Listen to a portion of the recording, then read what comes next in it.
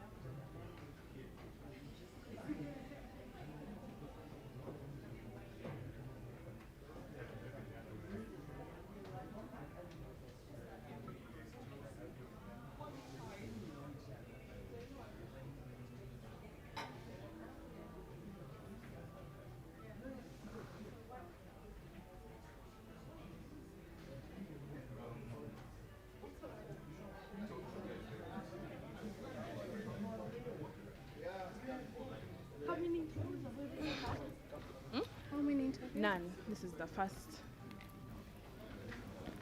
Okay. Are you okay? All right. I think I've said. Okay.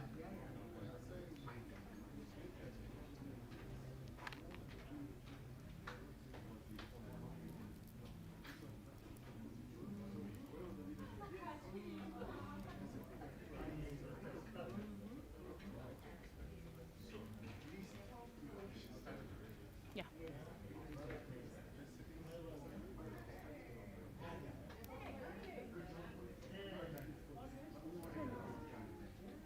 You guys are good at ambushing me. I'm your admin, I'm your podcast person, I'm your note taker. You need to pay me. At this point, you'll need to.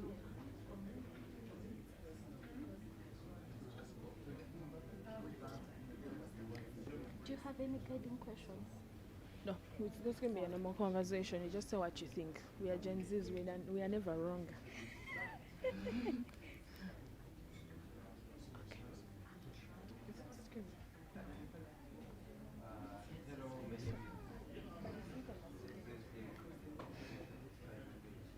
Supposed to be on the screen.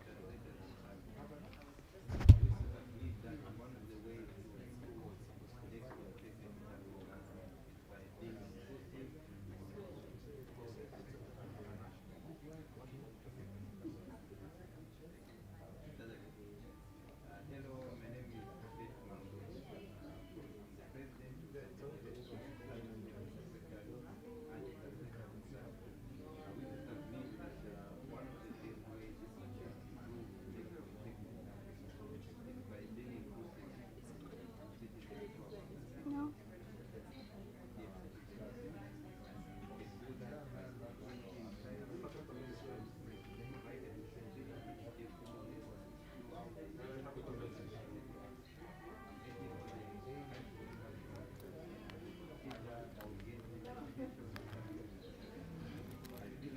Okay, time to wrap. Just I can't wait to hear Kenya. Not 5, 10. You 10 want to hear? until they start there. No. Don't worry, I'm going to help there. Okay. I don't know why I'm so overwhelmed this morning. But you're doing well. I'm Trust so- me. No, we are used to pressure. Ah. Yeah. Okay. And you know, if anything goes wrong, Yeah, I get it. my boss will be on my neck even if we are not the ones. I know. Trust me, I know. Is it connected? Yeah. Okay. I think we can now start. Hi. Hi, good morning. Good morning. How are you feeling today? A bit nervous, but I'm getting there. Okay. Welcome to the second Electoral Integrity Summit. We are live. Kindly follow us on our YouTube channels. Also, it's a beautiful day. We are happy to have everyone, our virtual participants, our virtual viewers. We are happy to be having you live. The Electoral Integrity Summit, this is our second Electoral Integrity Summit. It's happening in Lusaka, Zambia. So you can get the link on our Head Africa pages, and you can also go to YouTube on AfEONet Africa. Share the link as we discuss electoral integrity matters in Africa. So today I have a guest from Kenya, and we're going to have an interesting topic. Pauline, welcome. Thank you so much, Junior. Interesting enough, this is the second Integrity Summit, and this is my second time in the Integrity Summit. So I was there for last year's Integrity Summit, which was in Kampala, Uganda. So I'm really, really honored to be here today.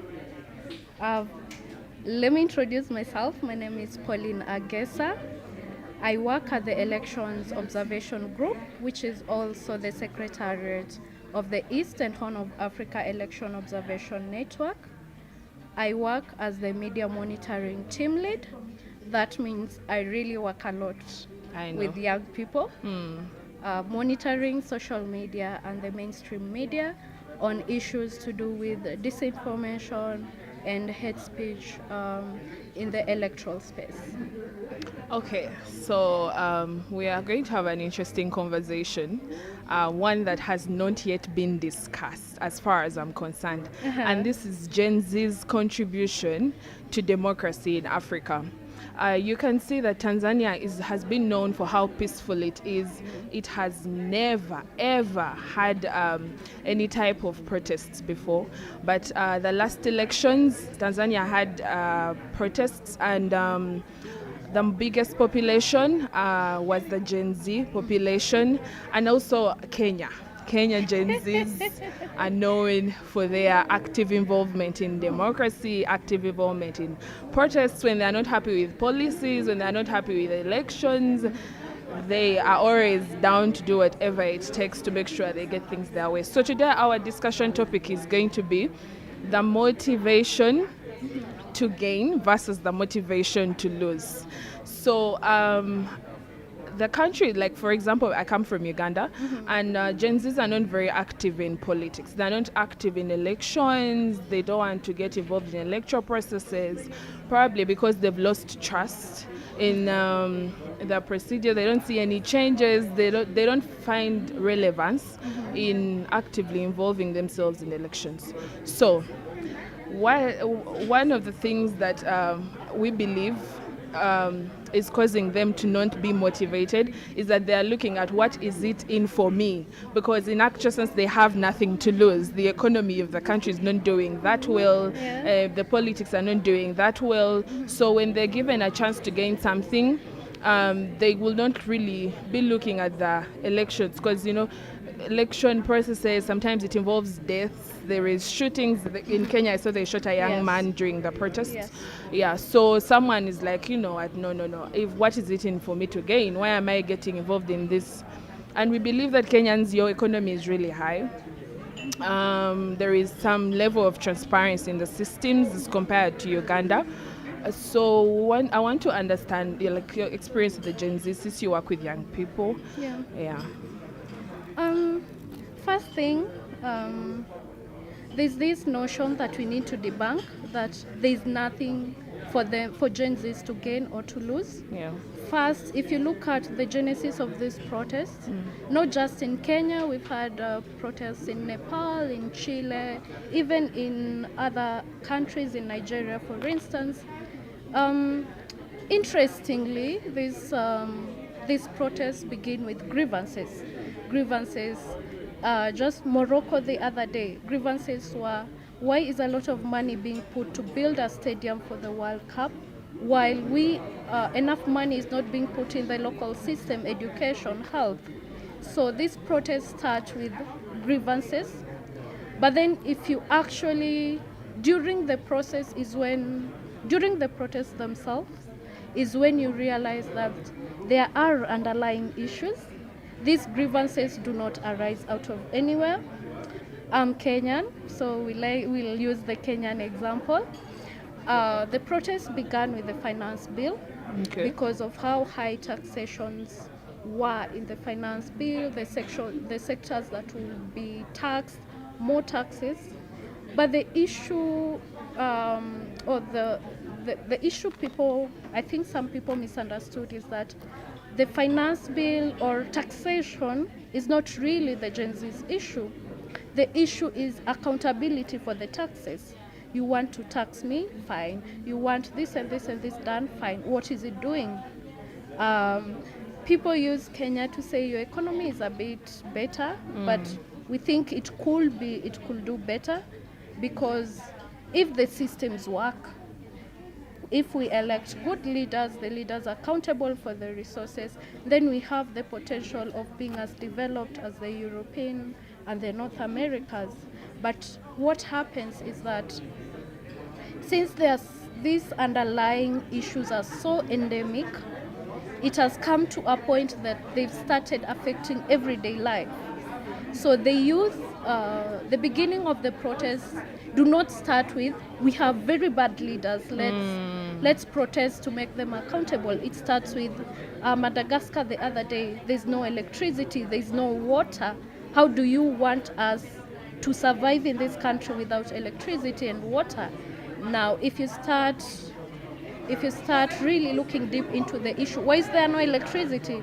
Why is there no water? We are being taxed for those. So these issues, as much as they come as erratic protests or protests out of nowhere, the issues leading to the protests are really endemic. And that is where now youth should be interested in governance, because these issues wouldn't be there if there was good governance. So do you believe that Gen Zs are actually changing democracy?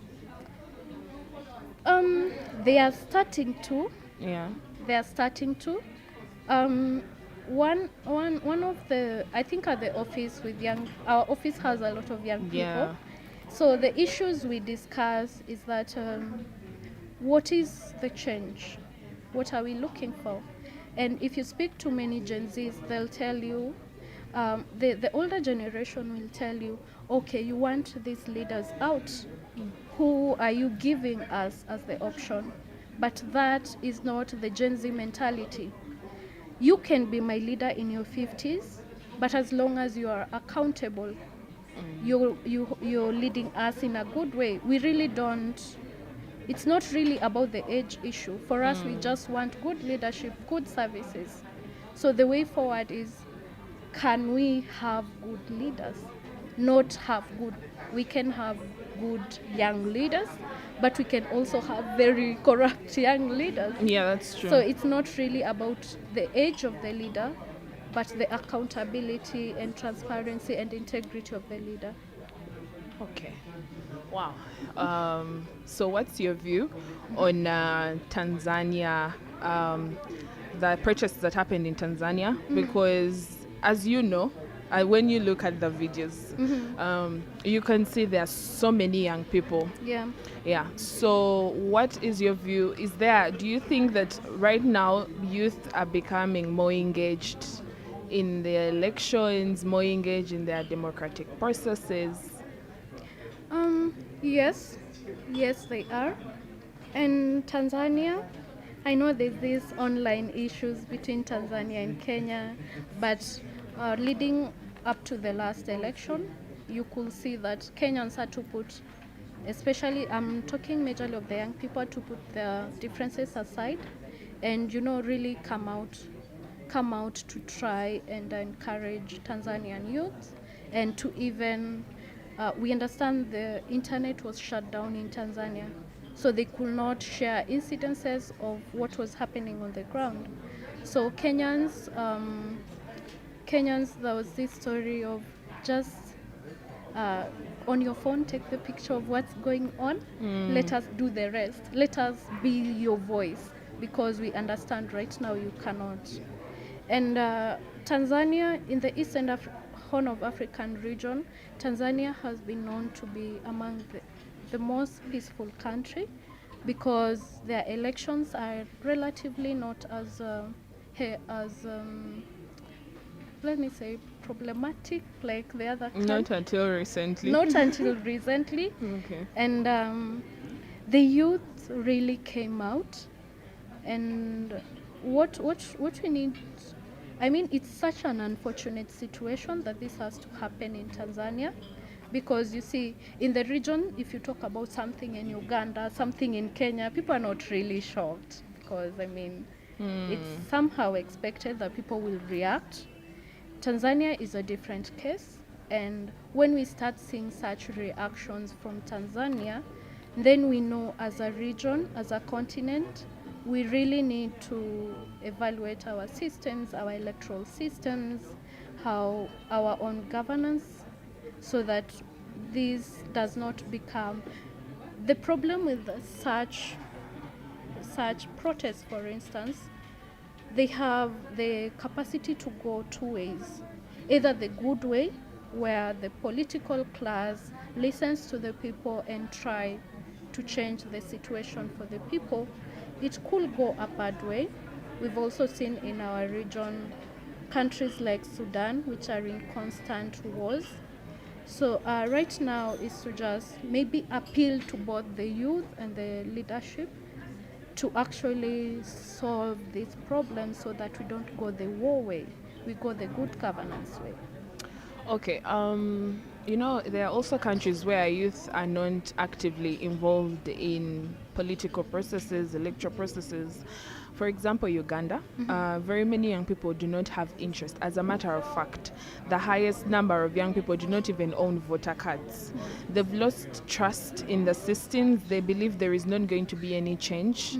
For example, we always expect the same presidential outcomes, regardless of the circumstances, regardless of who is against the current president. So, what I need to ask you is, what do you think is making young people in Africa lose interest in electoral processes, in and political processes overall? The simple answer, or not so simple, is that since most of our African electoral system is fast past the goal, we have most of our democracies are fast. You win, you take it all. Winner takes all, loser gets nothing. And as you have said, many young people will look at the president. For Uganda, for instance, people were born, they gave birth, they died, but it's still the same president. But where does it start? It does not start at the top. How is your the area you live in? Are you getting water? Do your roads have so many potholes? Do you even know your local leader? Because change is local. Change is not. For it to translate to national, it has to start from local. Know who is your local leader. What are they doing? Go visit their offices. Do they even come in office? This is how youths will start to understand or get interest in good governance, because you cannot expect the president to ensure your local roads are well maintained. At the executive level, we do have problems, yes, of always getting in the not right person. I can't say the wrong person, but the not desirable person. But people should realize this starts from the local level. You don't get in the right member of parliament, you're basically not going to get any services. Governance is not going to be a good at par or where we expect it. Our boss in the office normally says that our political leaders just have bad manners. And surprisingly, we might not want to admit it, but most of the time our leaders portray our society. If you can choose good leaders locally, they can advocate for you nationally. If you do not choose a good leader locally, when the national agenda is not going well, they're not going to speak up for you because they are part of the problem. So for Gen Zs, what we encourage in Kenya is that the problems at the executive are easy to see. This is a national leader. He leads the whole country. It's easy to see their shortcomings. But how many of you have really looked at what your local leaders are doing? Are they utilizing the funds as they're supposed to? Are they only employing their relatives? Are they asking for bribes for someone to get even internship in the local governance office? Are you being asked for a bribe? What are you doing about it? Before you come to the national level, what are you doing about your local level? So that is the only way Gen Zs are going to change the narrative. And yes, I do believe youths can change the narrative of bad leadership. And it's not going to happen overnight. It's not going to happen in a week or so, but it certainly is going to happen. Okay. So Gen Zs are well known for liking social media. So I think I actually know that there is going to be a time when election monitoring is going to change. It's going to change from live ballot monitoring at the post to social media monitoring, because they like to go through their phones. But we have one challenge. Gen Zs in some areas, most Gen Zs, are not interested in the serious matters of the country. They're not interested in elections. Yeah. They don't want to know, as long as they are safe, as long as they are individually getting what they're supposed to get. Actually, most of them are not informed about their rights.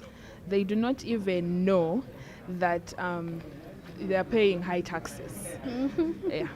So, do you think? What do you think? Or like the Gen Zs, how do you think we can get them more involved in the elections? How do you think we can get them more involved? Because I see that one of the best, the latest ways, of course it has always been there, but the latest ways, if you look at TikTok, you see if something is going on, if we all, the Gen Zs anyway, we all were seeing Tanzania's protests from TikTok. I didn't see it from anywhere else. Maybe a bit of Twitter, but mostly TikTok. I don't even know how they got those videos. Because I'm sure Twitter is blocked in Tanzania, yeah. So you can only access it through VPN.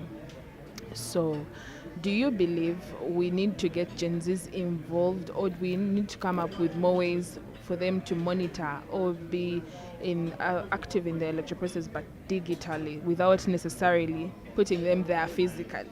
Because Gen Zs and being present physically, those things don't come together. I think you've answered part of that question. Okay. How do you reach out to Gen Zs? You go where they are. Where are they? Social media. So civil society for a long time has been accused of always using these old methods of where you want to bring people in a room, you want to give them reports to read. I'll use, I'm Kenyan, I've repeated that. I'll always like to use the example of what there's the after protest. What the protest happened, we know the Gen Zs are awoke right now. So what next? Go to where they are, and when you go to where they are, Gen Zs are a generation that can take up information so easily. Yeah. But Gen Zs will not read your 210 pages of a report. So how do you then marry the two together so that you actually need the 200 report page because it pretty much documents the events, but then get this into ways that Gen Z do TikToks on democracy, do TikToks on governance. So break it down for them. They're going to understand. Also, there's capacity building. Yeah. In Kenya, we have X spaces. Kenyans love X. So we have X spaces. Gen Zs will hold their own X space, which will have, for instance, over 1 million views or live people will be in that X space, over 1 million people. Instead of calling them to you, go to them. Electoral system, explain it in the Express. What do we mean by the electoral system? What do we mean by first past the post? What do we mean by participation in this? So it's high time that you don't call them to you. Go to where they are. It's so easy to go to where Gen Zs are because they're not a closed-off group. If you talk to them, we need this, they'll accept you to come in and talk about it. But then when you're talking about it, we've also realized, simplify the language. Just simplify it as much as you can. If personally you cannot, get a Gen Z who can simplify it. And they're such an active generation if they want to be. They're such an active generation that if you address the issue that they feel, they might be comfortable in their parents' houses or getting allowances from parents so they do not feel economic hits and all that. But their parents do feel it. So bring it home. Your parents now have to pay high taxes. So you foresee the reduction in your allowances. Make it personal. Don't make it. That's why I'm saying localizing matters is very important. Don't make it a global or national agenda. For you, I'll tell you, Unia, maybe we are having a conversation and you're like, okay, my dad used to give me $100 every week. Now I'm only getting 50. The best way to deal with such a conversation is that your parents are feeling the economy. Now they have to pay higher rates for water, for electricity, and all that. And you see, such a person will start asking themselves why. Why are they suddenly paying these high taxes? And then you see they start getting involved once it's closer home. That's when it's theoretical. Yeah. You know, in Uganda, recently, the two standing presidents released, not only two, there were also others, but let me focus on these two main candidates. They recently they uploaded their manifestos on the internet. I'm telling you, there is no Gen Z that read that thing. But, interestingly, there is an online policy analyst. She's a Gen Z. She explained that manifesto within 10 minutes. And even I first saw her video before going to read it. Even I got to understand it like very, very quickly. I strongly believe that a voice is, writing a report is one thing. It's great, yes. But then when you say something, when you use your voice, when one person speaks, when one person speaks in Africa, everyone wants to listen. True. We want to listen. But when someone presents something to read and you look at its size, it's very hectic, right? Yeah. So the last question I have for you is, what advice do you have for Gen Zs? Because we are the future of our countries. And we also, when the future of the country is laid back, when they have no interest, when they're letting things work themselves. Gen Zs actually think that elections is a very light process. They just think it involves some bit of tear gas running up and down and vandalizing property. Yeah. But in actual sense, it could actually affect the future of a country, because we've seen countries that were once were doing well, and they've never recovered. Of course, for them, they might have been facing war, but it all starts from leadership, because a good leader makes the right decisions. A good leader is able to represent their country well. A good leader will not make decisions emotionally, and so on and so forth. And they also need to understand that you need to speak up. If things are not going well in your society, you need to speak up. So what advice are you going to give a Gen Z out there watching us today? My first advice, and this I'll substantiate, is that in Kenya, nobody really read the finance bill. It's such a huge document with so many technical words that if you, personally, a seasoned person has a hard time reading it. But do you know what happened? The finance bill was translated to local languages by Gen Zs. Get an influencer. Gen Zs, many of the influencers are Gen Zs. Get an influencer to put it out there. Tell an influencer, we need someone who can explain this to us. And influencers should come in and, try to get these organizations to actually explain these things, or explain it to them in a way that they'll relate to the Gen Zs. As you've said, I'll speak about Africa. We have, according to the UN projections in 2025, about 1.5 billion people. But youths are 70%. This is about slightly over 1 billion youths in the continent. So what that shows is that the future is young people. Whether we like it or not, that's where we are heading. My advice is let's keep the emotions down and the logic higher. True. Because being too emotional overtakes your purpose. You start taking things personally. But when you're logic, you think in my country, this is not making sense. Why? Find out why and the solution to the why. Because solving the why is the only way we are going to get out of it. And my last advice is that there is hope. That is the best part of it all. There is hope. Countries have been changed before. We can change countries without really burning them down. Protests are just one way. There are the legislative ways. There are the campaign ways.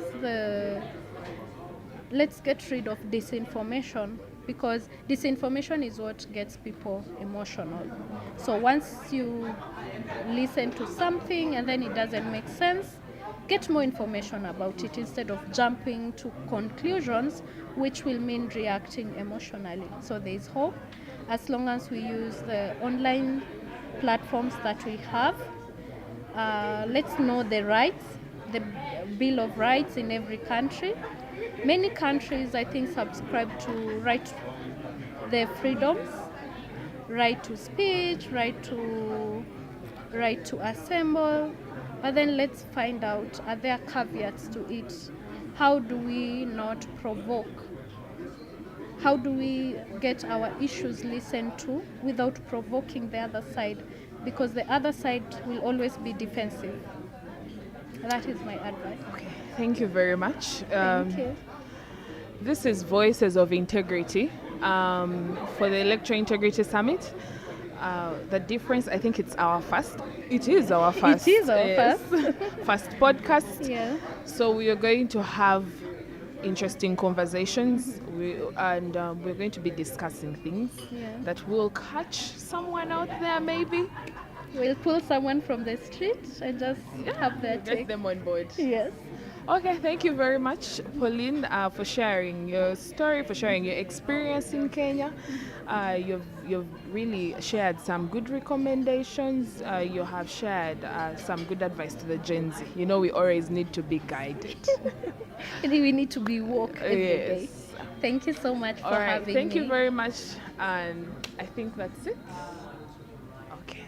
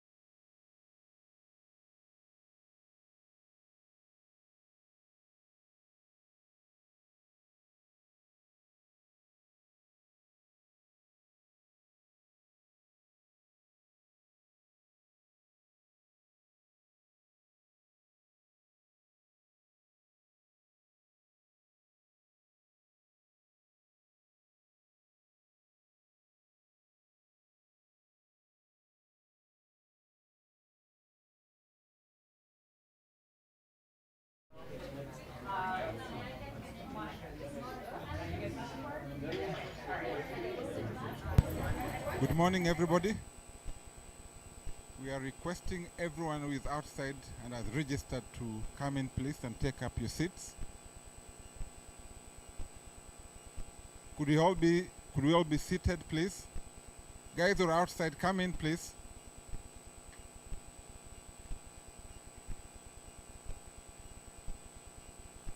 So we're starting our sessions in the next 5 minutes.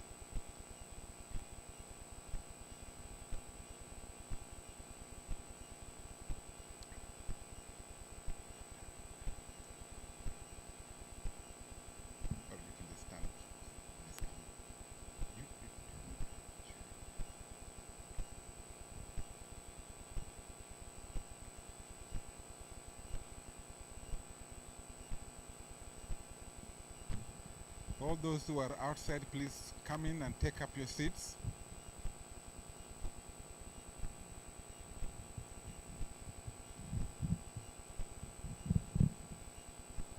And apologies for the delay.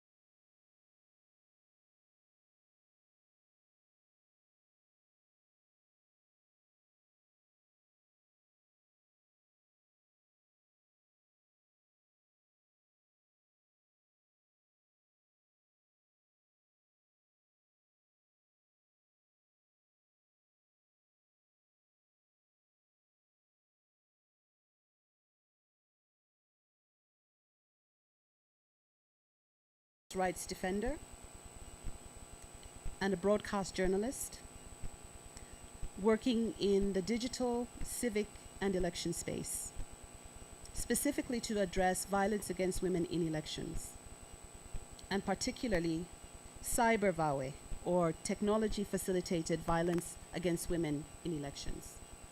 It is often perpetrated by the old and facilitated by the young, and it is my hope as an advocate for women that VAWE, which is any form of harm that prevents women from participating in elections, will be spotlighted during this summit as we focus a little bit more on barriers that are often unseen.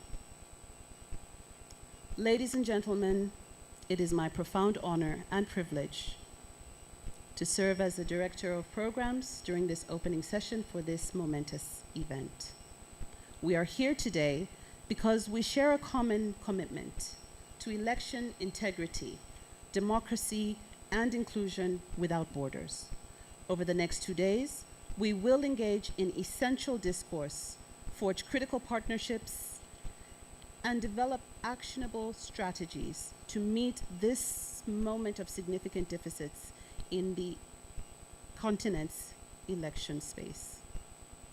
To formally commence proceedings, it is a privilege for us to welcome our dignitaries and esteemed guests of honor with us here today.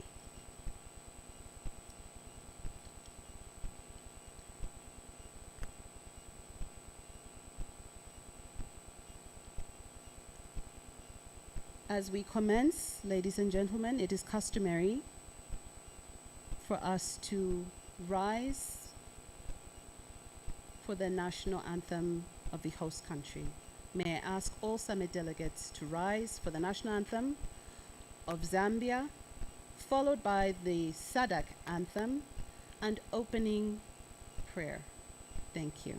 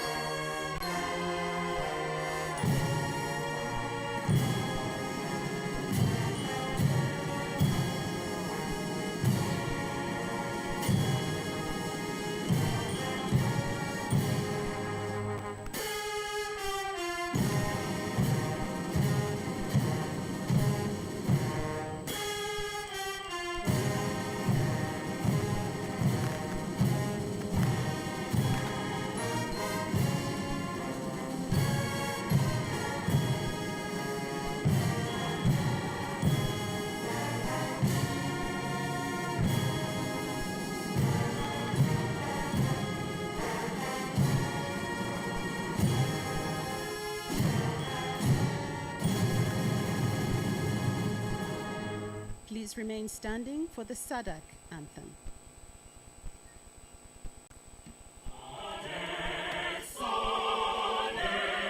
Dawn of uncertainty.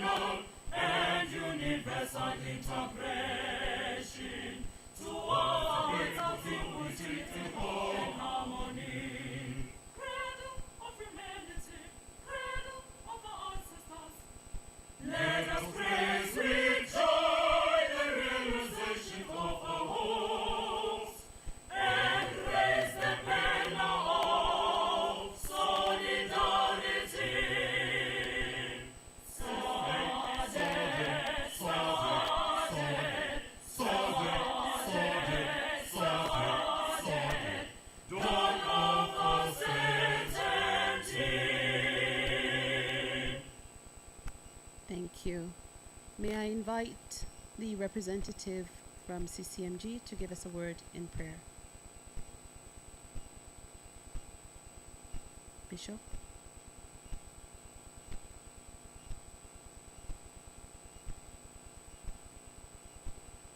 Let us pray. God, our Father, we bow before you.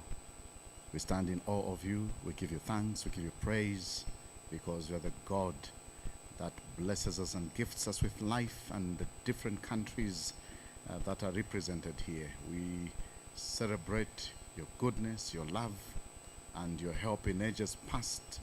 And as we gather for this very important gathering around the issues of democracy and ultimately promoting good governance, we invite you, we recognize your presence and ask you to guide every deliberation, giving us wisdom and guidance. Let there be peace, let there be love, because we are all one under the banner of your name, our dear God. And so, with thanksgiving in our hearts, we submit all the facilitators and everything that will happen in this gathering. We trust that we will indeed conclude and contribute to a better Africa, to your glory and for the good of the least among us. This we ask for with thanksgiving in our hearts. In Jesus' name, amen.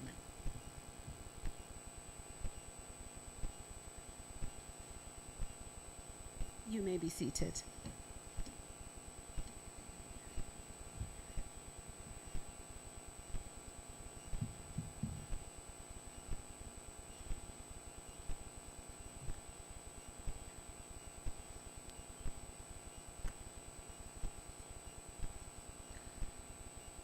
Thank you, ladies and gentlemen. Once more, for those who require translation services, please press 1 for English and 2 for French. We welcome you to this Electoral Integrity in Africa Summit 2025 under the theme Defending Democracy and Reclaiming Civic Space, a continental call for electoral integrity and inclusive governance. To help us set the stage and articulate the vision for this summit, it is my pleasure to invite back to the podium our representative from the Christian Churches Monitoring Group, CCMG, Steering Committee, Bishop Emmanuel Chikoya.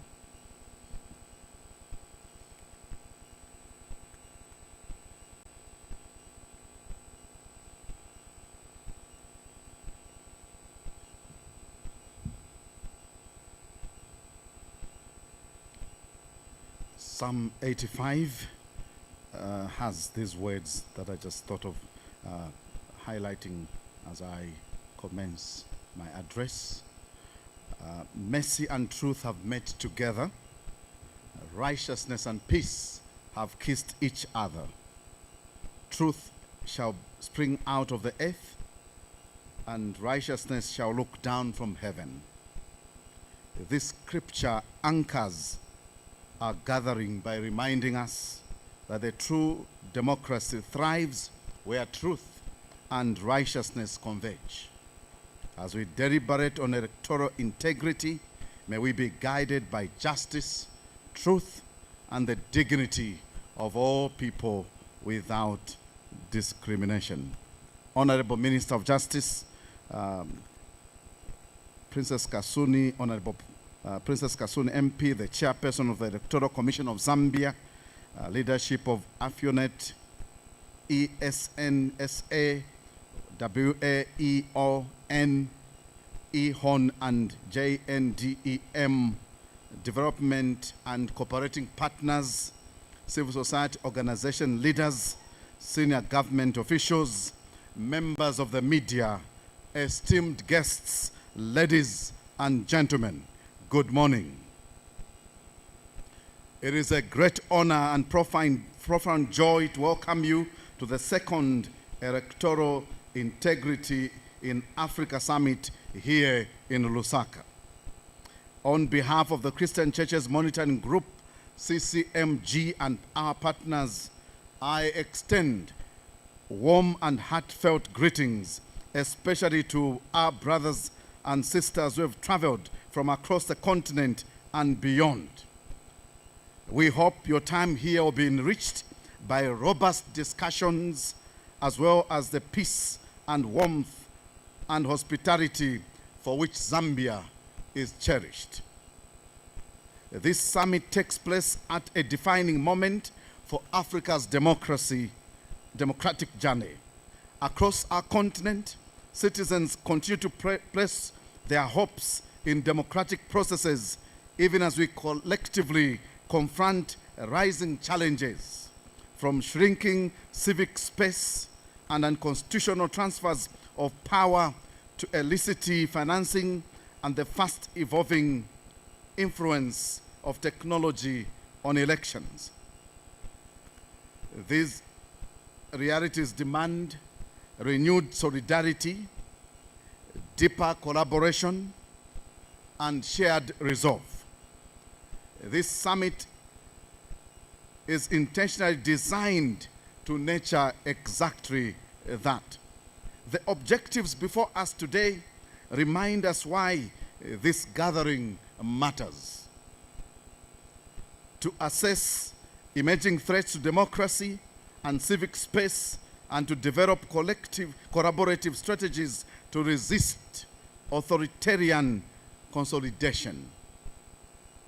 Objective number 2, it is to explore sustainable approaches to financing and safeguarding citizen-led election observation, to build consensus on legal, institutional, and technological reforms that strengthen electoral integrity and inclusive governance, to improve regional coordination and post-election engagement among observer networks.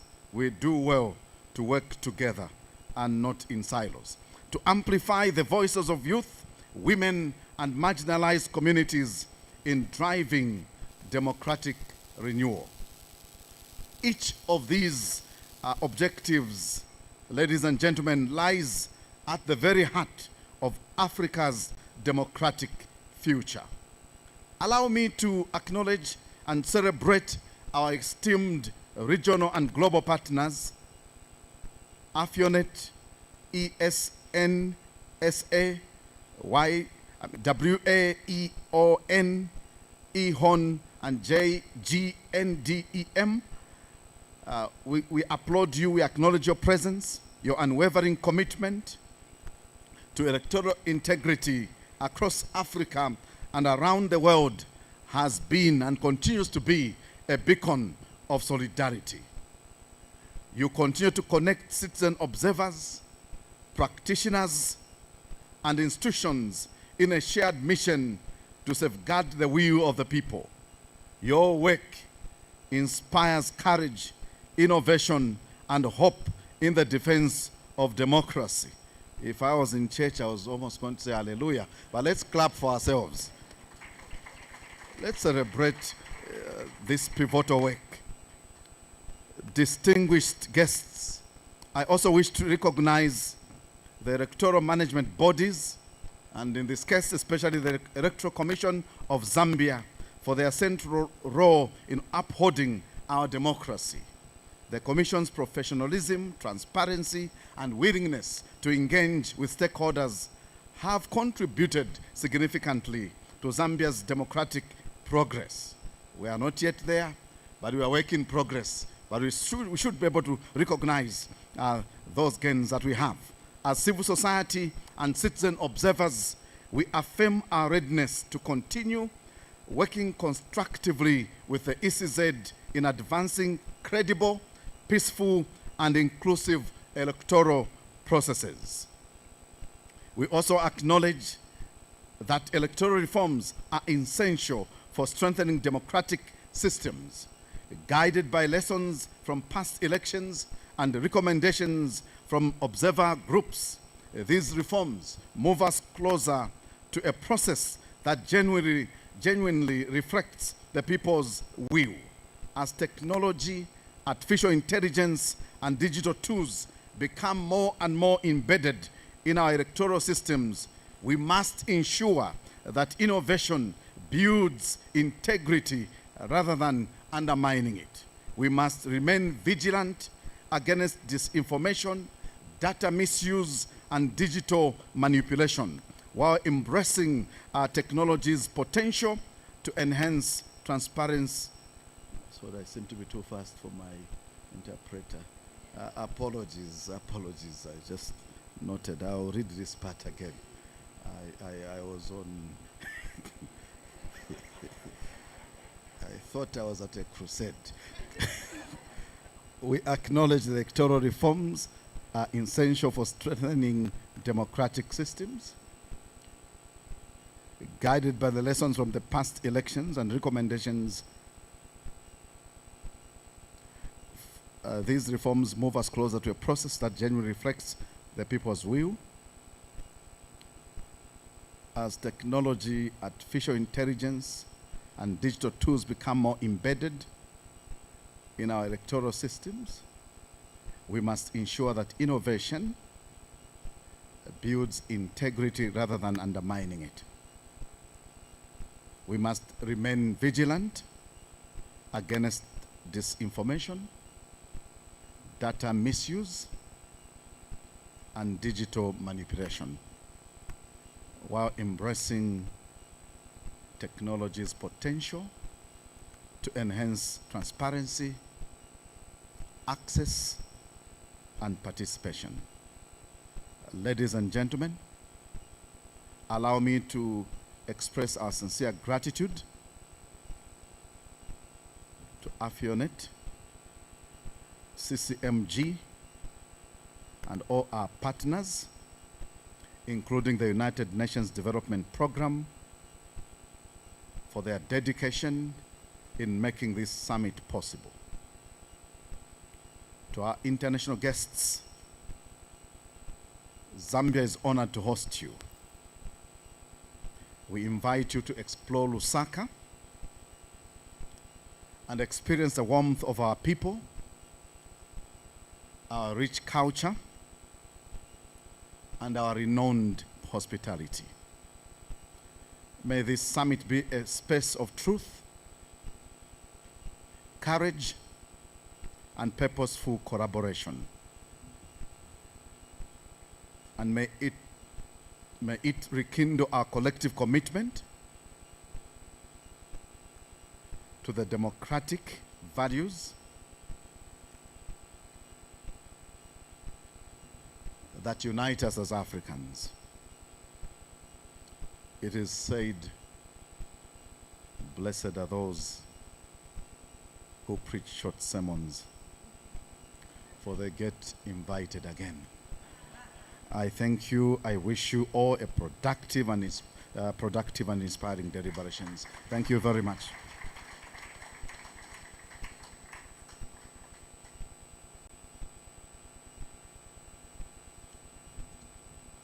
I was almost shouting, Amen, Hallelujah.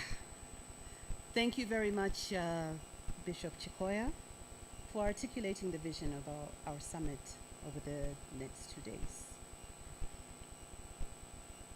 I am pleased to invite our next speaker to the podium. And forgive me if I butcher this, but I did my best to Google. Kulungile in isiZulu, and say welcome to the stage the ESN Election Support Network of Southern Africa Deputy Chair, Reverend Derek Marco. Please join me in welcoming the Reverend to the stage.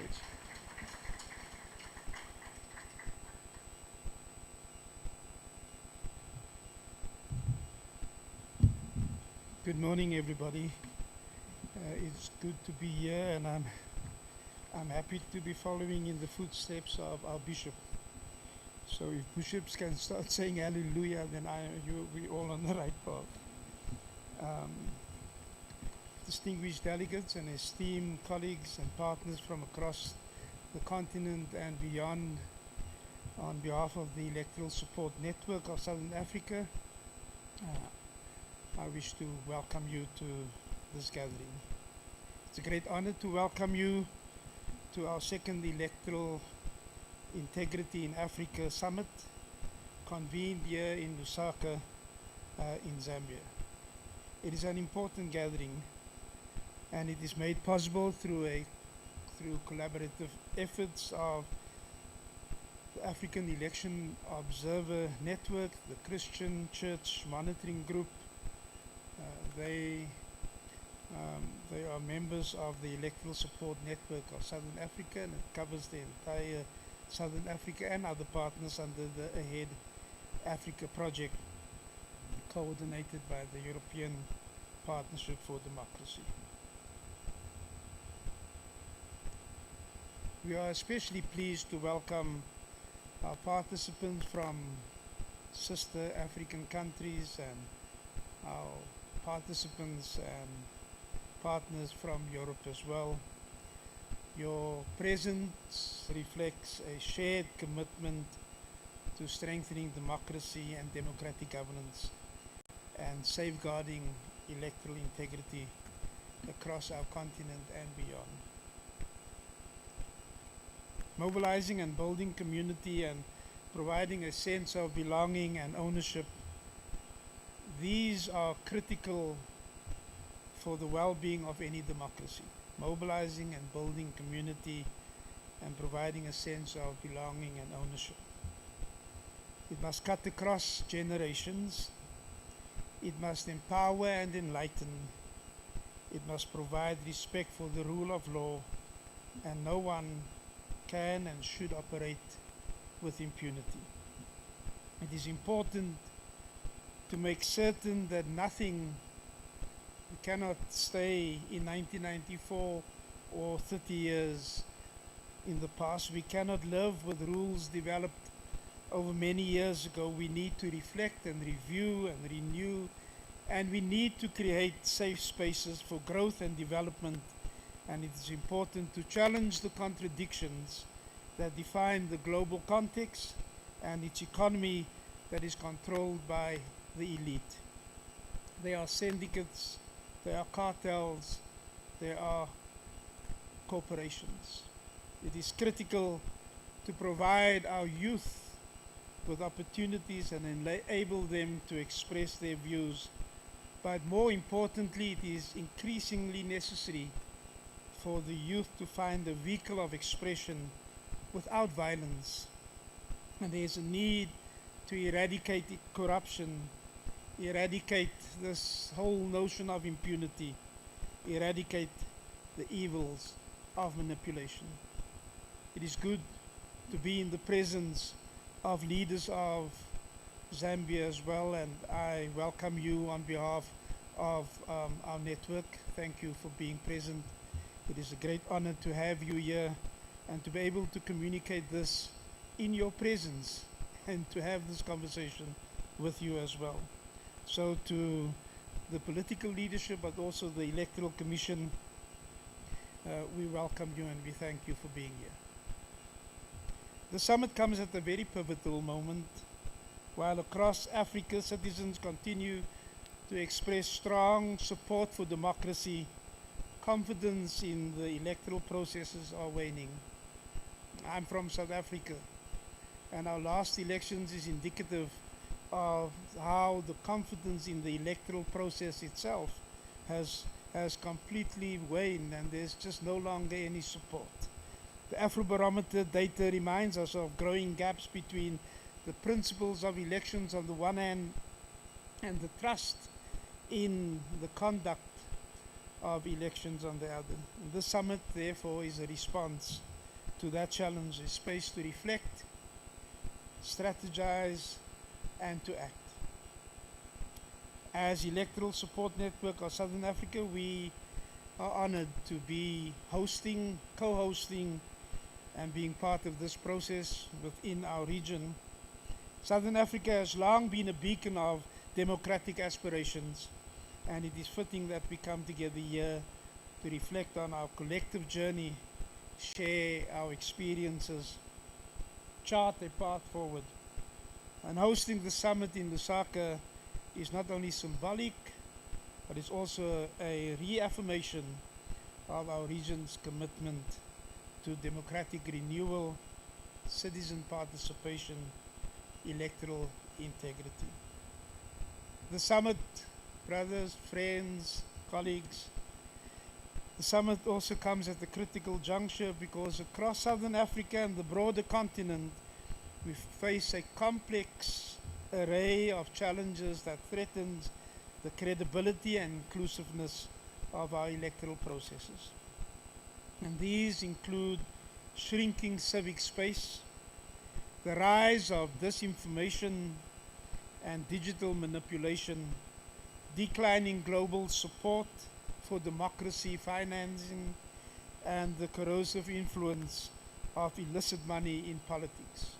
These next 2 days we'll be discussing a number of these things. In many countries, citizen observers face intimidation, restrictive laws, and bureaucratic hurdles that undermine their role as democracy watchdogs. And meanwhile, the gap between electoral observation on the one hand and meaningful reform remains just a big, wide chasm, with many recommendations left unimplemented. And so we almost repeat after each election, we repeat a list of reforms that are proposed, but they are never implemented. And yet these challenges also present opportunities. They compel us to be innovative and to innovate, to collaborate more deeply with one another, to build resilient systems that can withstand pressure and deliver elections that genuinely reflect the will of the people. And this summit is a platform for such transformation. As the Electoral Support Network of Southern Africa, we reaffirm our commitment to regional solidarity, citizen-led observation, and the protection of human rights throughout the electoral cycle and beyond. Let this summit be a turning point, a moment where we move from reflection to reform, but also transformation, from observation to action, and from fragmentation to unity.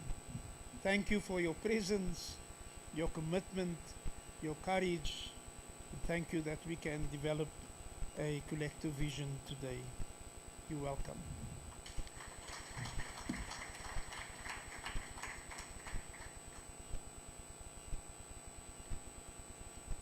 Thank you very much, Reverend Derek Markle from the Election Support Network of Southern Africa. If you are just joining us, you are welcome. We say Ndanji Mukwai, Willkommen, Tinotenda Mauia. Welcome. We'd like to invite our next speaker to the podium, representing AfEONet.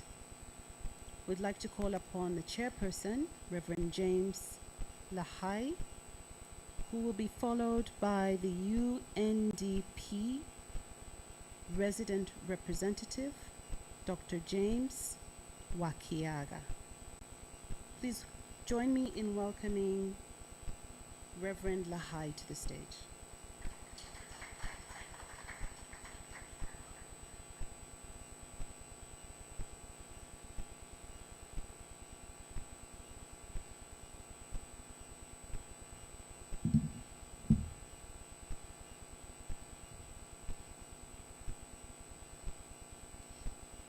Bishop, I think we'll start thinking about opening a church. After Bishop, it was a reverend and another reverend.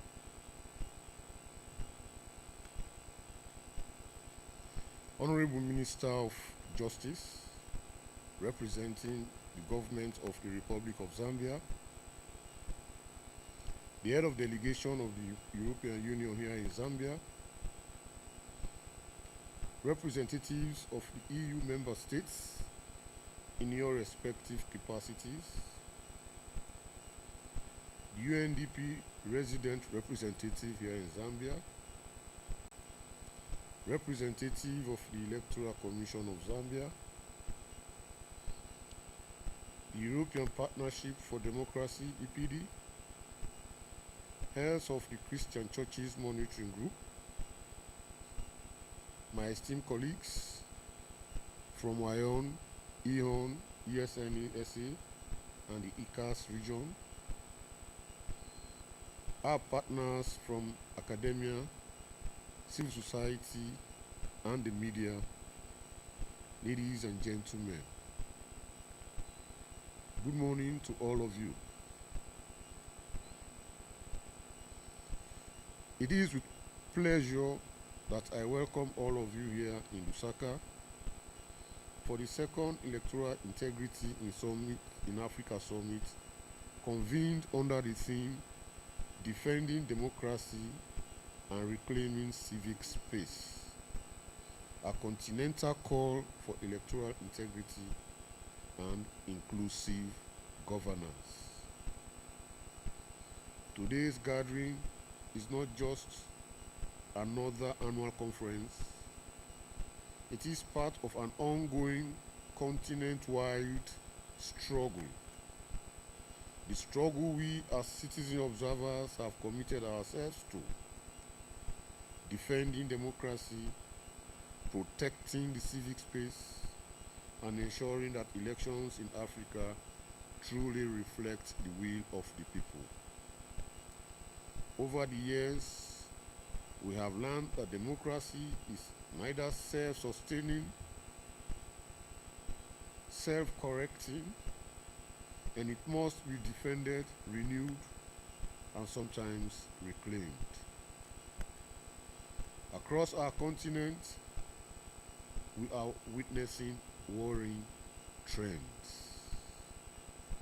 Shrinking civic space, executive overreach, the manipulation of electoral processes, and the growing influence of money and misinformation in politics. Yet, amidst these challenges, citizen observers continue to stand firm, not only as the last line, but frontline defense for transparency, accountability, and public trust. This summit is one of the flagship activities under the Ahead Africa project. It builds upon two major engagements from last year: the Electoral Integrity in Africa Summit in Kampala and the Zambia Election Stakeholders Conference held here in Lusaka. So from Kampala, we drew the call to strengthen transparency and collaborative reform. Here in Lusaka, we reaffirmed the importance of inclusive, multi-stakeholder approaches to electoral governance. The discussions we continue today will mark the next chapter of that journey to transform insights into action, solidarity into strategy, and observation into reform. Our agenda over the next 2 days reflects the complexity and urgency of our mission. We will rethink how to finance democracy amid shifting global priorities, explore how to reclaim civic space for accountability, examine how technology, particularly artificial intelligence, which can both strengthen and strengthen electoral integrity and confront the corrosive impact of illicit financial flows on political competition. We will also spotlight Africa's youth, the continent's largest, most hopeful constituency, and the resource base of the continent, whose inclusion and empowerment remain key to democratic renewal. I am especially grateful and thankful to our partners, UNDP, FCDO, EU, EPD, NDI, and all our regional networks for your unwavering support. Together, we'll continue to build an ecosystem of citizen observers that transcend borders and defies suppression. As we deliberate, let us remember the credibility of elections is the cornerstone of Africa's peace, stability, and development. And defending electoral integrity is definitely about defending the dignity and future of our people. On behalf of AfEONet, I welcome each and every one of you, noting the inconveniences of traveling these days. And I wish all of us a fruitful deliberation that I believe will lead to meaningful action. Thank you very much. Asante sana. Merci beaucoup. God bless Africa.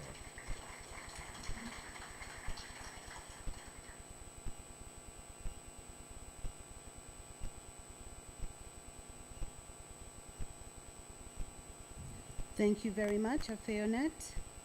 And just a reminder to everyone, we are streaming live on YouTube. Please follow and subscribe at AfEONet, AfEONet, and invite friends and colleagues to follow the broadcast.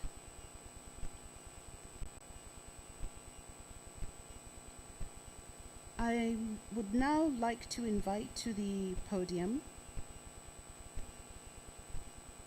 from the UN Development Programme, the Deputy UN Resident Representative,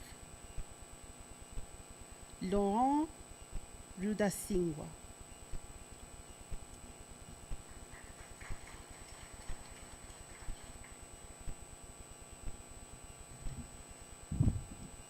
Je comprends qu'il y a la traduction. You speak French? Il y a la traduction. Très bien. Je voulais corriger madame.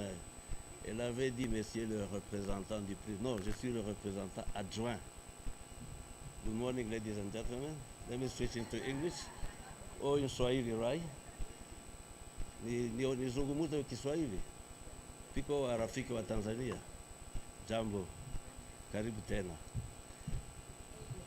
Excellency, distinguished delegates, colleagues and friends of democracy. Allow me to override all protocols. UNDP is extremely happy and proud.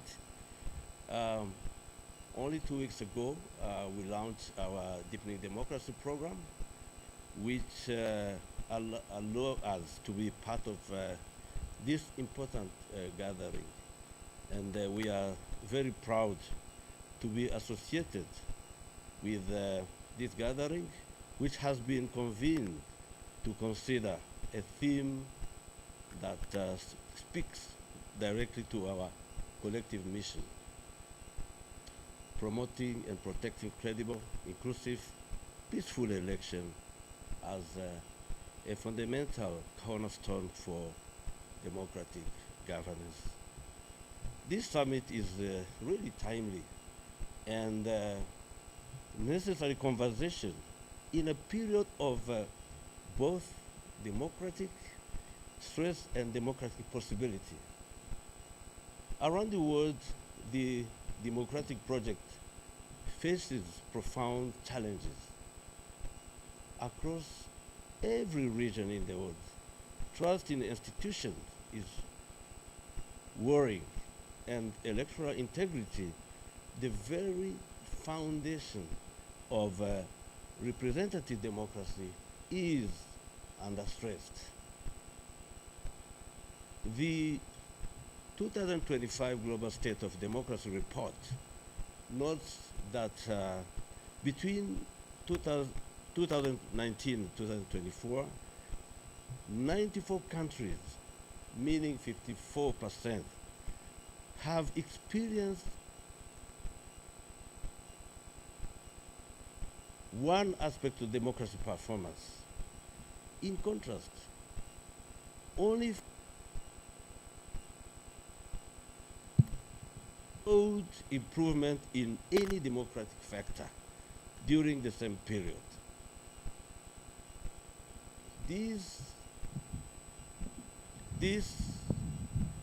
The report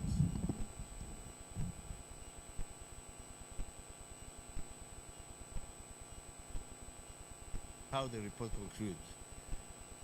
This marks the continuation of a troubling trend where democratic erosion is outpacing democratic progress globally. Let me come back to Africa. According to AfroBarometer, across 39 African countries that have been surveyed between 2021 to 2024, while 60% of citizens still prefer democracy to any other system of government, only 38% believe that their elections are free and fair. Let me come back to another governance indicator, the Mo Ibrahim Index that you all know. The Mo Ibrahim Index of Governance for 2024 reveals a similar story. While participation and rights indicator have improved marginally in a few states, security, rule of law, and accountability have deteriorated in 30 out of 34 countries. Have deteriorated in 30 out of 54 countries in Africa.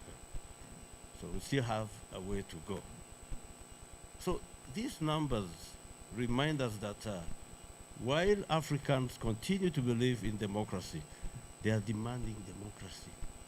Africans are demanding democracy that can deliver an election that translates into accountable governance, inclusive policy, and tangible development.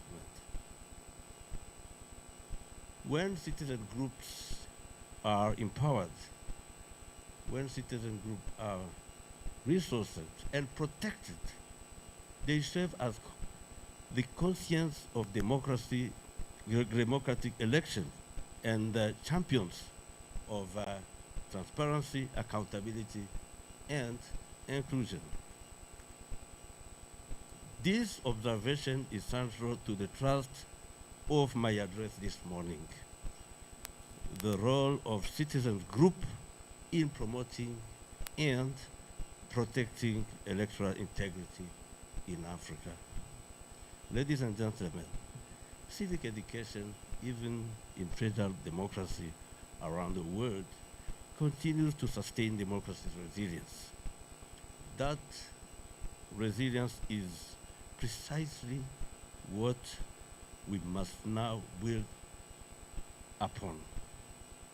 Citizen group, be the community-based or civil society coalition, faith-based organization, youth and women organization, and grassroots movement, are democracy's early warning system. They ensure that election and therefore the democratic process are not an elite pact of rituals, but a people process. Let me repeat here. Therefore, the democratic process are not an elite pact or rituals, but people's process. Very important here. So across Africa, citizen groups continue to play critical role in promoting civic awareness and engagement, providing psychological support to voters and citizens, advocating for reforms, deterring electoral fraud, detecting and diffusing potential conflict, violence, and increasing transparency through parallel vote tabulation and the social media monitoring. I'm talking to the conversant with what is happening in the region. So faith-based networks have acted as moral anchors, promoting peace and dialogue. Citizen groups do more than just observe elections. They connect citizens' aspirations with state institutions. They turn public concern and discontent into constructive dialogue. Again, I'm talking to the converted. You know what is happening in the region. Anyway. Coming back in Zambia, in 2021, civil society and church networks partnered with the United Nations systems and the Electoral Commission on election peace pledge, wherein 16 political parties pledged to conduct issue-based campaign, avoid hate speech and incitement to violence, accept legitimate results, or use legal means to challenge the outcome of elections.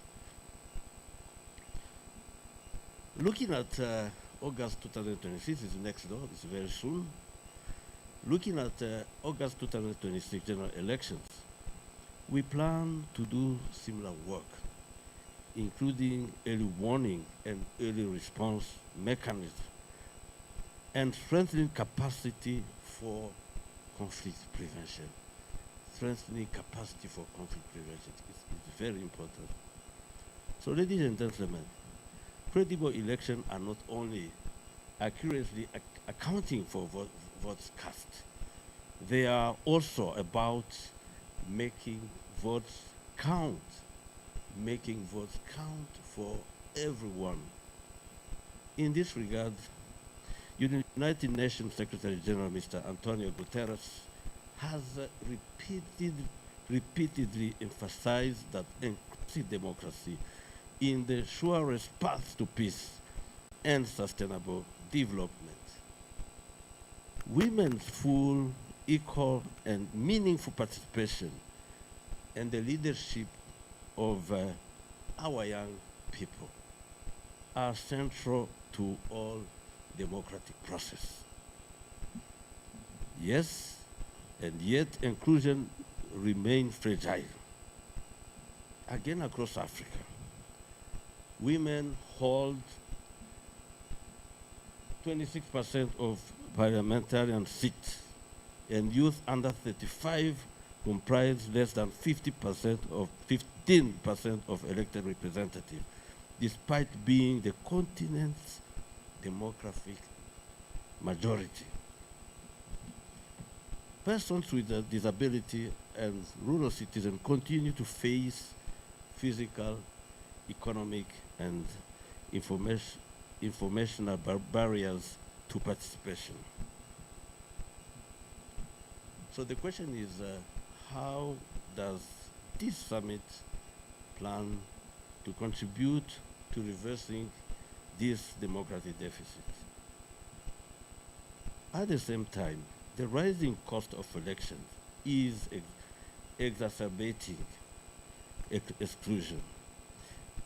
Recent data from IDEA shows that the cost of administering elections globally has increased by over 30% in the last decade. African elections average 10 to 15 US dollar per voter, from 10 to 15 US dollar per voter, and the cost that often surpasses education, key sectors such as education or health allocations. For many low-income countries, this translates into fewer resources for voter education, accessibility, and inclusion. Given the gender, age, rural-urban disparity in incomes, poverty, and inequality, it's clear that when the cost of electoral participation increases, democracy become unaffordable and participation become unequal. In that case, we must rethink current financing models to ensure that they are not only support inclusion, but also engender transparency and clean politics, not exclusion and corrupt practices. Ladies and gentlemen, bear with me. I'm a bit long, but I think it's important that I share what we at the United Nations Development Program has to share with you. With 75% of the population under the age of 35 and a median age which is just 19 years, Africa is the youngest continent in the world. Approximately 35% of Africa population is between the age of 16 and 35, making it the single largest voting bloc. This youth bulge is or should be a critical force shaping electoral outcomes. For far too long, male-dominated gathering of the not so young, but hopefully, perhaps young at heart, have had discussions about accelerating the political participation of women. Let me repeat, far too long, male-dominated gatherings of the not so young, but hopefully perhaps young at heart, have had discussion about accelerating the political participation of women, the young people, and persons with disability, what we call inclusiveness. But without involving these historically marginalized groups, and these have to change. These need to change.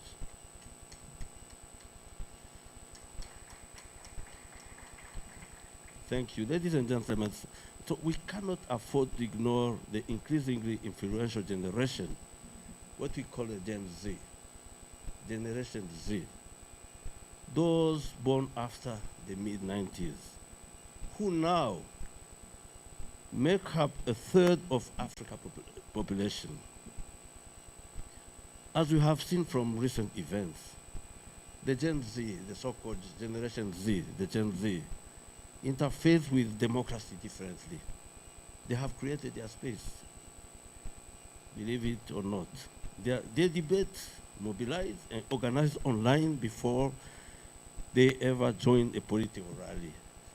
The public square is the information superhighway in the palm of their hand or on their desks, not the physical town hall meeting.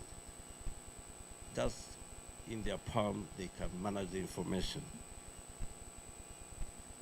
The engagement is instantaneous, and because of systemic exclusion from mainstream policy-making process, there is skepticism towards traditional institutions, such as political parties, and parliament is likely to be deeper than that of the general population.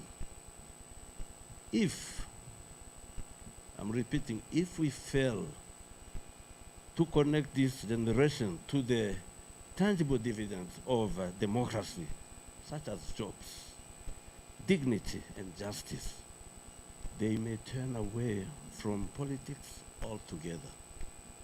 Once disillusioned, they may view democracy as an abstract promise that never deliver.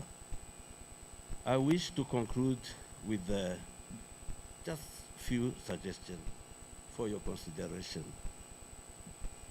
Number one, how do we ensure that election observation recommends, leads to or contribute to reforms? Too often, the work of some observer group begins shortly before voting and ends with ballots are counted and announced. Elections are not an event, but it's a cycle. It's a cycle befitting sustained engagement. In this regard, UNDP encouraged the establishment of national dialogue platforms where electoral management bodies, civil society, political parties, and stakeholders review lessons learned and track implementation of observer recommendations.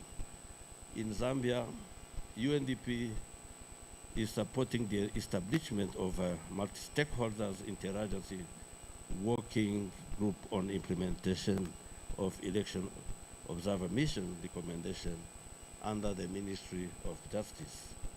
The primary purpose of the group, which was officially launched by the Minister of Justice in August 2023, was to receive, advise, and track government actions and policy legal reform in response to election observer mission recommendation. So the second issue relates quickly to the dwindling of resources and funding opportunity for supporting democracy across the globe due to geopolitical consideration, conflict and security. This situation, which is likely to be with us for the foreseeable future, requires the diversification of funding. You may wish to consider regional solidarity fund, domestic philanthropies, or innovative private sector partnership. At the same time, citizen group must harness innovative technology in elections, observation methodology, artificial intelligence, big data, and geospatial tools can go a long way in enhancing observation, detecting disinformation, promoting transparency. Lastly, as we are trying to integrate technology in election observation methodology, we must be mindful of the risks. This is because the same algorithms that expose fraud can also spread disinformation. Thus, digital literacy, ethical standards, and cross-sectoral collaboration are critical in ensuring that technology strengthens rather than subvert electoral and integrity. So, as part of our contribution to countering misinformation and disinformation, including tech-facilitated gender-based violence, United Nations Development Program has facilitated the establishment of a multi-stakeholder national coalition on information integrity in election. This coalition is charged with the coordination of efforts towards addressing information pollution before, during, and beyond August 26 general election. So, mesdames et messieurs, en conclusion, je peux shifter en français. No, je vais rester en anglais. I would like just to end by commending the organizers for bringing all of us together in this manner. Meeting in this nature are a very critical platform for the cross-pollination of ideas and peer learning. Madame la directrice de programme, je vous remercie. Asante sana.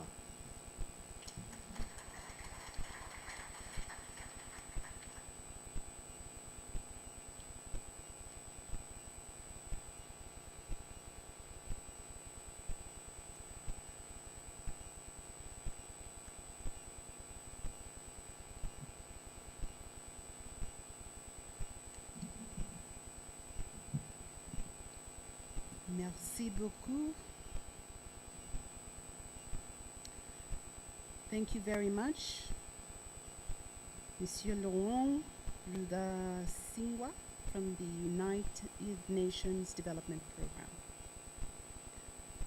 We proceed with our opening ceremony, and at this point, I would like to acknowledge the presence of our colleagues from the European Platform for Democratic Elections, EPDE. We welcome you, colleagues from across Europe.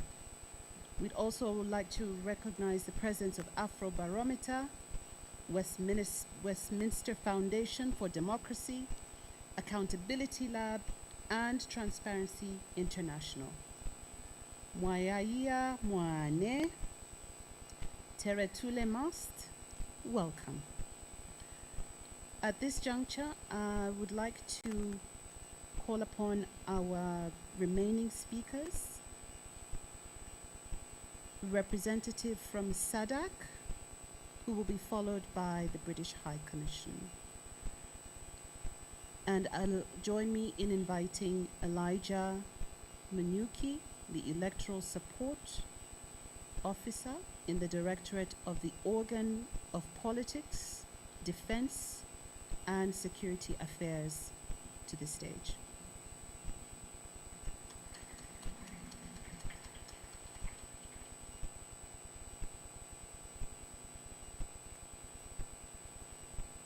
Thank you. Good morning, colleagues, and thank you very much. It's my first time to hear the SADC, and not just to hear, to see the entire room standing and to hear the SADC anthem being played and being observed outside a platform that is government facilitated. You did say that you are reclaiming civic space. I don't think you've ever lost it. And you are enhancing the civic space. And thank you for that acknowledgement. On behalf of the SADC Executive Secretary, Mr. Elias Mahosi, I would like to express our gratitude for you as an organization and a set of organizations inviting us for this very important event, summit. Just to share with you a few points on the subject matter, and most importantly, to highlight that from the SADC perspective, the basis for electoral integrity is electoral processes that are held in conformity with the regional norms, which are also informed by international norms. And for our purposes, we are really talking about the SADC principles and guidelines governing democratic elections.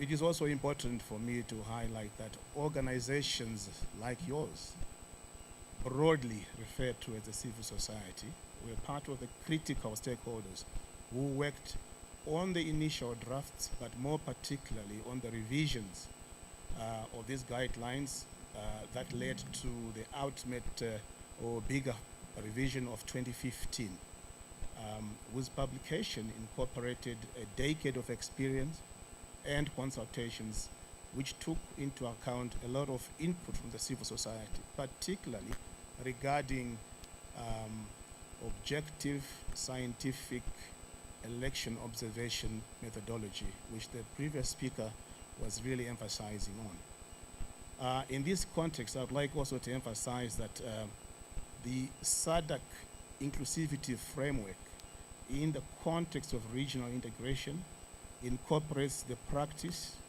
of consultations with stakeholders in accordance with Article 23 of the SADC Treaty. And in that particular provision, the concept of civil society is well recognized.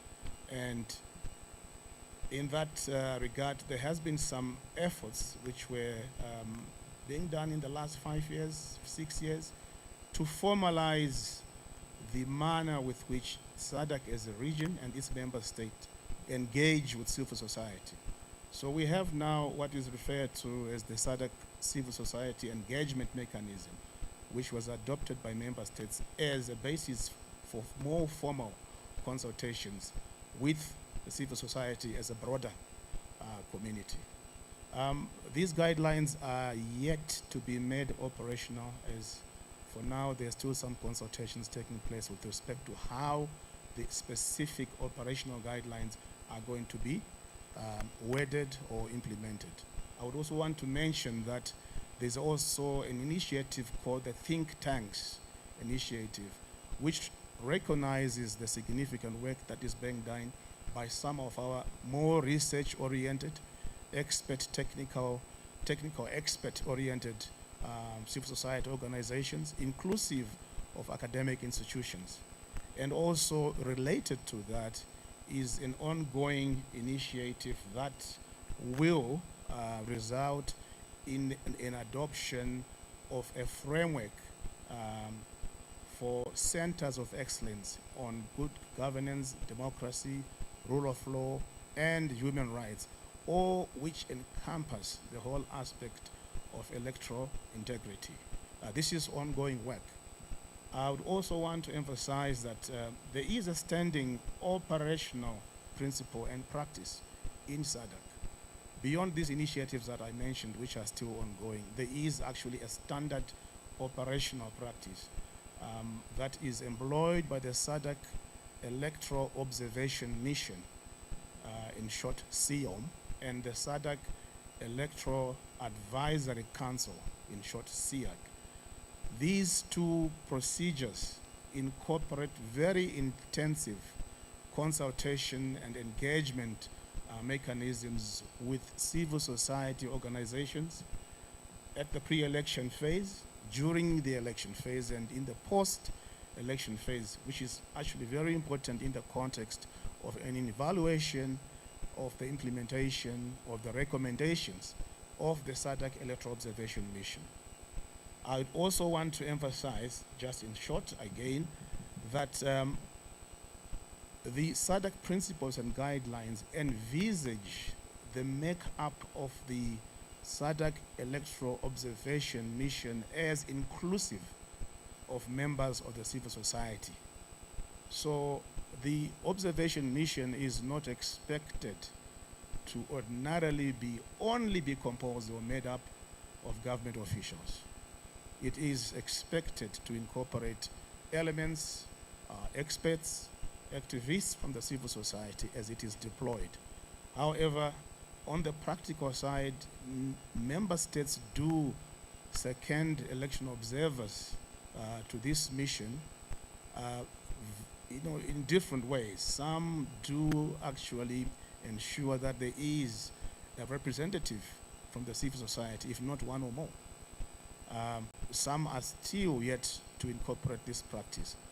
But in principle, this is accepted as a good practice.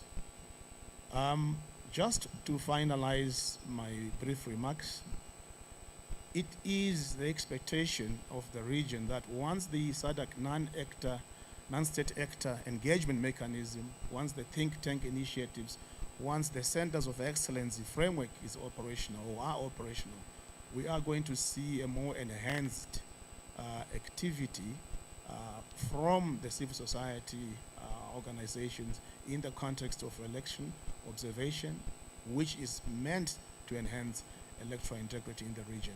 And with that short message, I would like to thank you very much for giving me this opportunity on behalf of the SADC Secretariat. Thank you very much.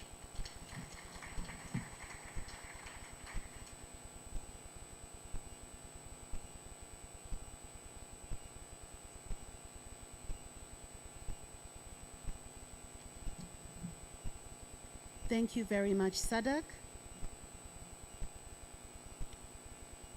We'd now like to invite Her Excellency Rebecca Terzion, the British High Commissioner to Zambia, who will be followed by the EU delegation in Zambia. Thank you. We invite Ambassador Terzion to the stage.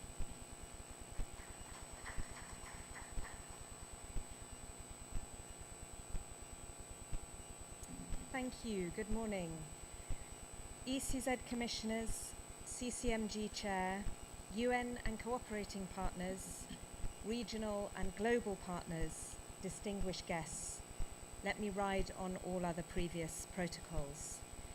It's a real honor to address this important gathering at a time when Zambia is preparing for its general election in August next year. I commend the African Election Observers Network, the Christian Churches Monitoring Group, CCMG, and all partners for convening this summit under the timely theme of electoral integrity in Africa.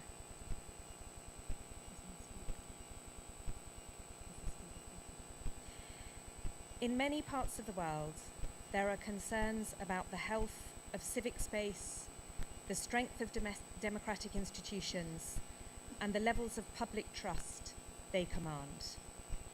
As we have already heard, Africans are demanding democracy.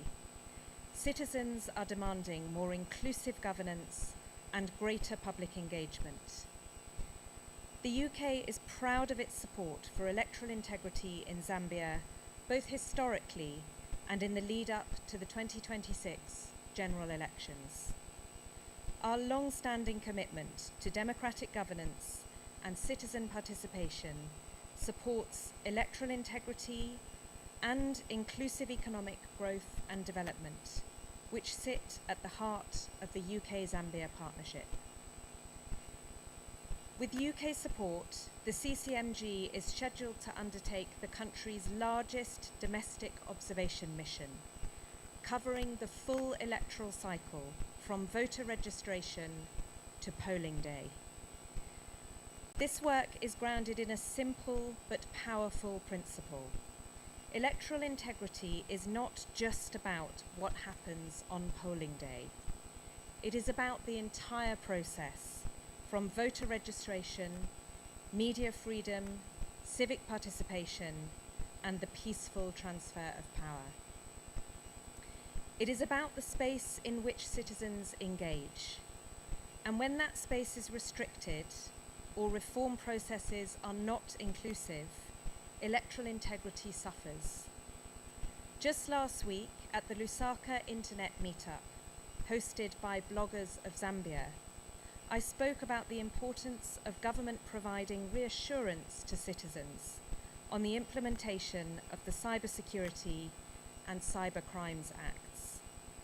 That message applies equally here.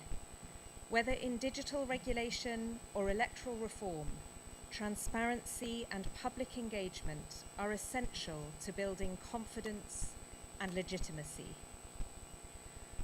One area that is currently drawing widespread debate here in Zambia is the Constitution Amendment Bill number 7. The bill proposes significant changes to Zambia's electoral architecture, including changes to parliamentary constituencies and the introduction of proportional representation. Now, all healthy democracies evolve to reflect their changing demographics, and this is how democracy is sharpened. And while opinions will differ on the content of Bill 7, and they should differ, what matters to everyone is the process by which reforms become law. Democracy is not just about the laws we pass, it's about how we pass them. Process matters, legitimacy matters, and trust matters. As Zambians discuss constitutional reforms, citizens, and indeed the Constitutional Court, are demanding transparency, inclusion, and more voice in decisions that will shape their representation. This summit is a timely reminder that improving electoral integrity requires reform, but also inclusion in the reform process. That is why the UK's support to CCMG is focused on citizen-led observation, inclusive reform advocacy, and public engagement. We urge all stakeholders in Zambia to recommit to a transparent, inclusive, and participatory electoral reform process. As a partner to Zambia on democratic integrity, we call on the government to engage meaningfully with civil society and ensure that any constitutional amendments reflect the will of the people. That is what civil society is asking for.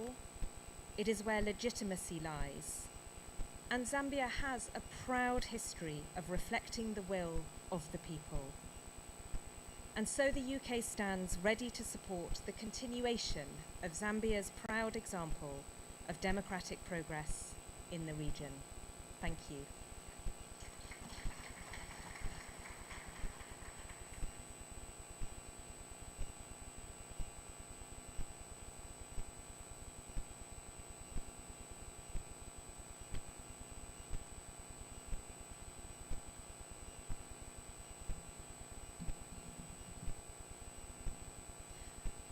Thank you very much, Your Excellency.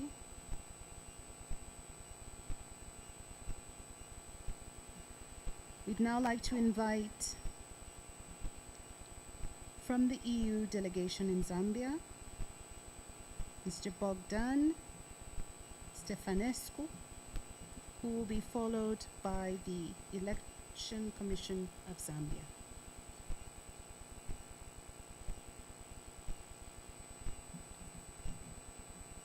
Good morning, everybody. Bonjour. And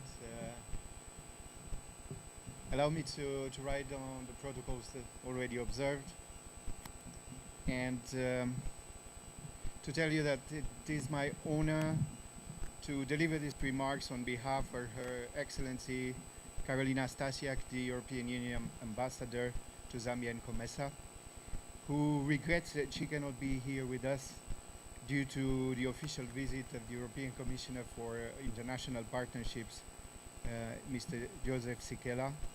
But she sends her warmest greetings and the best wishes for a productive and inspiring summit. As we open the second edition of the Electoral Integrity Summit, we do so with renewed energy, bigger, bolder, and louder, in our shared belief that credible elections are the heartbeat of democracy. My turn to commend the African Election Observation Network and the Christian Churches Monitoring Group, with support from the European Partnership for Democracy, for the excellent work in convening this gathering under the theme Defending Democracy and Reclaiming Civil Space. Across Africa and the world, democracy is being tested. Misinformation undermines trust, technology can distort facts, polarization can deepen divisions, and civic freedoms face pressure. Electoral integrity can also be threatened by weak institutions, limited transparency, disenfranchisement, or inadequate conflict prevention mechanisms. Yet citizens are resilient, young people demand accountability, and institutions continue striving to uphold integrity. The role of domestic election observation is particularly crucial. Independent local observers provide credible, context-sensitive monitoring, help detect irregularities early, and reinforce public confidence in the electoral process. Domestic observation strengthens transparency, ensures accountability, and makes elections a shared responsibility between citizens and institutions. This year marks the 25th anniversary of the European Union-African Union partnerships, reaffirmed at the Brussels ministerial meeting and paving the way for the upcoming AU-EU summit in Angola. This partnership rests on shared values: peace, stability, and prosperity built on democratic governance and human dignity. The integrity of the electoral process is the foundation upon which peace and prosperity rest. Free, fair, and transparent elections build trust, strengthen social cohesion, attract investment, and allow societies to thrive. When integrity is compromised, trust collapses, and with it, peace and prosperity too. The African Charter on Democracy, Elections, and Governance provides a framework placing the African Union and the regional economic communities at the forefront of the credible elections, early warning, and conflict prevention. Here in Zambia, With general elections approaching next year, the stakes are high. These elections are a critical opportunity for Zambia to demonstrate the strength of its democracy.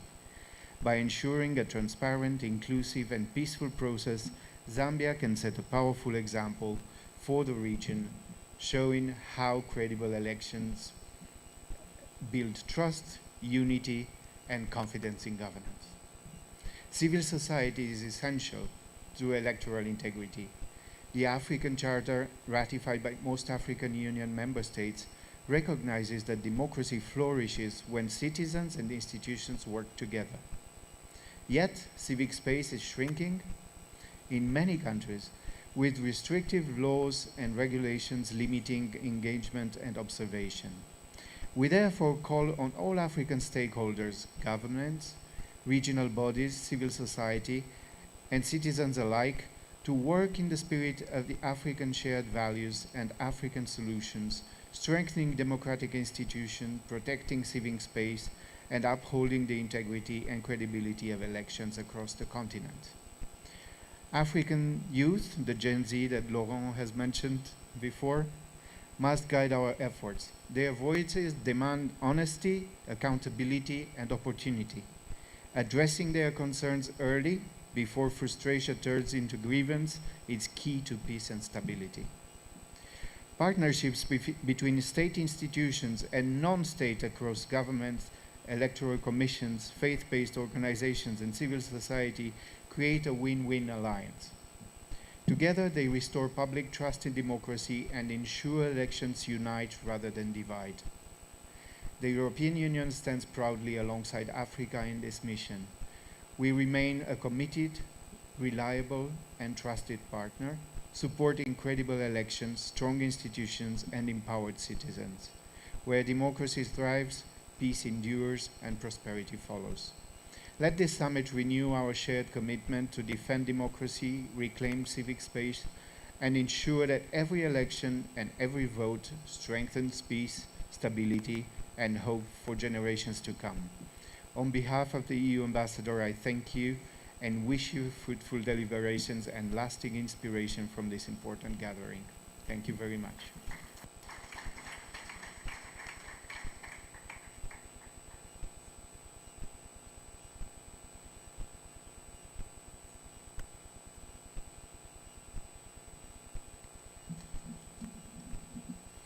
Thank you very much, the EU delegation. Ladies and gentlemen, join me once more in giving a round of applause to all our guests of honor for giving them those illuminating remarks. And for now, we turn to the address that will officially launch our summit today. It is an immense honor to introduce our chief guest, a national leader in his own right, in the field of justice and human rights and elections. He brings unparalleled experience and authority to our discussions. Ladies and gentlemen, please join me in welcoming to the podium to deliver the inaugural address and official opening of our summit, General Vincent Mukanda, retired, a commissioner representing the chairperson of the Elections Commission of Zambia.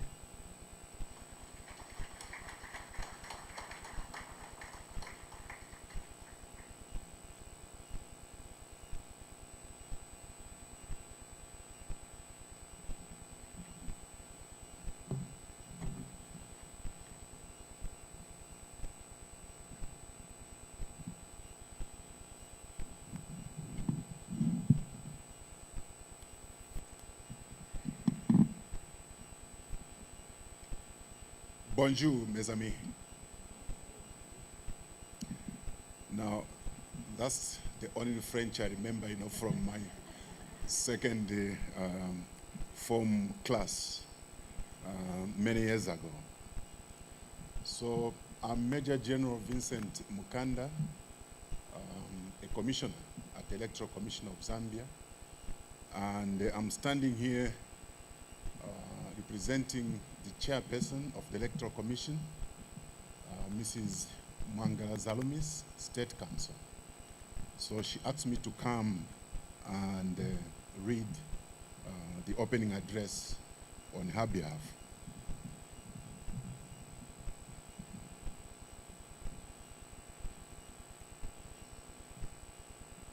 So the Minister of Justice, Honorable Princess Kasune,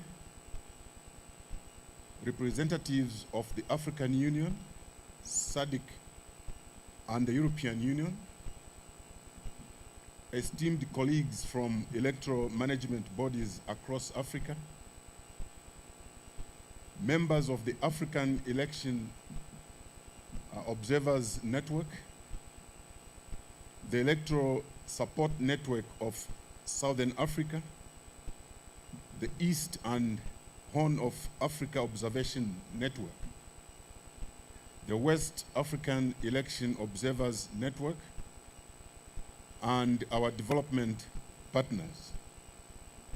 Distinguished guests, ladies and gentlemen, good morning. It is a great honor and privilege to give some remarks at this Electoral Integrity in Africa Summit 2025. This gathering takes place at a defining moment in our continent's democratic journey, but also at a time when Zambia is preparing to conduct a general election in August 2026. A moment that calls for courage, reflection, and renewed solidarity among those entrusted with safeguarding democracy, the people's voices.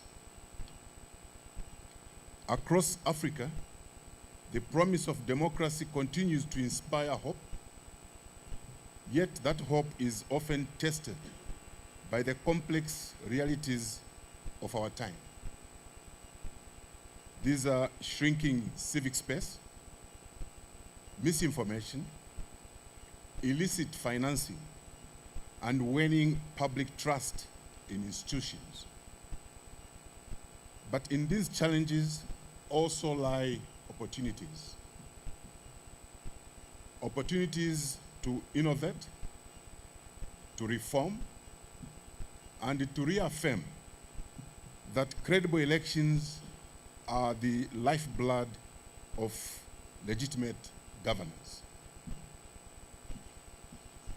Distinguished invited guests, the theme of this summit, defending democracy and reclaiming civic space, is both timely and urgent.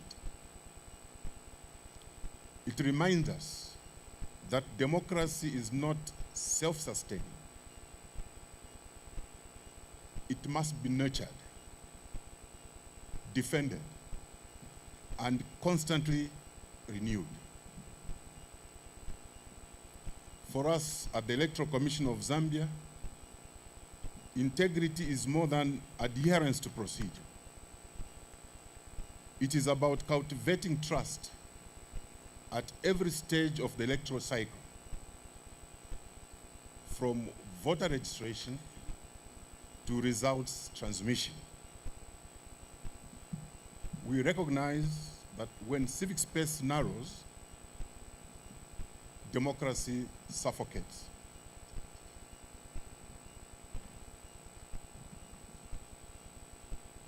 When the voice of civil society, media, and citizen observers are muted, transparency weakens. This is why the Commission continues to strengthen collaboration with citizen observer groups and other stakeholders through structured engagements and regular stakeholder briefings. Ahead of the 2026 general election, the Commission has continued to open channels for dialogue with political parties, civil society organizations, and the media, reaffirming that inclusive participation is the foundation of credible elections. Ladies and gentlemen, Zambia's electoral process continues to evolve in response to both domestic expectations and global trends.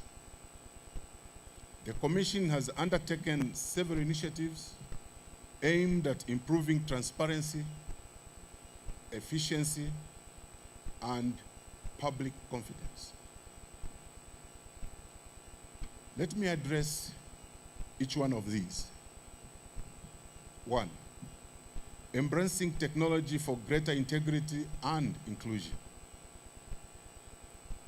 The Commission has continued to embrace technology as a key enabler in enhancing the efficiency, transparency, and inclusivity of the electoral process. We view technology not as an end in itself, but as a practical tool to make participation more accessible, data more reliable, and processes more transparent. A clear example is the digitalization of the voter registration process. The ongoing mass voter registration exercise being conducted in phases across the country is anchored on a digital system that enhances both accuracy and accountability. For instance, this system integrates disability and gender disaggregated data, allowing the Commission to monitor participation trends and promote inclusion in real time.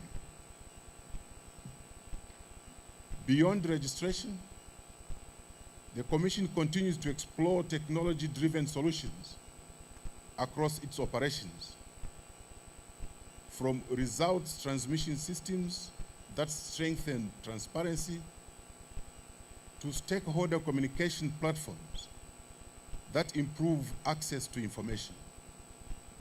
Each innovation marks another step towards building efficiency and trust in our electoral process.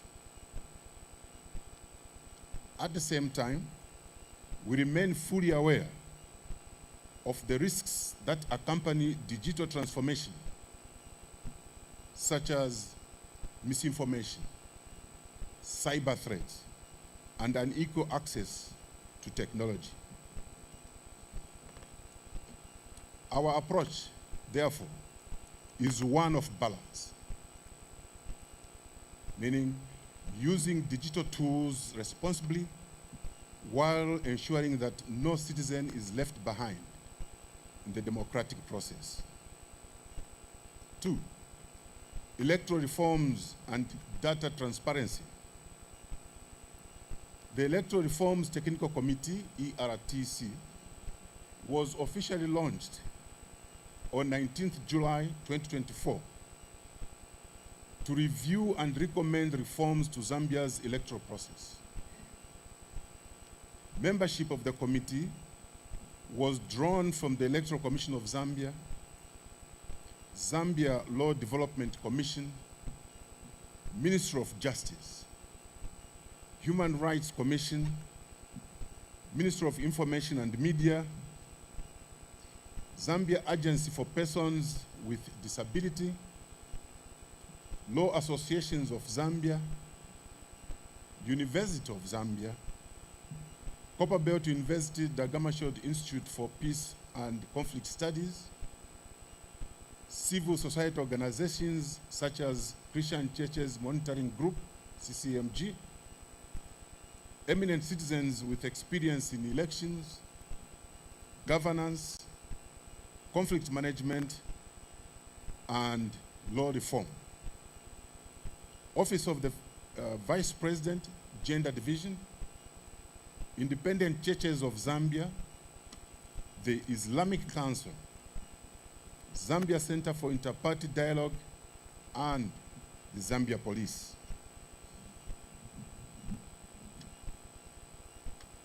The committee was tasked to review electoral rolls and processes, receive some submissions from citizens across all provinces, and make recommendations to strengthen the electoral system.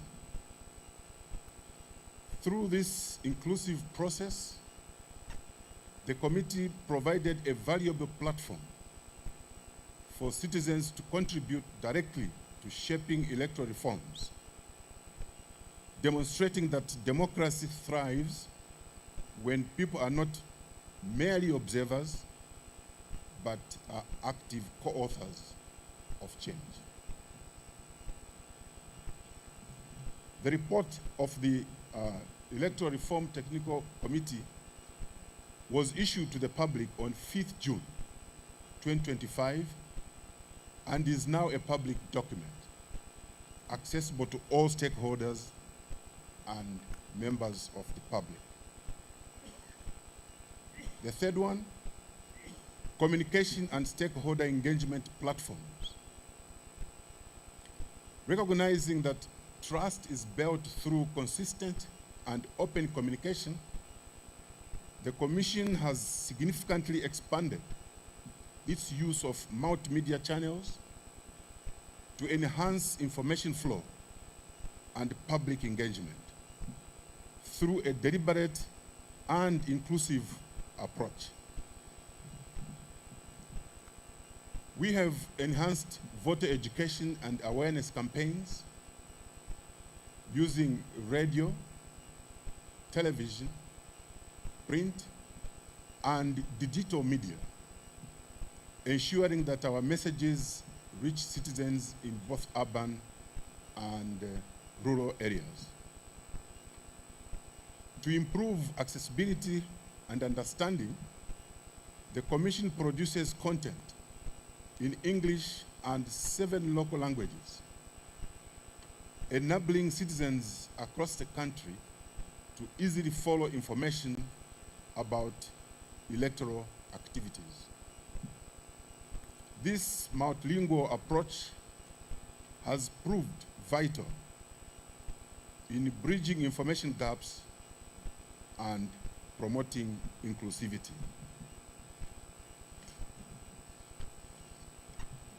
In addition, the Commission has leveraged digital platforms such as WhatsApp, Facebook, and X, formerly Twitter, to provide timely updates, address public queries, and counter misinformation and disinformation.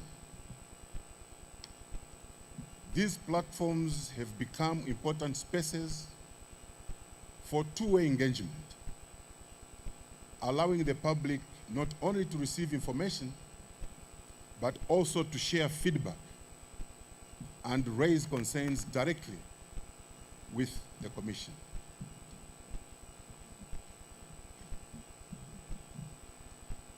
By strengthening communication and engagement in this way, the Commission continues to build public confidence and promote transparency, ensuring that citizens remain informed, involved, and empowered throughout the electoral process. Fourthly, civic space collaboration. The Commission has institutionalized, among others, a civil society liaison forum that provides a structured platform for periodic dialogue and information sharing with members of civil society, ensuring that the relationship between the Commission and civic actors remains open, respectful, and constructive. With this, we have witnessed the transformative power of partnership. Through collaboration with civil society, faith-based organizations and the media, the Commission continues to strengthen transparency and citizen engagement at every stage of the electoral process. Each of these initiatives I've mentioned affirms one simple truth: that integrity is not achieved by chance. It is built by design. Distinguished invited guests, our discussions over the next 2 days will also focus on the sustainability of democracy financing, a challenge that cuts across the continent. It is true that many of our democracies have long relied on external support for activities such as voter education and reform. However, the future of Africa's democracy must be anchored in a strong domestic commitment. I therefore look forward to hearing the innovative financing models that will be discussed during this summit and how they can help us build more homegrown, self-reliant, and sustainable democratic institutions. Beyond financing, we must close the gap between observation and reform. Every election produces recommendations, but the true test of integrity lies in what we do with them. The Electoral Commission of Zambia continues to review and integrate observation findings into our post-election reform agenda, recognizing that the credibility of tomorrow's elections depends on the lessons we apply today. Distinguished invited guests, Africa's young people are not just the leaders of tomorrow. They are the stakeholders of today. Yet too often, their participation is constrained by systematic barriers. If democracy is to endure, we must create spaces that not only invite youth voices, but trust them with responsibility. In Zambia, we have seen the energy and innovation that young people bring to civic life. From voter education and digital advocacy to community-level observation. Our duty, therefore, as leaders, is to channel that energy into policy, practice, and leadership pipelines that keep democracy alive for generations to come. Ladies and gentlemen, in closing, let me state that this summit is more than a meeting.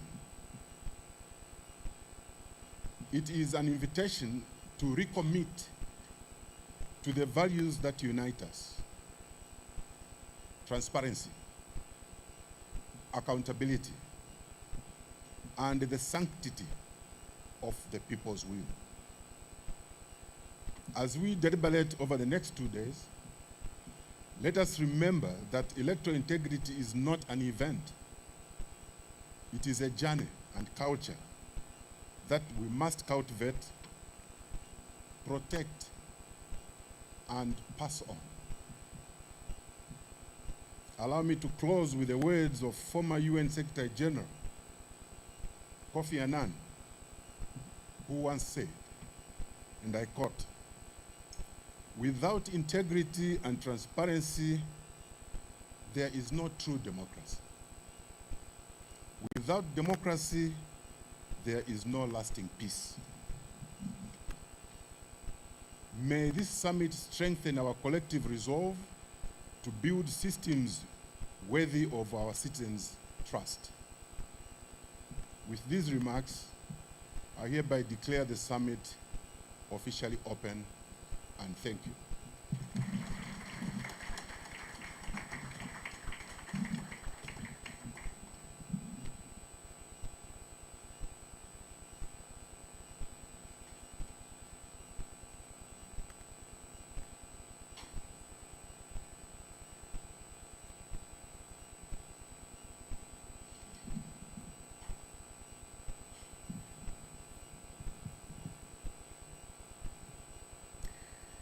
Thank you very much, Major General Mkanda, for that truly powerful and forward-looking address. Your words have laid a clear path for the critical work that we are about to undertake. Ladies and gentlemen, we have now come to the end of our official opening ceremony. Before we segue to the next session, we would like to invite all the speakers from the opening ceremony to the stage. Bishop Chikoya, CCMG, Reverend Marco, ESN SA, and Reverend James Lahai, AfEONet. Please join your colleagues on the stage. We would like to take an official photograph of all the speakers from the opening ceremony.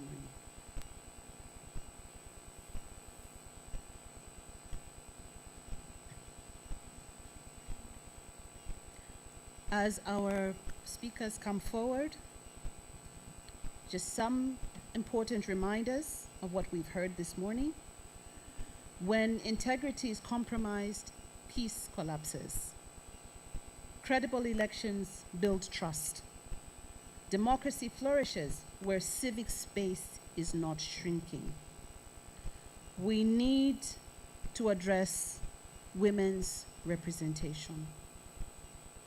At the moment, women hold just 1 in 5 seats in many countries on the continent. Additionally, we need to attend to digital threats, social cultural barriers, money politics, the prohibitive cost of elections, because when the cost of elections increases, democracy becomes unaffordable and unequal. We must address violence against women in elections, particularly technology-facilitated violence, which creates a barrier to women's political participation and inclusion. We know that the ground has shifted to your hand, the palm of your hand, as was said.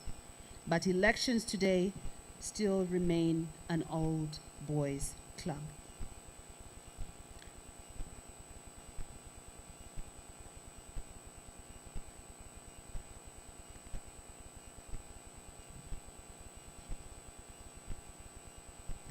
Thank you. We'll ask our speakers to return to their seats. As we close, and I hand over to my co-directress of ceremonies, Ellen Dingani, I would like on behalf of the organizing committee to thank all of you for your attention. We look forward to a productive and transformative event and wish you a wonderful stay in Lusaka for those of you coming from far away. Thank you very much. We're now going into the next session on regional perspectives on safeguarding Africa's democratic future. Thank you.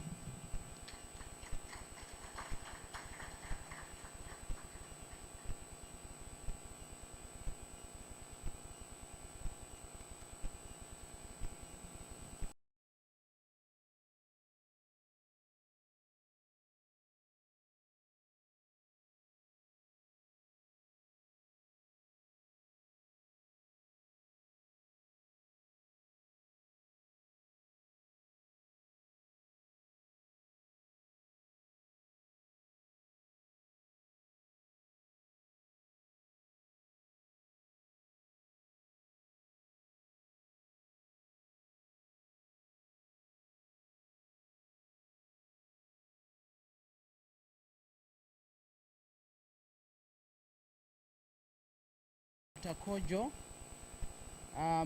Mule Msao, Joseph, and also Madam Moderator.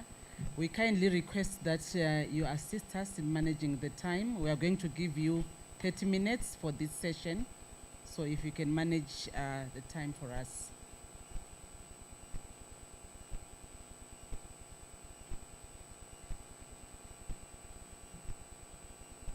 I think it's best to use the stage.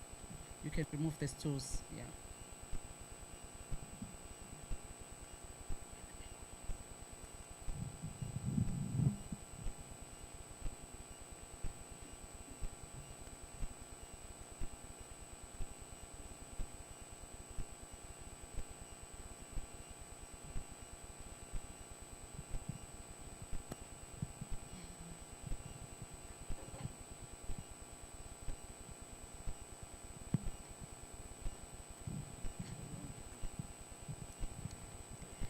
Thank you very much, our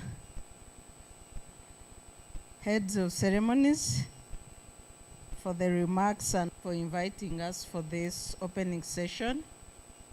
Once again, my name is Sarah Birete. I'm the chairperson, East and Horn of Africa Election Observers Network, AfEONet, and I will briefly introduce my panelists.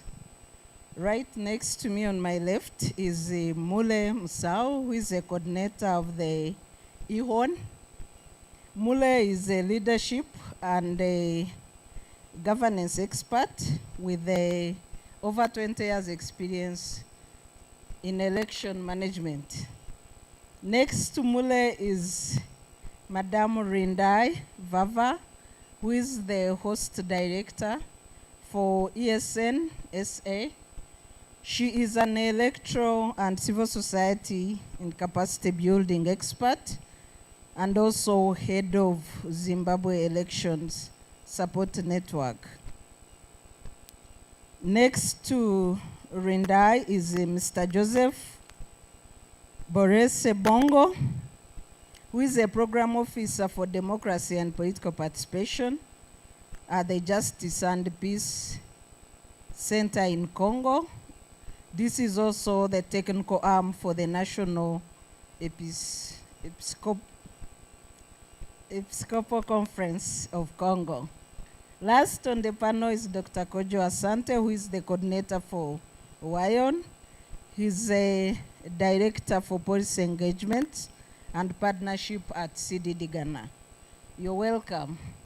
And starting from my last panelist, I will invite our experts to take us through the key challenges when it comes to integrity of elections, but also democracy in general, the key challenges happening in their respective regions and opportunities for reclaiming democracy. Kojo, over to you. Thank you very much, Sarah. I think in West Africa, maybe three things. I think we are having fewer Democrats in Africa, fewer and fewer every day. And the reason why I say that is because it seems the basic principle of democracy, which is rule by consent, is something that our political class are finding a difficulty with. So if the political class, political parties, which is the institutions of democratic competition, are not interested in actually seeking the consent of the people, then how do you even proceed with democracy? And I think that's a fundamental change, because when you look at things like manipulation of constitutions to have term elongation, if you look at the capture of political parties, the closing of civic spaces, all the anti-democratic tendencies are, being pursued. So that's, I think, a fundamental challenge. The second one is trust in the Electoral Commission, which is the electoral management bodies. And in West Africa, you have to also talk about the constitutional courts, who play a role, particularly in the Francophone Africa, in determining the validity of elections. And the Afrobarometer surveys, affirm this, that the trust levels are so low in the umpire for elections, and that generates a lot of very bad elections, a lot of very flawed elections. The last point will be the whole information architecture for elections is continually being compromised. So information integrity, and that is not just online, but it's also traditional media. And I think the online challenge is getting bigger, and that is influencing a lot of the deficits we have seen in election integrity. I would say that is competing with the monetization of politics, and I'm sure this is a subject matter that runs across the whole of Africa. So for me, these are three general problems that I think really affect the region, and it's showing up in very, very bad ways, military coups and a lot of very flawed elections in West Africa. Thank you. Thank you so much, Kojo. Joseph, if we could have a brief of key challenges and opportunities in your region.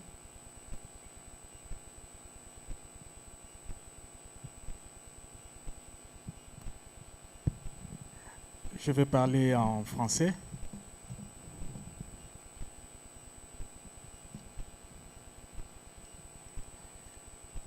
À la suite de ce que Dr Kojo vient de dire, en Afrique centrale précisément, nous pouvons relever plusieurs défis, mais je vais en citer trois. Il y a d'abord la faiblesse institutionnelle et la personnalité du pouvoir. Je peux évoquer ici la question de l'absence d'indépendance de l'organe de gestion des élections, mais aussi l'absence d'indépendance du pouvoir judiciaire, mais également aussi de l'organe législatif. Si je regarde le contexte qui est le nôtre, vous comprendrez pourquoi on parle de la personnalité, la personnalisation du pouvoir, où le pouvoir veut s'accaparer toutes ces institutions, et ça devient un défi important pour l'intégrité électorale. Un deuxième défi, je peux évoquer la question de la fraude et de manque de transparence électorale. Il y a la question de la manipulation des listes électorales. Nous savons que la constitution du fichier électoral est le moment le plus important et le plus capital pour aller aux élections. Avec cette manipulation du fichier électoral, il se pose un sérieux problème pour l'intégrité des élections, mais également la manipulation des résultats. Et je peux chuter par la faible culture démocratique et les déficits de participation. Ici, je vois plus l'aspect de la société civile, surtout de la population, qui voit les élections comme un rituel électoral plutôt qu'un mode de participation à la gouvernance. Et là, c'est tout le rôle que la société civile doit jouer pour pouvoir participer à l'intégrité électorale. Voilà les trois défis que je peux soulever pour le moment en Afrique centrale. Thank you so much. If we go to the southern region, Rindai.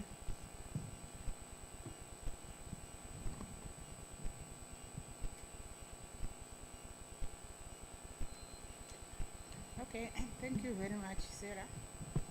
For Southern Africa, last year we had many elections in the region, and proudly to say there were free and fair elections in some parts of Southern Africa. We saw elections in South Africa, there were elections in Botswana, there were elections in Mauritius, there were to some extent free and fair elections according to Professor Kavele Makosa, who is one of the academics in the region. And when we checked using the benchmarks of free and fair elections, we recognized that Southern Africa is leading in terms of being an example and setting also a model for good elections. We recently saw elections in Malawi, and we are also expecting Zambia next year, as usual, to follow suit. Of course, there are some countries which I will not mention by name, which we see that there is democratic retrogression, just like the global picture we see. So it's one of the challenges in those countries. We see erosion of electoral integrity and also trust in elections, which also eventually lead to voter apathy. We see now that in terms of voter turnout, the figures are going down. When there is no trust in election management bodies and in elections, it also demotivates the voters. They don't see the reason why they should go to elections, voting like in 3 electoral cycles or even more, and the people are now complaining that we don't see the impact and we don't see the reason why we should keep on voting when the results are being manipulated. So we see trust deficit in electoral institutions. The other aspect is shrinking civic and media space. We saw repressive laws being put in place which affects the operations of civil society. We've seen civil society organizations denied accreditation, and also accreditation sometimes coming in late.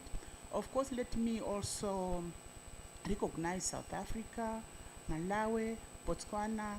The accreditation was smooth, it was done online. Those are some of the good examples which we saw, which I think most of our countries also need to copy. Then the other challenge is that of electoral conflicts and electoral violence. It is on the rise in some parts of Africa and in our region, which is also a deterrent to participation. Then lastly, like Kojo indicated, the issue of disinformation and digital manipulation, it's a huge challenge which also affects the participation. Thank you, Sarah. Thank you very much. Mole, if you could take us through what's happening in the Eastern Horn of Africa. Well, thank you very much. So, if what Rindai is talking about in Southern Africa is on the ascendancy, that they are setting the standards, I think the other side of the setting the standards is the eastern side, because I think there's quite a decline in the region in terms of the practice of electoral democracy, as evidenced by elections that we have seen in the recent past. There have been 2 elections in the region, in Burundi and Tanzania, where very interestingly, the winners were getting over 90%, and the outcomes are over 90% votes cast in those elections. But there were quite a number of issues, of course, we all had with the 2 elections. A number of issues and indicators before I come to the 3 major issues is that we have seen also elections suspended in South Sudan. We still don't know whether the roadmap which was indicated that it would take place next year, where that's going to be a reality. We have seen delays in the elections in Somalia. It was supposed to be held last month. It's been postponed to this month. We are hoping it's going to go on. There is chaos in Sudan. We don't think there's an election which can be done there.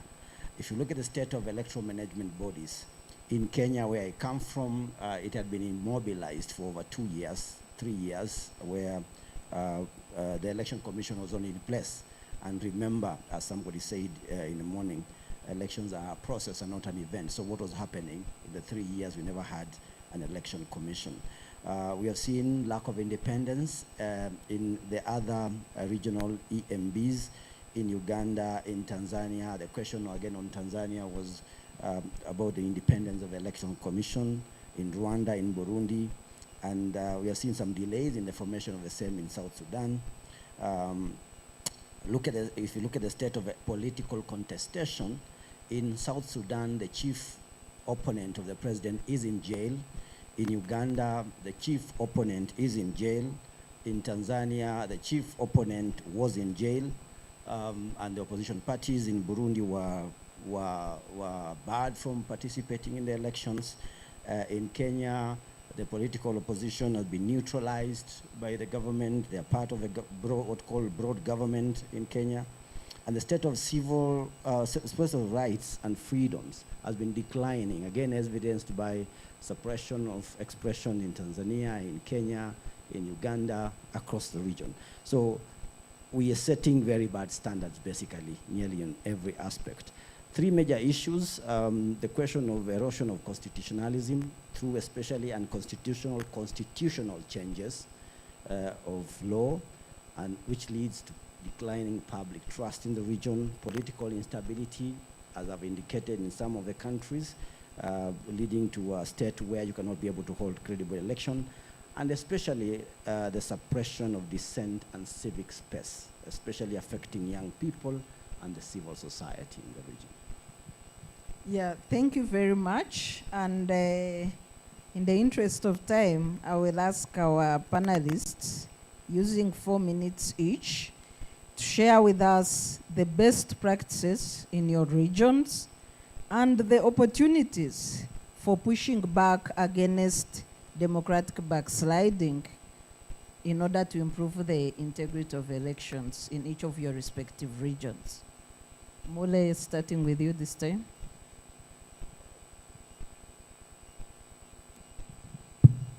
I think one of the things that we can be able to speak to in terms of how we can be able to reclaim or how we can be able to improve the situation. It looks like it will look like an old song, because I think we've been here before. We've been talking about some of this, so there's a lot of regression. The need for having independent public institutions is an issue that we have to deal with moving forward. And this includes even the political parties themselves. So how do we work as a unit to be able to restore that? I'll give you a few points as I finish. The reforming of the security actors in this region, and I'm speaking about the East and Horn of Africa region. Having people-driven focused development. Those who have followed up the Kenyan protests, they know that the young people are protesting about the finance bill, or the trigger was the finance bill. And that ushers in the question of development and economic development of a country. So people are starting to ask questions about the return and the service of government to the people. Respect for human rights needs to be upheld, access to justice, I think that's what's spoken about this morning, and transparency is very key as far as governance is concerned. And how, what are the best practices that we've been able to see so far? They must continue, we have to continue having concerted and collaborative efforts between all actors. Governments have to engage, or public institutions have to engage non-state actors in the promotion of good governance models and practices. Where we see this, and SADC is a very good example, we've been to Zambia quite a number of times, where we have had engagements with the Election Commission of Zambia together with civil societies. I think that's a way to go. So I would, my direction or my proposal would be that more engagements with the non-state actors, engagement with the media, because information has to go to the media, and especially engagements with the citizens through whatever avenues and models which are already in place needs to be enhanced moving. Otherwise, we are going to lose especially the young people who, as somebody said in the morning, have already found their space. And this is one of the areas, again, of engagements. We have seen the president of Kenya, for instance, try to invite a lot of discussions on X spaces. He's moving to this new space, but they all need to understand that these new spaces, these new forms of engagements are the go-to way in terms of reaching out to the members of public, reaching out to young people, and engaging the non-state actors. I would leave it at that at the moment. Thank you. Thank you so much, Rinda. Okay, on that, I think we need to domesticate the African Charter on democracy, governance, and elections, and that should happen throughout the African countries. I think that will make a huge difference. Some countries have not yet signed or ratified it, so I think it's a must that we should follow suit and then domesticate it. Secondly, I think we need to institutionalize transparency, multi-stakeholder electoral management bodies appointments in terms of appointments of the electoral commissions. I like the South African model, which is also done publicly and through public appointments, and the interviews are done publicly. So I think if we follow suit and use that model, that will go a long way in terms of ensuring that we don't have partisan electoral commissioners, and they will also do have professional electoral commissioners, which build trust in the election managing body and also build the trust in elections. Thirdly, we need also to make sure that we do preventing electoral violence in terms of strengthening early warning responses and coordination. I don't have an example to share, but I like also the aspect of engagement of electoral stakeholders on a continuous basis.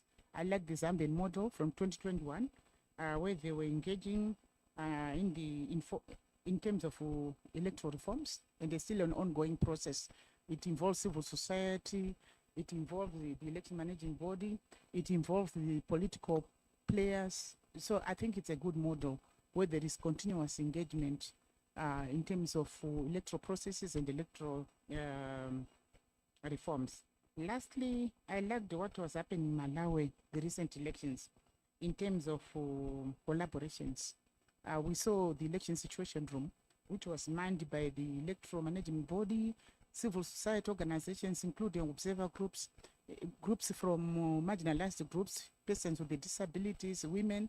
It was a good example of collaborating and working together as electoral stakeholders. And that will go a long way also, even post-election, in terms of implementing and follow-ups on the electoral recommendations, because it's one of the weakest link when you look at most countries. There are many electoral recommendations being made, but it ends there and no one does follow-ups. So the follow-ups, I think, should also follow a multi-stakeholder approach where there are task forces, forums, engagement in terms of what needs to be done, what needs priority before the next election. Thank you. Thank you so much. Joseph, if you could share best practices as well as opportunities for reform. Merci. Pour ce qui est de manière particulière de la République démocratique du Congo, c'est une expérience que j'aimerais partager ici. C'est l'implication de la société civile d'abord dans les réformes électorales. Un effort est vraiment fourni pour que la société civile participe aux réformes. Malheureusement, ce n'est pas suivi, d'autant plus que, je l'ai souligné dans les défis, il y a une accaparation du pouvoir législatif par les personnalités politiques, ce qui fait que les réformes qui vont venir seront pratiquement la volonté des politiciens. Ça fait qu'à un moment donné, vous n'êtes plus associé aux réformes jusqu'au bout. Et ça fait que vous vous retrouvez avec des lois qui sont taillées sur mesure, de manière à permettre ceux qui sont au pouvoir de briguer les postes. Et une fois qu'ils seront dans l'opposition, ça sera juste les contraires au moment où ils étaient au pouvoir. Une deuxième pratique intéressante, c'est le déploiement des missions d'observation. Et ça a montré une leçon assez importante sur le rôle de la société civile par rapport à l'observation électorale, surtout en République démocratique du Congo en 2018 et en 2023. Cela a montré toute la pression de la société civile qui a fait un grand travail, qui malheureusement n'avait pas été soutenu. Puisque après l'observation qui a été faite, le travail fait par les observateurs domestiques a donné de bons résultats. Malheureusement, les résultats qui ont été publiés n'ont pas été ceux qui ont été suivis par les observateurs.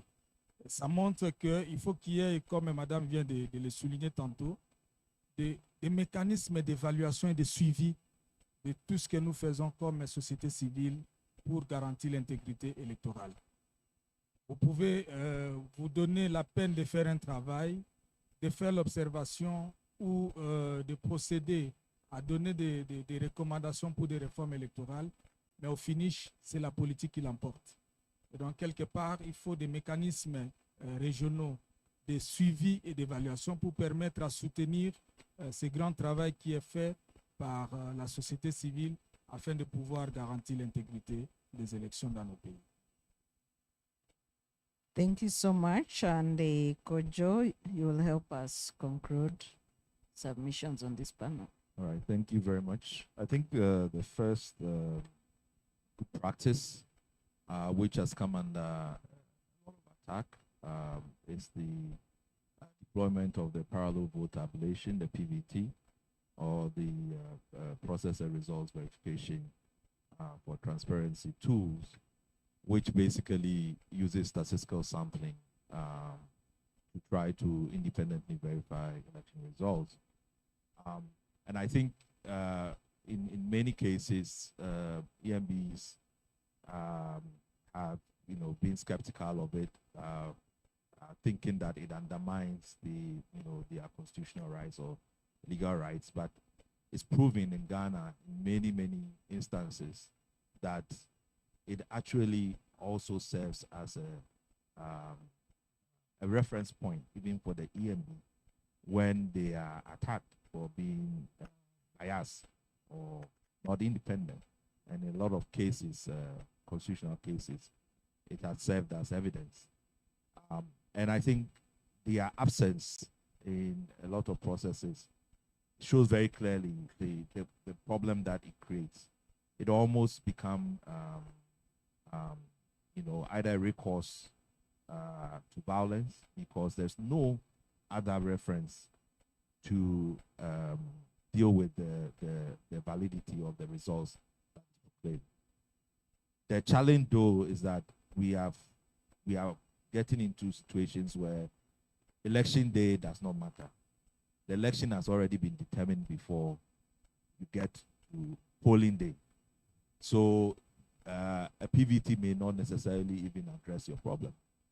How do we make sure that there is genuine competition, that whether it's political parties or independent candidates, there is actually genuine competition in a democracy?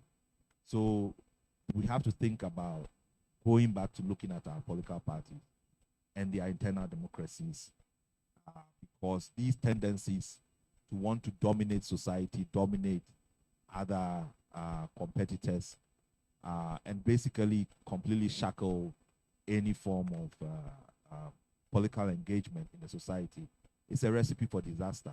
And there's no evidence that shows that that kind of approach to politicking yield any good results. At the end, most countries really fall into instability and conflict.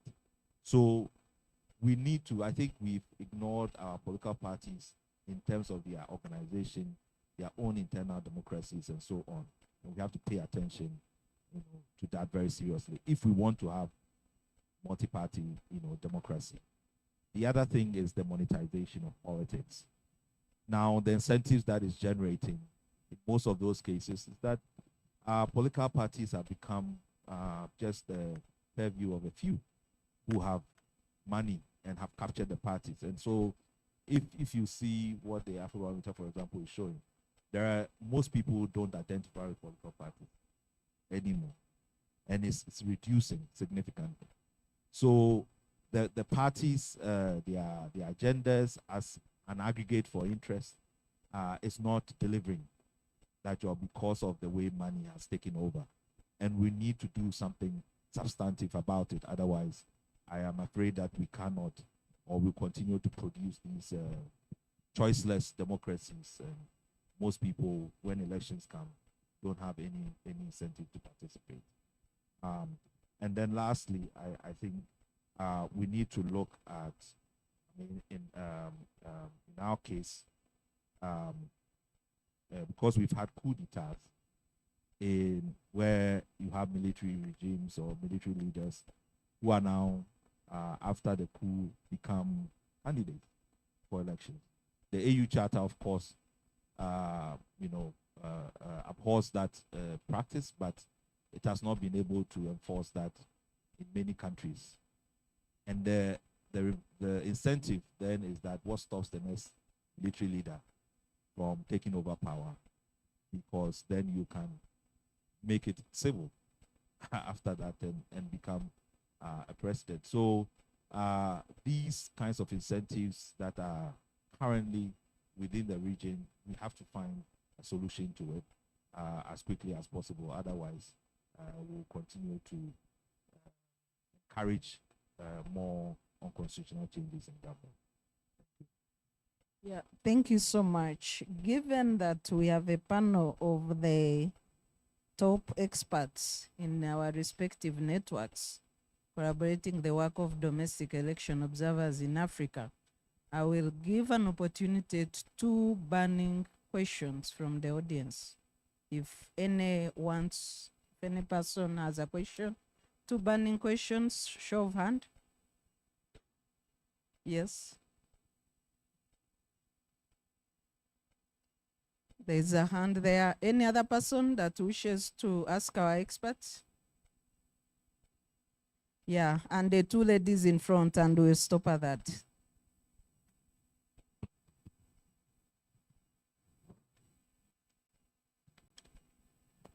Thank you very much. I think my question goes to Lindai. You indicated that when it comes to independence of election management body, then South Africa, it's a good model because they undergo through interviews. I was just wondering, in the countries where the ruling party controls almost everything, even those interviews can be manipulated, would that be considered as the good model in some countries where it's really staged in that regard, independence of the electoral management body? Thank you. Thank you so much, the two ladies, and then we stop at that, and the panel will conclude.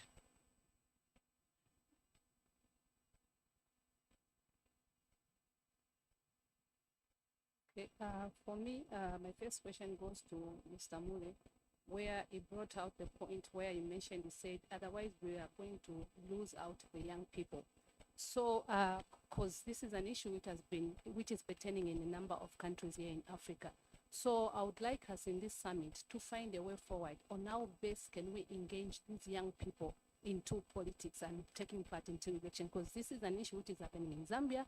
We have got so many young people, but when I've gone in so many meetings where elder people are gathered, when you bring up issues to do with young people, they always say they don't trust them. They don't know if they'll take up those positions to the full term. And sometimes there are these elder people who come in and manipulate our young people, showing that they don't have the responsibility to take up the leadership in the political arena. And then the second question goes to Tendai, where also she mentioned, this one is, I'm just amplifying, where she mentioned about ending electoral violence. In Zambia, we have so much of electoral violence amongst our young people and the women. So how are we going to work together as Africa to ensure that we end this electoral violence? Because we have a number of women and young women who want to take part in political issues, but they cannot in fear of this electoral violence, which is pertaining in our country. Thank you so much. Thank you so much. And the final question there. Good morning, everyone. Thanks for the opportunity to ask a question.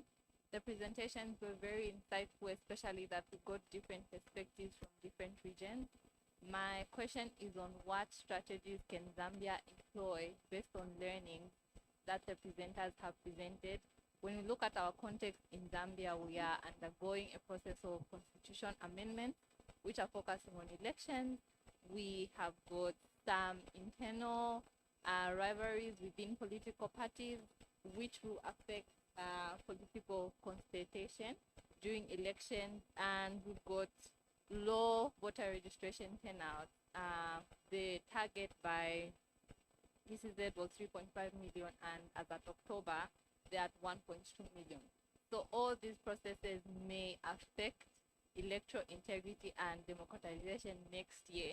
So what strategies can Zambia employ and learn from other regions to ensure that we protect our electoral processes and protect our democracy? Thank you. Thank you so much. Starting from Kojo this time, you respond to some of the questions and share your parting shots. Yes, thank you. So, Ghana also is going through a constitutional review process after over 30 years of our current constitutional framework. And yes, we are also anticipating to have challenges in terms of overcoming hyper-partisanship and politicking. But I think for me, the many years working in the election area, you have to employ dialogue. There have to be spaces that are created for, you know, people to see that this is a process that is for all Zambians or for all Ghanaians in our case, that beyond people's parties and so on, there is a bigger agenda. And that has to be nurtured and invested in. People normally just ignore these processes and expect that at the end, they will just find resolution. So I would say that, you know, Zambians should invest time and energy in building those spaces for dialogue. Thank you. Joseph, if you could also keep it smart and brief. Merci. Je vais insister sur deux choses. D'abord, le renforcement de l'indépendance judiciaire et l'état de droit.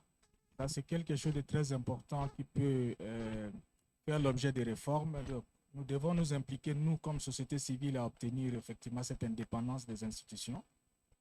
Mais aussi un appel aux mécanismes régionaux d'alerte précoce et réponse coordonnée.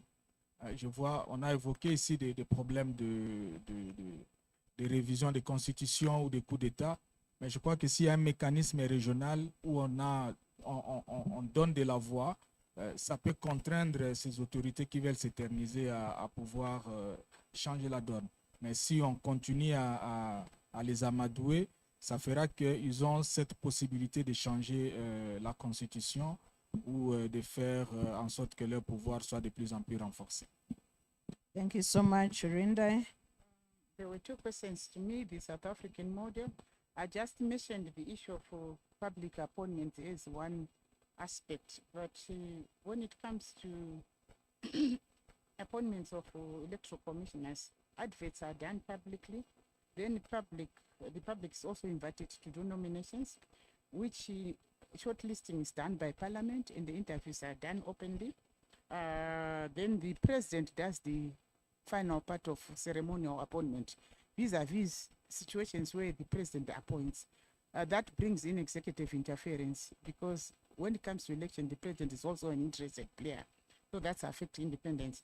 The other aspects also affecting independence reporting, whereby we do have electoral commissions reporting to the ministers, usually the Minister of Justice.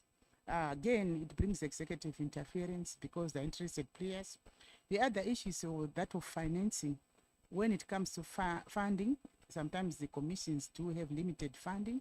They also beg funding from the Minister of Finance. That affects again the independence of the Electoral Commission. Where independence is guaranteed, sometimes it's where they do have a consolidated fund and they report to Parliament. The same applies for accountability and the reporting. Sometimes there is a committee in Parliament, it enhances independence vis-a-vis reporting to the minister. The other issue is that of roles, where we do have electoral commission, roles done by other government departments, like registration of voters, accreditation of observers. That again brings the issue of, it's like a mixed model. It's no longer an independent electoral commission, since some of the aspects are done by government departments.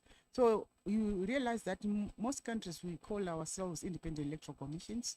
In our constitutions, we call ourselves independent. While in practice, it's not independent. It's like a mixed model. The roles are done by government departments. The financing aspect affects the independence. The reporting, you report to a government department, thereby affecting the independence part. The last aspect is what I learned in Ghana in terms of tenure. We do have electoral commissions who are there for life till retirement. Because when your term of office is 5 years, you tend to be looking to the appointing master and sometimes dance to the tune to make sure that you are reappointed for the second term. But when the tenure is open-ended, it also enhances the independence. There are so many ways to enhance independence, which is the issue of tenure, the roles, the accountability, funding, the reporting, and besides the appointment process. Then in other countries, I've seen electoral commissions representing political parties, like Malawi, Mozambique, and Rwanda. The only neutral person is the chairperson. So again, it depends in the context of that particular country in terms of which model you would want to take and representing the party interests.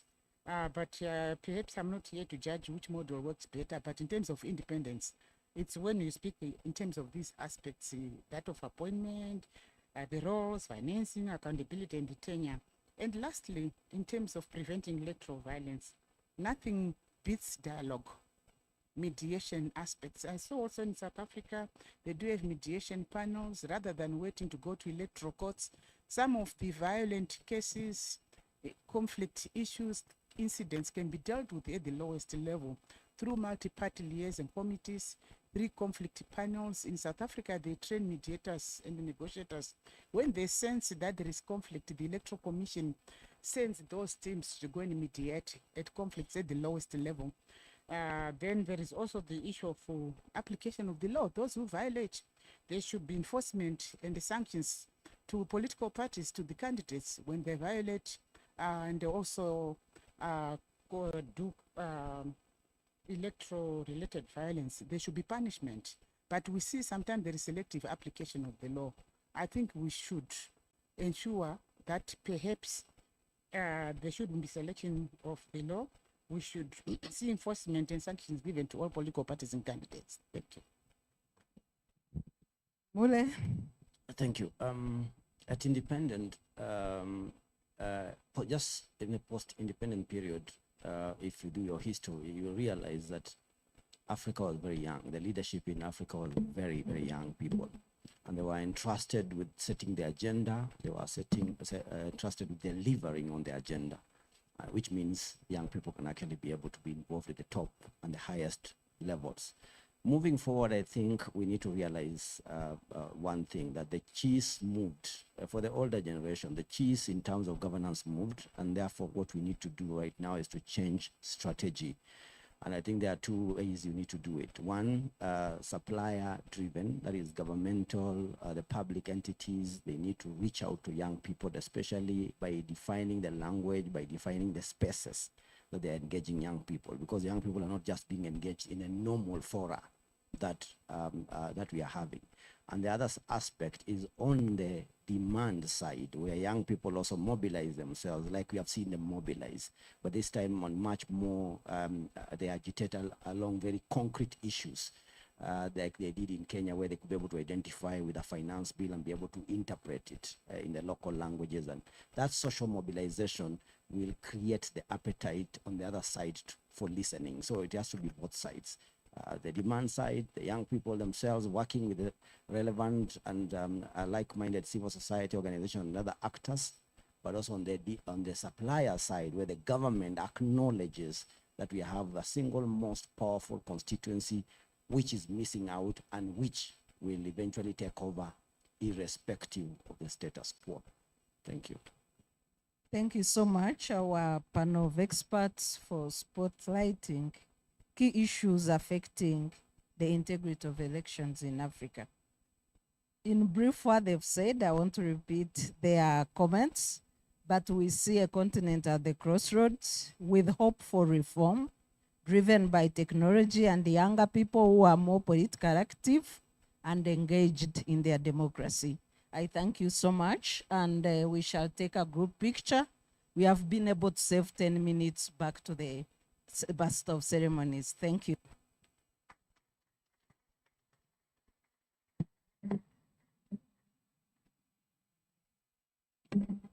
Thank you very much for helping us to recover on time. Thank you, Madam Moderator. Another round of applause to the panel. So at this point, we are going to do a group photo because we have lost a bit of time in the opening session. We have 10 minutes for the group photo, and then we are going to have 15 minutes for tea. And we also request that you can bring in your tea inside, and we want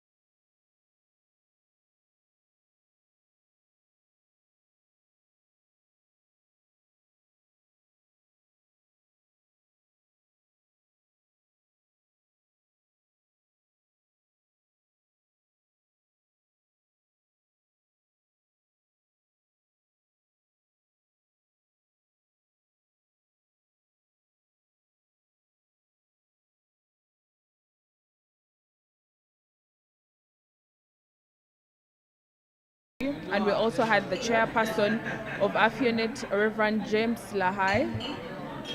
Our first session, for those of you that missed it, was Safeguarding Africa's Democratic Future, and right now we are having a podcast with an interesting person. Many of you know him.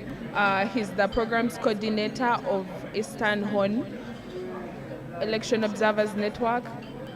The purpose for this podcast, this session in particular, is to set the tone and reflect on the democratic landscape across regions. Welcome, Mr. Marcus. Thank you for having me.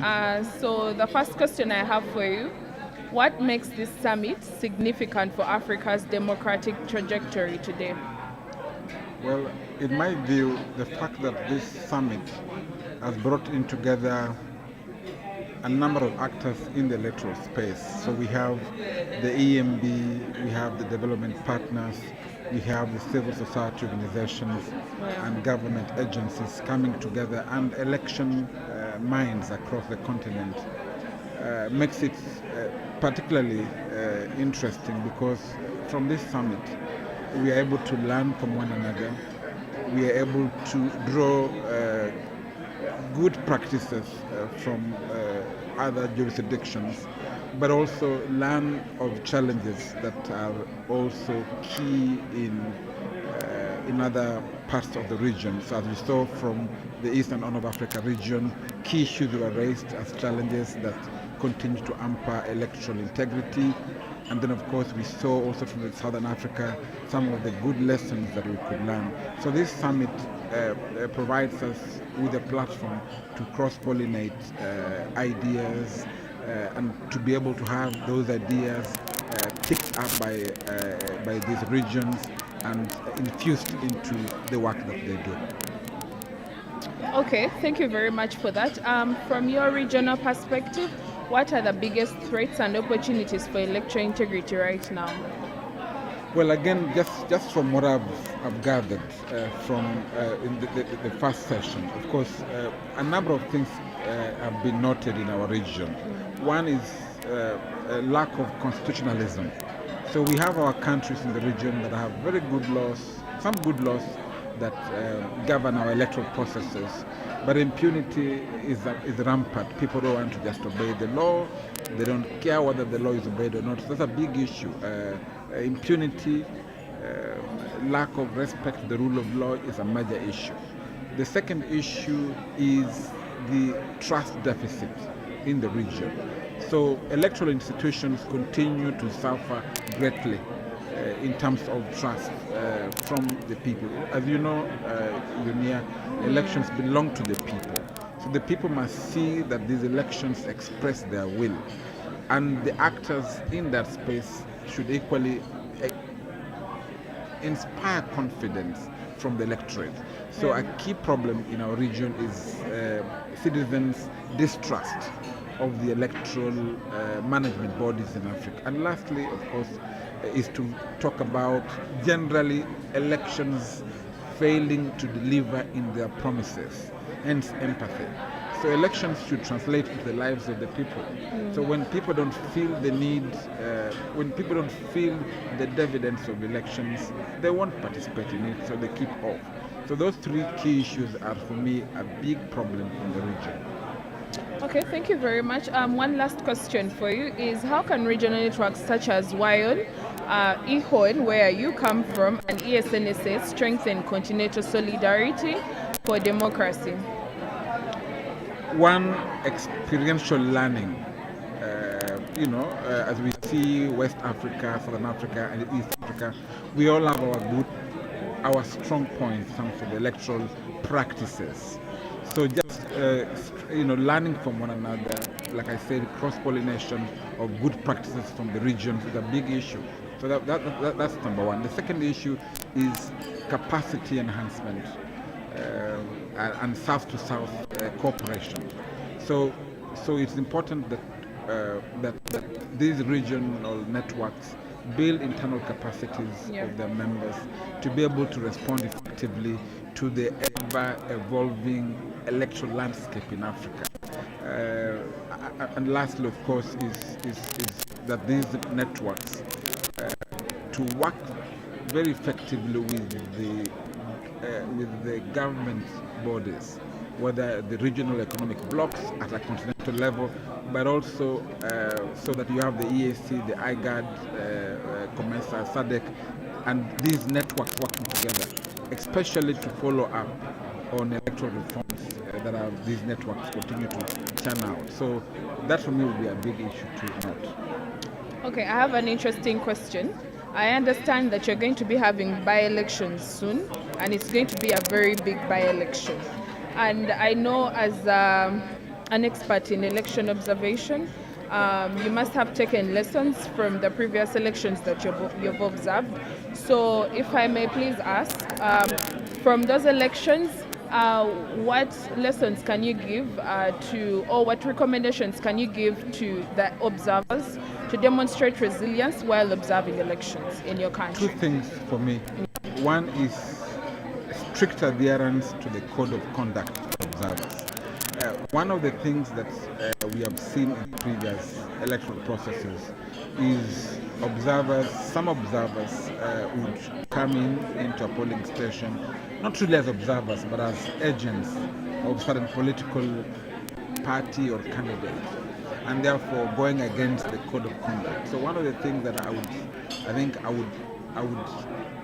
I suppose and recommend for these by-elections as observers is to continue adhering to the code of conduct, because that sets them above and different from agents. The second thing is the need to be timely with information. So an observer collects information, analyzes it, and produces a report. So the report must be shared in a timely fashion. So if you delay with what you see, especially on incidents, because some of those election-related incidents would require fast response. So how you coordinate, as our observers coordinate with the different agencies, especially whether the police or whether the electoral commission or the political parties, in terms of rapid response to election day related incidents is important. So just again, lesson that I would probably propose is continuous coordination with agencies that are running the elections as we move forward. Okay, thank you very much, Mr. Marcus. It was an engaging discussion we had. We will be going for session 2, reclaiming civic space for accountability in adverse contexts. Our virtual participants, we thank you for watching. Please subscribe to the AfEONet channel. Thank you. Have a lovely afternoon. See you again. We'll be live streaming again in a few seconds from now. So stay on, stay tuned. Thank you.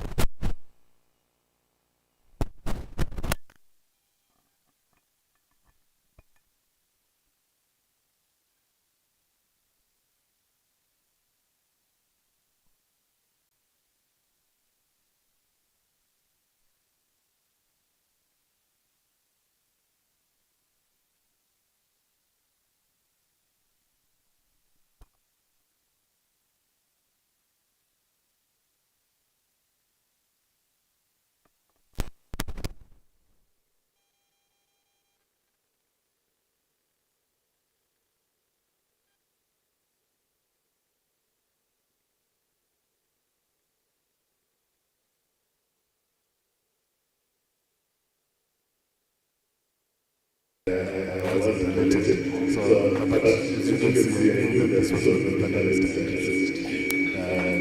And then on my right, on my right, we've got Miguel de Brito, who is the head of mission for Mozambique for International IDEA. And then at my extreme right, we've got Robert Gerenge, the regional advisor on elections for UNDP Africa. So that's the panel that is going to take us through. I don't think that the situation requires belaboring. We all know the situation that we are in as a sector, as people who are involved in elections and democracy. We know that there have been huge funding cuts, and not just from the Americans. A number of our European friends have also cut their budgets. The impact of these cuts is something that I would just want to spend a minute on. According to research that we have done at Accountability Lab through by way of a survey, 54% of organizations that we spoke to don't have much of a financial runway. A lot of us are not going to exist beyond December on account of these cuts. 32% of organizations are unsure whether we'll be able to do any meaningful work beyond March next year. 68% of organizations that we spoke to have not been awarded any termination costs, despite promises from the Trump government and other governments who have cut that they would make sure that the exit itself. What is happening with the mics?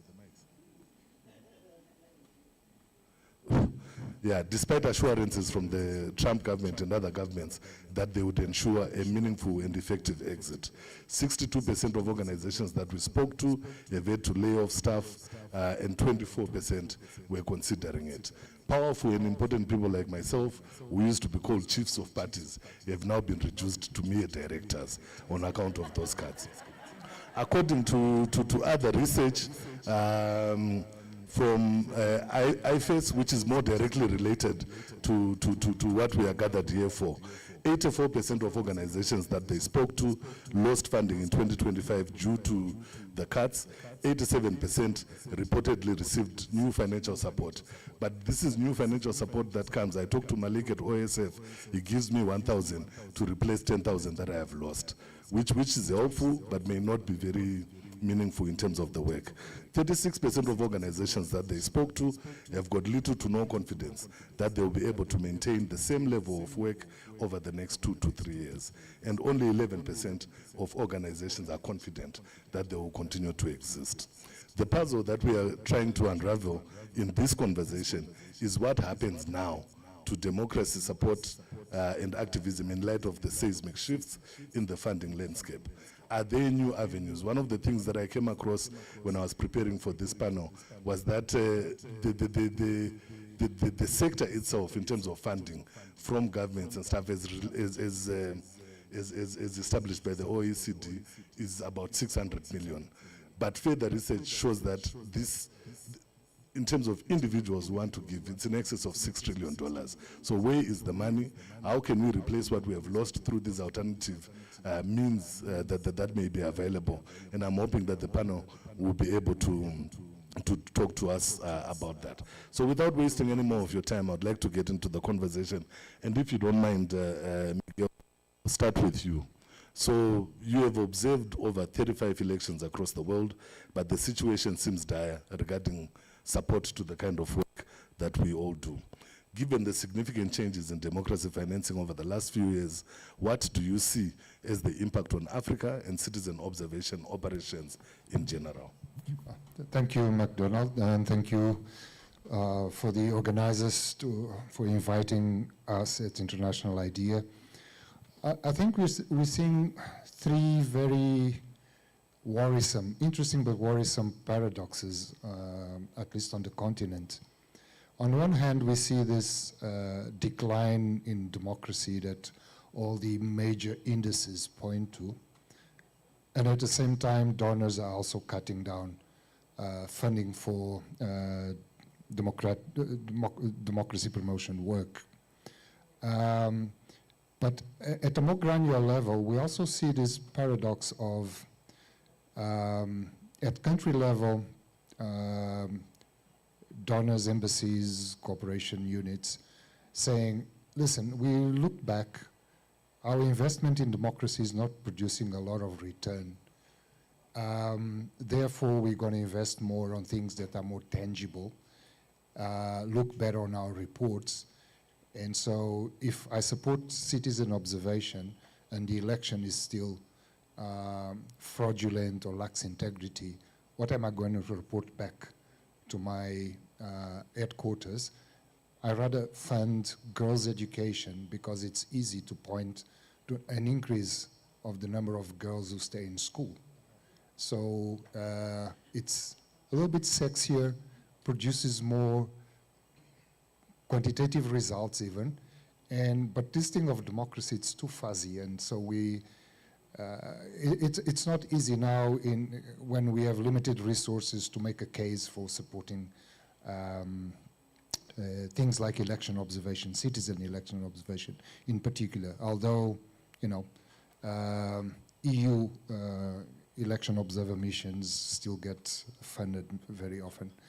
The third paradox, in a way, is that in a way to rationalize funding, we see more and more the trend to support big consortia of big CSOs or NGOs, and marginalizing a lot of the non-capital city-based CSOs, CBOs, and so in a way this is also contributing to this closing of the civic space, because there's a handful of organizations which are well-funded, normally based in the capital city, and the rest of the country is totally neglected. So basically we see a lot of, and many of these consortia abandon a lot of their activism and become project management units, literally. Very apt at developing projects, selling projects, and implementing projects, but no longer really care about activism or change or transformation. So I think these three paradoxes, which are really complicated, democracy is going down, but funding for democracy is all going down. And at the same time, donors say that, yeah, we cannot report a lot of results on democracy, so we're going to fund something else. So it will be very interesting, at least for the academics, to start seeing whether there's just a coincidence, a correlation, or even a causation here, that the diminishing levels of funding for democracy, whether they are not actually, in part at least, causing the degradation of the quality of democracy. Great stuff. Thank you so much, Miguel. But I want to move on to Robert. But before I do, perhaps your reflections. You raised these three paradoxes. Given these paradoxes and the challenge around causation and stuff that you placed on the table, what do you see as the future of citizen observation in this context? It's really tricky, but I think, and that goes to the opportunities and silver lap question that you had sent us earlier. It's also paradoxical that if Western countries don't fund democracies, they go down.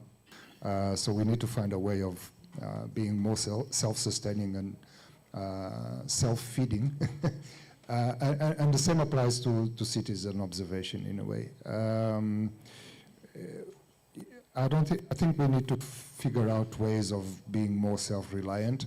I know it's difficult, but perhaps rationalizing the way we do citizen observation, instead of having 50 different small initiatives, maybe have more rationalized, multidisciplinary observer groups that can tackle with a number of different issues, using more technology that allows us not to rely so much on so many observers in the field.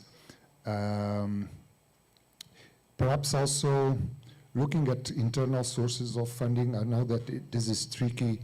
Looking at our internal private sectors raises some ethical issues sometimes, but if we can sell the idea that without free and fair elections, there's no really good environment for businesses to thrive, so it's in their interest to make sure that elections are free and fair, and therefore election observation can contribute to that.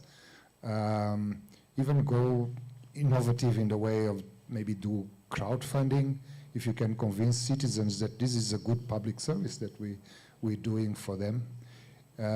We have this huge appetite for youth activism that doesn't charge a lot of money. And so if we could combine, more professional observers with youth volunteers and youth activists, we could replace the old models of election observation that where every single observer needs to be paid and et cetera, et cetera. So, but this is all going to be very experimental. It's going to be very country specific. In some countries this may work, in others it won't. But I think that we really need to start thinking with, a different mindset on how to do these things. Thank you so much, Miguel. And I think that that's a good segue to Robert. There are a number of things that Miguel has placed on the table, alternative funding models. I think earlier in the previous panel we had about the Kenyan young people, and part of what those young people were able to do was actually to fund their own struggle through means that previously we thought we couldn't support on Africa because we are so poor. We can't afford to give to struggles for our own liberation.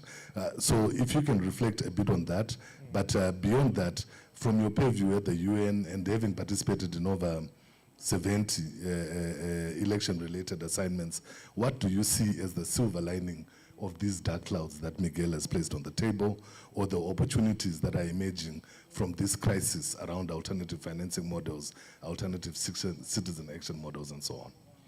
Thank you. I know this is a very difficult conversation about the future of funding for democracy.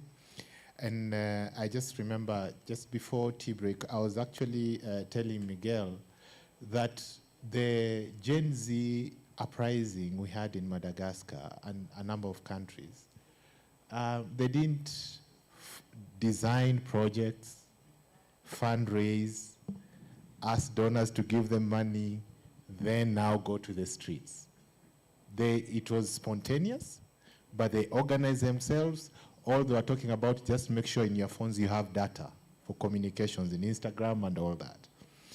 And so we basically see that there's an agency amongst the African youth, which is not costly in terms of the way we see the costliness, the cost of financing civic participation and democratic electoral processes. So I think there's something that we can learn from that. One of the things, even in the conversation around financing for democracy and the role of civil society organizations, I think also it should be an opportunity for the civil society to interrogate their impact as far as supporting democratic electoral processes is concerned on the continent of Africa. And the reason why I'm asking this, the need for us to interrogate, is that we should be asking ourselves whether some civil society organizations were created because of the funding, or they were created because there was a conviction to support and safeguard civil and political rights in our respective countries. I think this is something, it's a self-introspection kind of conversation for us. In terms of silver lining, one of the things, I've also been thinking about is that, okay, the response Miguel also gave is quite useful in terms of grassroots mobilization, looking inwards within our countries. But one of the things also I've realized is that there are also policy conversations where the civil society is absent in the conversation about financing for development, for instance. Recently, I was just reading about the Compromiso do Sevilla. It's a compromise where the heads of states and government met recently around June, and they were engaging around the conversation of financing for development. Now, of course, this brings a interrogation of what really development means. For others, they have that narrow social and economic transformation and so on. There are others who think that it has to be extended to the civil and political rights, which is the realm of all the civil society organizations represented here engage on, you know, the civil and political rights. But I think the civil society needs to be in that policy round table, that when conversations amongst heads of states and government is taking place about financing for development, they also have a place to state that this needs to be extended to supporting democratic processes. Other than that, we find ourselves playing a fire brigade role as civil society, because at the policy table, the distribution, the conversation on how the distribution of the cake will be done has taken place. And therefore, where you are now fighting for the space on how do we now get money when it's already been decided. And I think so the conversation on financing for development, because many African countries are grappling with that, debt financing and all that, I think that's where we also need to be involved in. Because if we are talking about accountability in governance, no multilateral institutions, even in their feasibility assessment, when they're providing funding, they don't also explore the issue of accountability, because the money has to be accounted for. You work at the center of accountability. Your work essentially is about accountable governance. Whether you talk about election observation, whether you talk about advocacy of on reforms, whether you talk about, you know, the low-hanging fruits about post-electoral follow-up, you're talking about accountable governance, so that the government of the day is responsive to the people. And so I think we need to plug ourselves at that level. And I don't know whether any civil society organization here has participated in those kind of policy conversations about financing for development. Maybe the last one is that the civil society organizations in the room, and part of that is also the work we are doing at UNDP. We are continuing to work with civil society organizations, even in the context of shrinking funding. And one of the things also we are looking forward to is that we, at UNDP, we're also looking at establishing the Africa Elections Fund. We hope that it's going to start next year. In January, it's a multi-year fund where part of the support is going to be to civil society organizations to strengthen democratic and electoral processes. So the fund basically will be structured around multi-level interventions at continental level on peer learning initiatives like this one, but also at country support level, because it's at the country support level that where the civil society work has more meaning. And so we hope that that fund also will be able to collaborate with the civil society organizations which are here. We had the inception phase in 2023, and right now we are moving to the full-fledged fund. Thank you. Awesome. That's a good way to end an intervention. These people are worried about money. You are saying you are giving them some. But just speaking of money, I guess Malik, you are from OSF, and you have the disadvantage of my having been with you last week with a lot of young people who seemed to have interesting ideas around a lot of the questions that we're grappling with.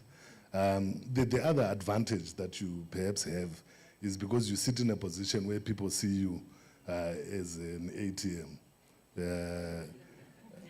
that they will always come to you with ideas, especially in these times of serious need. Robert has just talked about silver linings and some opportunities in new engagements with all sorts of different actors where you sit at OSF. Are there any new innovations that have come to your attention that you think can be able to save citizen mobilization, citizen observation better, the fight for democratization better? Thank you very much, McDonald. I will start by what my friend said.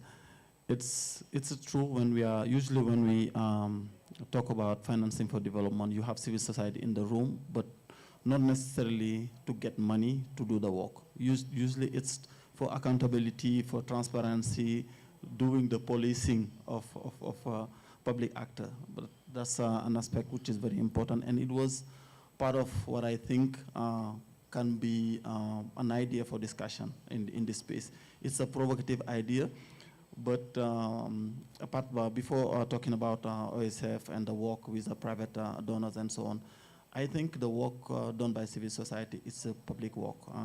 It's a work of public interest.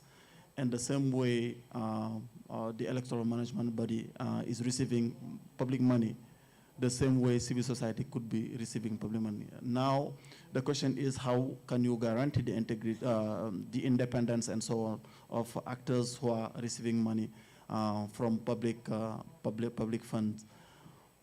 But the money civil society is receiving from donors is coming from public fund. It's a foreign public fund, whether it's the European Union, whether it's the USAID, and so on. It's public money. When it goes to government entities, there is no challenge. But when it's oriented to civil society, that's where people started questioning the integrity, questioning certain issues. And I think that's a provocative idea. And even inside civil society, many people will say, okay, can we receive money from government? It can be voted from the parliament and sent directly. We have electoral management bodies that are receiving public fund, managing them, and why not also for civil society, which is doing public work. On the other aspect, democracy is in Africa is facing a polycrisis. And what we are talking about, which is the financing aspect, is just one of the dimensions of the issue. And when the US government decided to cut funding from USAID, many interests turned just directly to the private donors. But the challenge is no private donor can just match up what USAID was doing. $40 to $50 billion annual budget, it's just impossible for a private donor to match that resources. We discuss internally and management, including with other private donors, to see how we can face and what we can do. There are discussions still happening right now, and we have put in place some mechanisms internally to support some of the partners that were implementing projects by giving them, in some instances, leeway on how they use the fund to match up or maybe to cover some of the aspects of their spending that was caught by USAID, but it's not a sustainable way of doing the work. And I think having public funding could be one of the sustainable way of doing the work. In addition to that, also, I think my friend said it earlier, trying to rationalize our interventions. For example, many observation missions are using IT platforms, and you have as many IT platforms as many observation missions.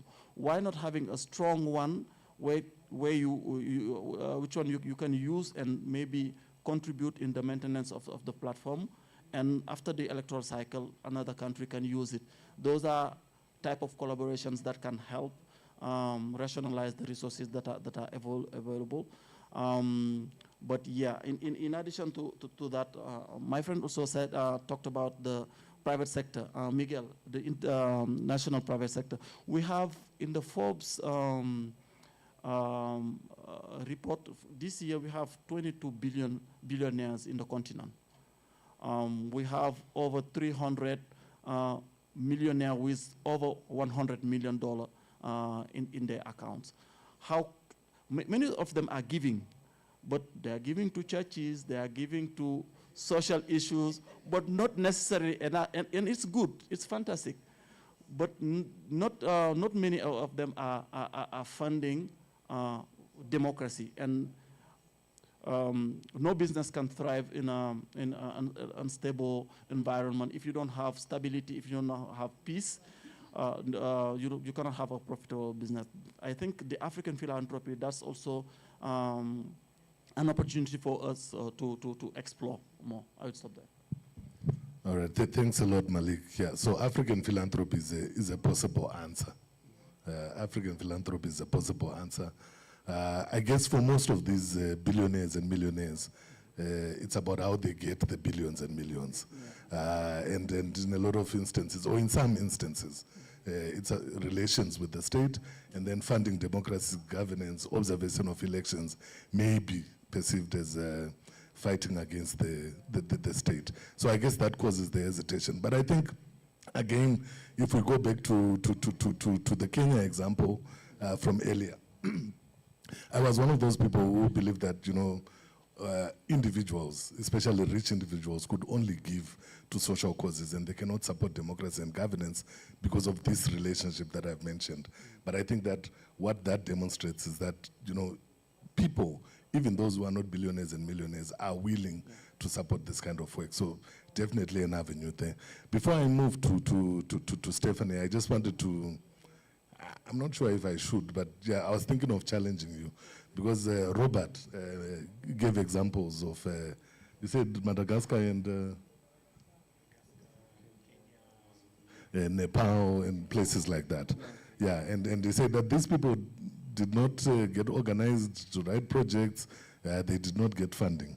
In Nepal, OSF is named specifically as a funder of those young people who were causing discord on Discord. In Kenya, Ford Foundation is named specifically as a funder of that chaos. I'm not going to ask you to confirm or deny, but but I'm just putting this this out there. But you know, in your intervention, you raised issues around continued legitimacy and independence of civil society. Just in your assessment of some of the innovative ways that you have placed on the table, is there a way, or what guardrails or safeguards can we put in place, or can be put in place, to lend legitimacy and accountability while sustaining the independence of these innovations and models that you have mentioned?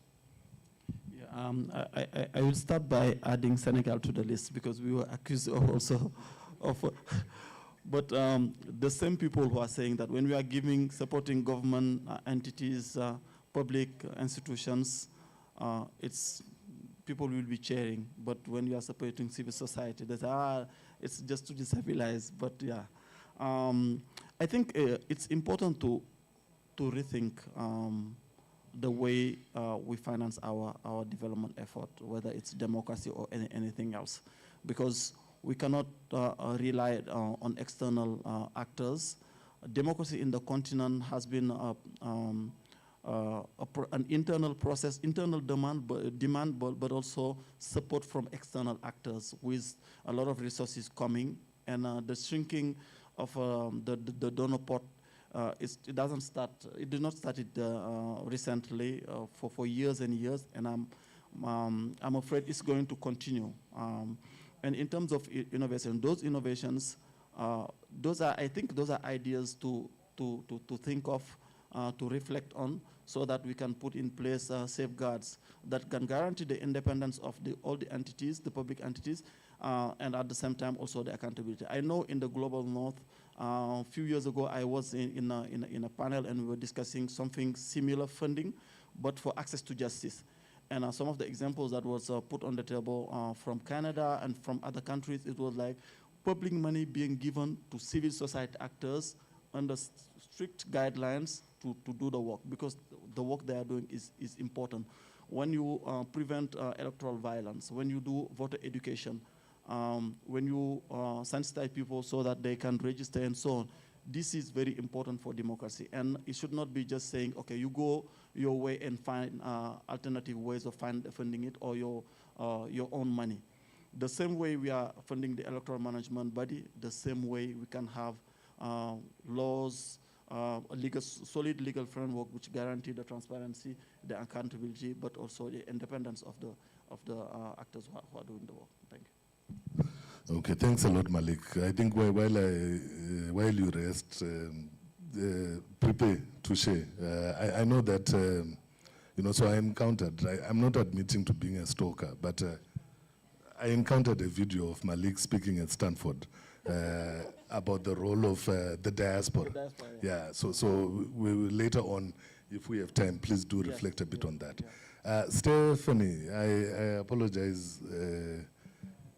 I'm going to shoot from the hip here. I mean, you've heard the conversation so far. Are there any examples from your work that you think are leading the way and allowing the future of citizen observation to emerge in a transparent fashion, well-resourced fashion, and so on?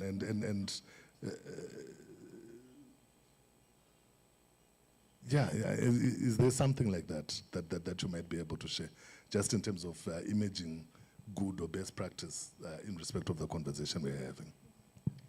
Thank you, McDonald. Thank you for invitation.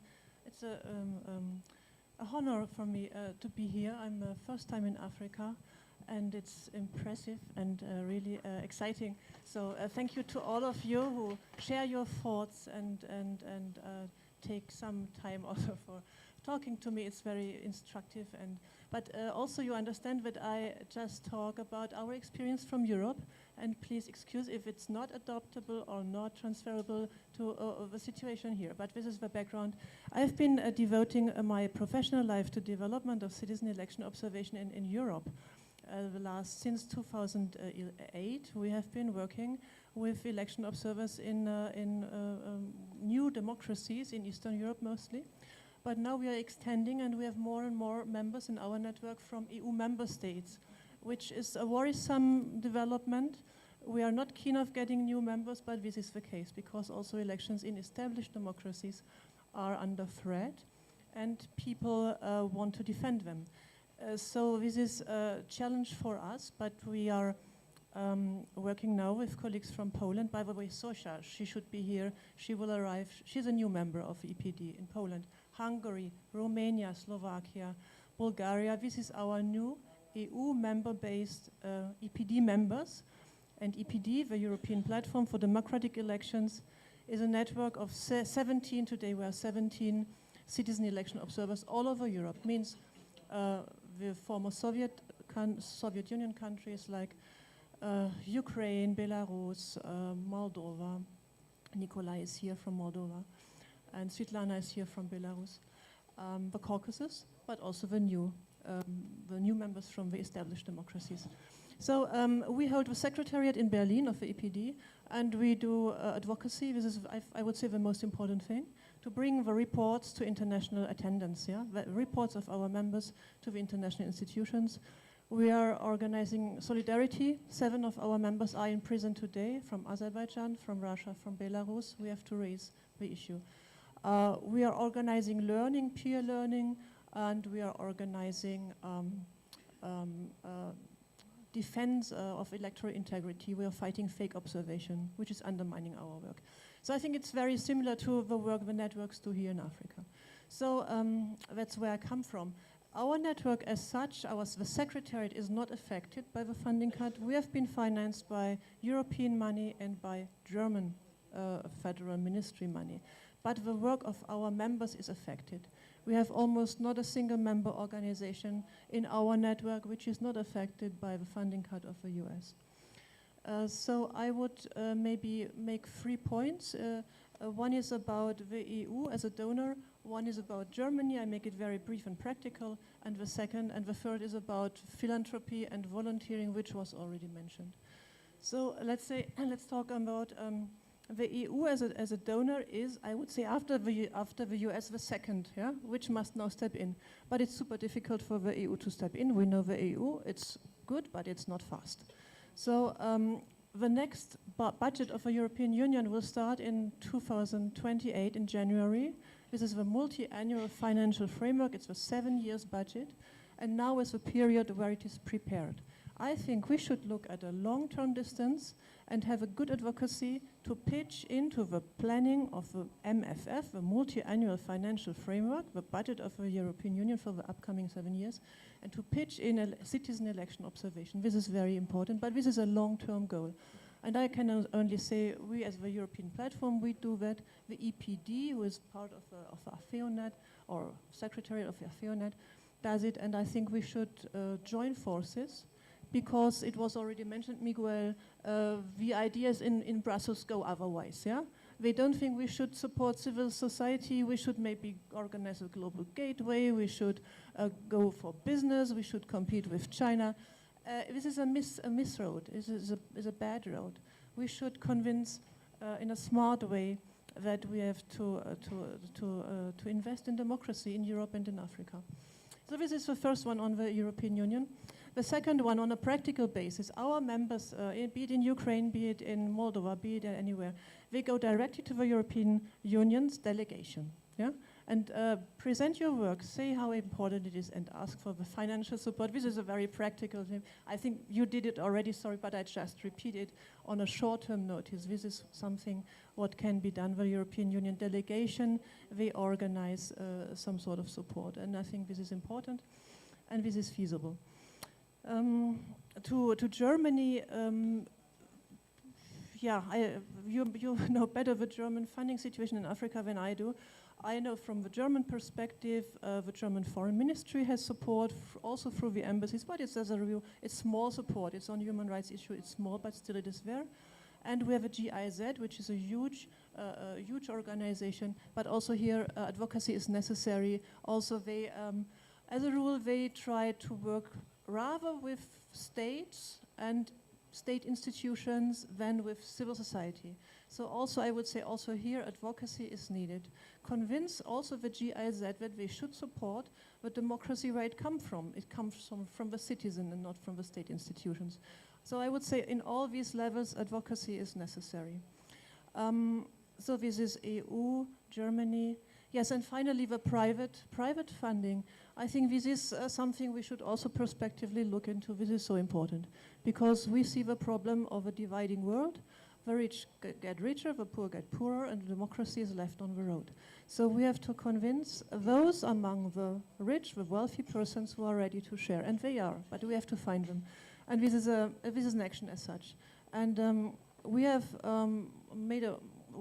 initiated or proposed to the European Platform for Democracy in Brussels, which is a very interesting advocacy network, to raise that issue and to develop a sort of, to approach systematically the wealthiest persons. There's this campaign, Tax the Rich, there's the campaign, Proud to Pay More. So there are rich persons who understand their responsibility, and we should go out to them. On a European level, on a German level we do it, and I think it was mentioned in Africa, definitely. That's where we should go. And that is my 3 points. I hope there is something which is of help or of interest for you. And I would maybe final conclusion. Just today I read an article about the US aid cut. And there was figures in that article. It was that an average US citizen has been paying $15,000 tax a year. And the budget out of that for the US aid was $24. Yeah. So to economize and to spare, this is not the intention. It was the intention to disturb democracy. So we have to really to fight back and to compensate on that. So to understand, this threat and to develop our action. Thank you. Yeah. No, thanks a lot, Stephanie, for that take. I mean, there is a lot that is useful in terms of your current practice and so on. But you ended your intervention by raising American statistics and then gave the mic to either an American or someone who is domiciled in America.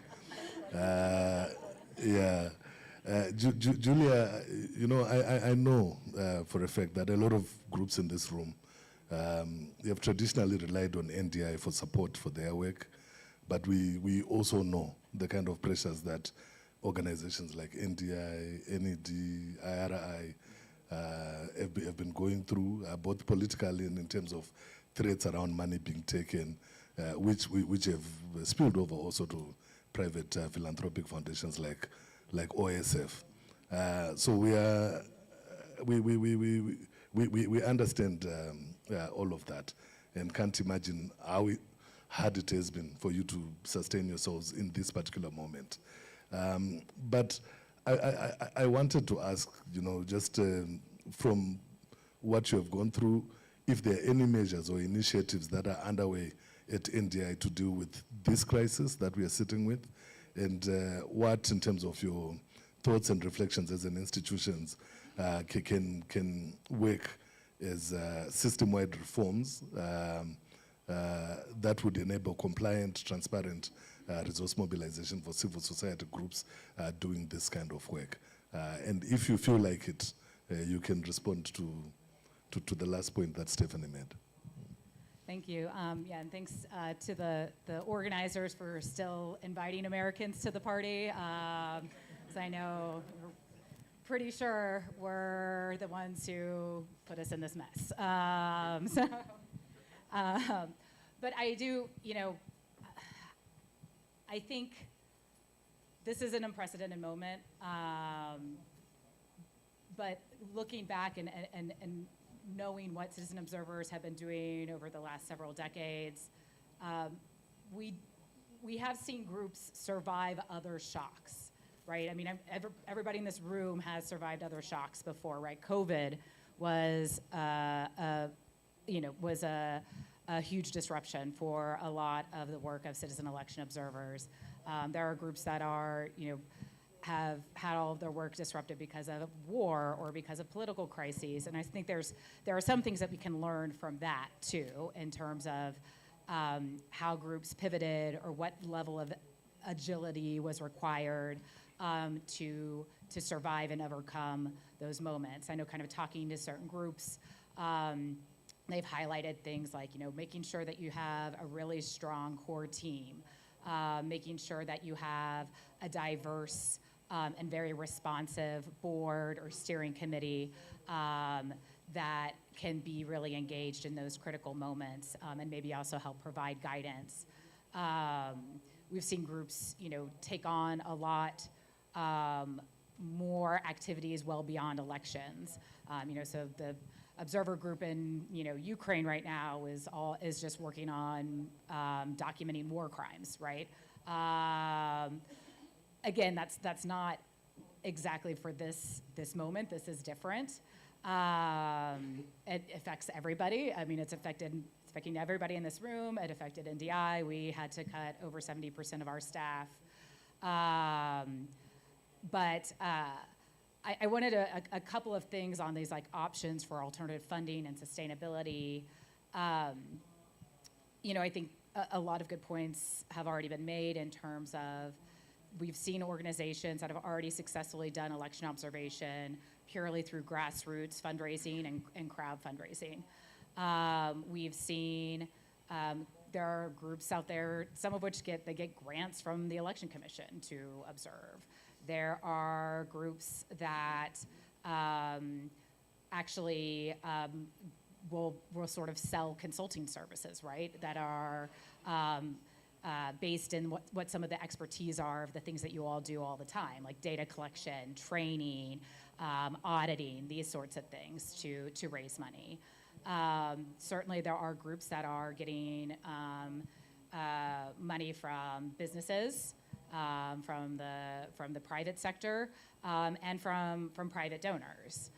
I think those are all options to explore, but I think there are some real guardrails, right, that citizen observers really need to think about with some of these options, especially when you're looking at internal fundraising, because suddenly your funder may be have a much more of a stake in the electoral process and the electoral outcome, right? And so how do citizen observers, what guardrails can you put in place in order to maintain independence, in order to make sure there are no conflicts of interest, right? When we're starting to look at non-traditional forms of funding.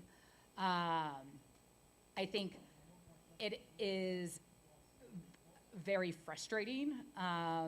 There are people whose full-time job is to just get money from rich people, right, as a profession. And that's not what you all are here for, right?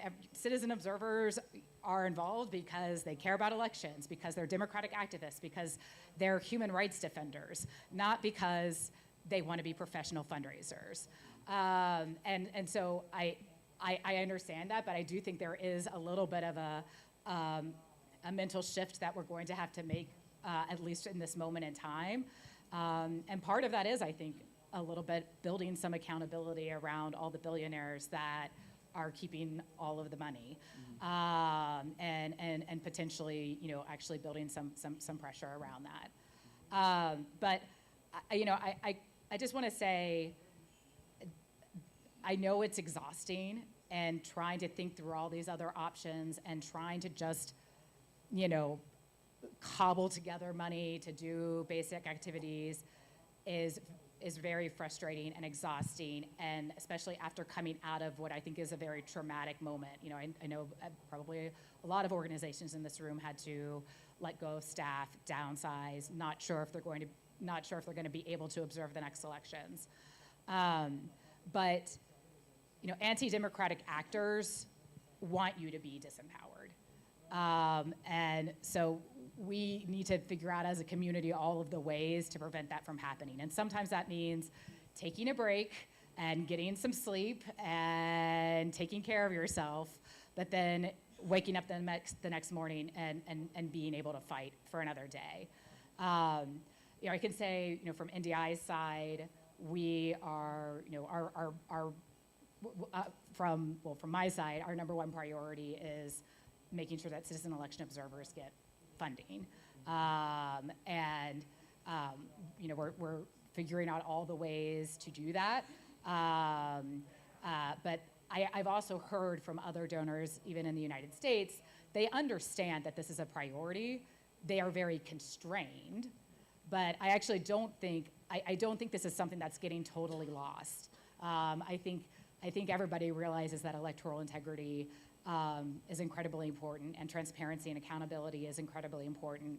And it's just kind of trying to navigate this to figure out a way to be supportive. But I just want to, emphasize that let's not get too discouraged. And again, if you need to take a break, if you need to do some self-care, and then get ready to fight the next day, that's the most important thing I think we can do right now. Yeah. Thanks a lot. Thanks a lot, Julia. The last point that you made reminded me of something that happened just before I came on the panel. So I don't know, there are these brilliant photographers that are moving around taking pictures. So one of them took a picture of me sitting there, and it was posted somewhere. Then I got a message in my inbox which said, you look tired. Did you sleep? So there is real value. I think a lot of us, we tend to do a lot of running. We don't pause to take care of ourselves. And what you said, I hope you were not targeting me. But I think it's very, very important. And also a lot of interesting points around some of the things that you said. The last, one of the points that you made is really around storytelling. People know that these things are important, but the story is not being told enough. There is a way in which we can be able to look at this question as, or even, this whole conversation around democracy as a narratives battle, and also as a cultural battle. To what extent are we embracing meaningful storytelling in terms of the impact of our work as citizen observers, so that other people can be convinced, or those that need to convince other people who have an easier job of it on account of how we tell the story. When we tell the story about democracy in decline, are we doing ourselves a favor, and does that bring people onto our side when we've got so many successes that Rindai was talking about in the previous panel? But thank you so much for your intervention. Colleagues, we are running out of time. I wanted to come back to my panel a second time, but I think for purposes of benefiting from the wisdom in the house, because there is a lot of wisdom in the house, I'll hand it over to the floor.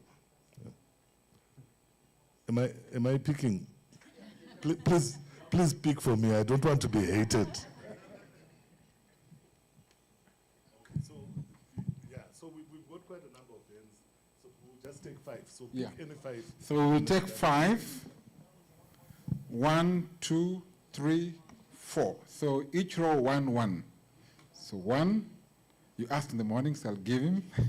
2, 3, 4, 5. So keep it to 30 seconds. 30 seconds. Over to you. Yes. Yeah, go ahead. You could use that. Hello. My name is Nikolai Panfilo. I'm coming from Moldova. Thank you very much for the invitation and for the opportunity to listen. This topic is very important, I think, to everybody. And traveling from thousands of kilometers, I didn't think I would find like-minded people here, not only with the problems we share, but also with the solutions. And I wanted to say, Malik, we are discussing something similar, the idea that you mentioned about this work that we do being of public service. And we need, I guess, encouragement and support from the donors who still have some resources, like IDEA International, NDI, whoever has some resources, to support some advocacy work that we can pass this kind of measures to be adopted in our countries. Because it's not a solution to just go and beg for every 20,000 euro or dollars for every mission. We need to have some sustainable solutions. And in the same logic, if I may ask also, we as NGOs, we are also ready to provide services. We have long experience, we can do this in different areas, but also we need to learn how to do business actually, because this has to be a business. We've never been in business. So it can be also from the scarce resources that donors still have to support us to adapt to this, to become or to develop businesses and services that can sell. So this is not a question. If you want to comment on this, or I mean, there is NDI, there is Open Society, there is IDEA International. What do you think about this? Whether this can be one of or part of your strategy for the next years to support? Thank you very much. Thank you. My name's Chomba Chela, in retirement, but I was in the electoral space. I just wanted to share something, just riding on what Julia had stated from NDI. In 2010, 2011, UNDP, through the Basket Fund, had attempted to discuss with the church a way of sustaining domestic observation. And the thinking was around initiating some fund in the with the three church mother bodies, just for the sake of the audience. We have the different church mother bodies, the Catholics, the Protestant evangelicals, just to have a sort of fund, whether we call it a governance fund or sovereign fund, to be collecting money to provide for domestic observations. Our churches in Zambia do collect quite a lot of money, and people are committed to that. But I don't know what has happened, because I'll give you an example. The Catholic Church, I think in the last 2-3 months, just to support one diocese, a men's group was able to raise in excess of $200,000, $300,000, just to support these different causes. But obviously this, I don't know what has happened with the UNDP basket fund, but this is something that could have assisted in raising funds from a church, and the church is part of non-state actors and civil society. So I was just saying, riding on what Julia was saying, why always depend on external donors when you can raise money even from a church, which is part of the civil society organization. It's just an observation. Thank you very much. Yes. Thank you very much. So I've listened quite a lot around citizen-owned observation, how we could, self-sustain and all of that. And I just want to ask for citizens who have, because most times this funding doesn't get to rural communities, right? It stays in the urban communities. And I have seen in Nigeria where we have in rural communities where citizens stayed to observe election all through. So how do we come up with sustainable models for communities, especially to Stephanie, and how can they sustain themselves in observing elections moving forward? Thank you. And lastly, Felix. Okay. I'm convinced that using public funding is one of the ways. Like we reserve funds for, for electoral management bodies. We can also reserve some funds for election observation in the public fundings. one of proposition also that we had in Madagascar is that political parties wanted to fund now the election observations. Because when we released our methodology that we will not be able to cover some districts or some areas, they told us, yeah, why you will not cover this kind of areas? Very short of funding, we don't have funds to cover all districts and all police stations. And they told us, yeah, we can contribute on that. And we can give funds to cover these districts. But the problem is that all the political leaders are also private sectors managers. And there are this kind of collision between private sectors and political leaders. And why to tackle these issues and when political leaders want to fund election observation? Thank you. Two quick ones, and I'll build on that one. There's an issue around the progressive voices that are pushing for funding from state. And I know there are complexities there, and so I would want to know how do you navigate institutions whereby as funding scope decreases and people are looking into access funds from governments like citizen observers, how do you navigate that? How do you navigate that complexity in being funded by the state? The other question is around, and I'm picking from Miguel, where he talks about, is it a coincidence, correlation, or cohesion? In the sense that the traditional donors to governance, to democracy, you look at democracy declining at the same time funding declining. Could it be that they are realizing that the Chinese didn't care about democracy, went in and did business and they're doing well. And now they're also saying, oh, wait a minute. Maybe also we can now focus to doing business and democracy is no longer that a big issue. And that explains the shift in funding. Thank you, and over to you. Moderator. Thank you so much. You did a brilliant job selecting people with no fallout to me. Colleagues, I'm going to ask my panel to answer some of these questions and at the same time also just give their closing remarks. I took note of Malik, the question from the colleague from Moldova, if you can be able to answer that. Julie, your name was invoked in relation to the basket fund, but perhaps also just reflect on funding from states. Because I know that the challenges are very contextual to us here on the African continent on account of the governments that we had, but you and Stephanie come from countries where states are fairly functional and some of your organizations, well, I take that back. You come from countries where civil society is funded by the states, and it doesn't seem that there are any big issues. So if you could reflect on that. Malik and Robert, the issue around collusion between business and political leaders. Miguel, the question around correlation causation is one that you posed, and it has been thrown back to you. If you feel you cannot answer it, I know that Professor Sawelo Mahlotsa is coming on. We can challenge him to answer that one when he comes on. But if you've got ideas around it, please feel free to share. So 1 minute, 30 seconds. 30 seconds each, and then a minute to you to conclude. You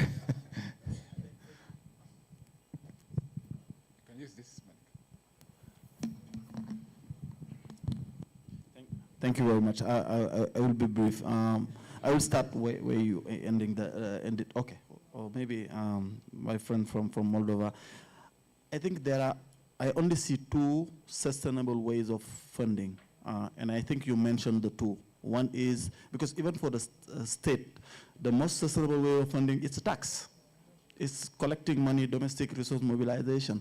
The same way money coming from the state, going through the budget and at the National Assembly, but well with a strong structure for transparency, accountability, and so on. And receiving money also from business. I think the other option is having an endowment. Some of the observation groups have been working for maybe decades if they put all the money they receive, it would be maybe millions and millions of dollars. If they were putting maybe part, they could, or even fundraise for an endowment that would make the work sustainable. Because even some of the donors, what they use, it's just an endowment. Whether it's OSF, whether it's other entities, they have an endowment which is generating resources, and it's the return from those investments which is funding the budget. That's something also I think civil society to think of.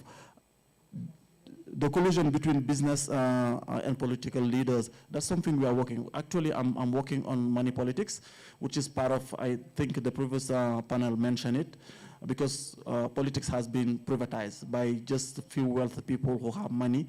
They are the ones who are dictating the political agenda, even who is running and who is winning. And that's something which is against democracy, against the universal suffrage, and that's something we are trying to see how we can curtail in the continent.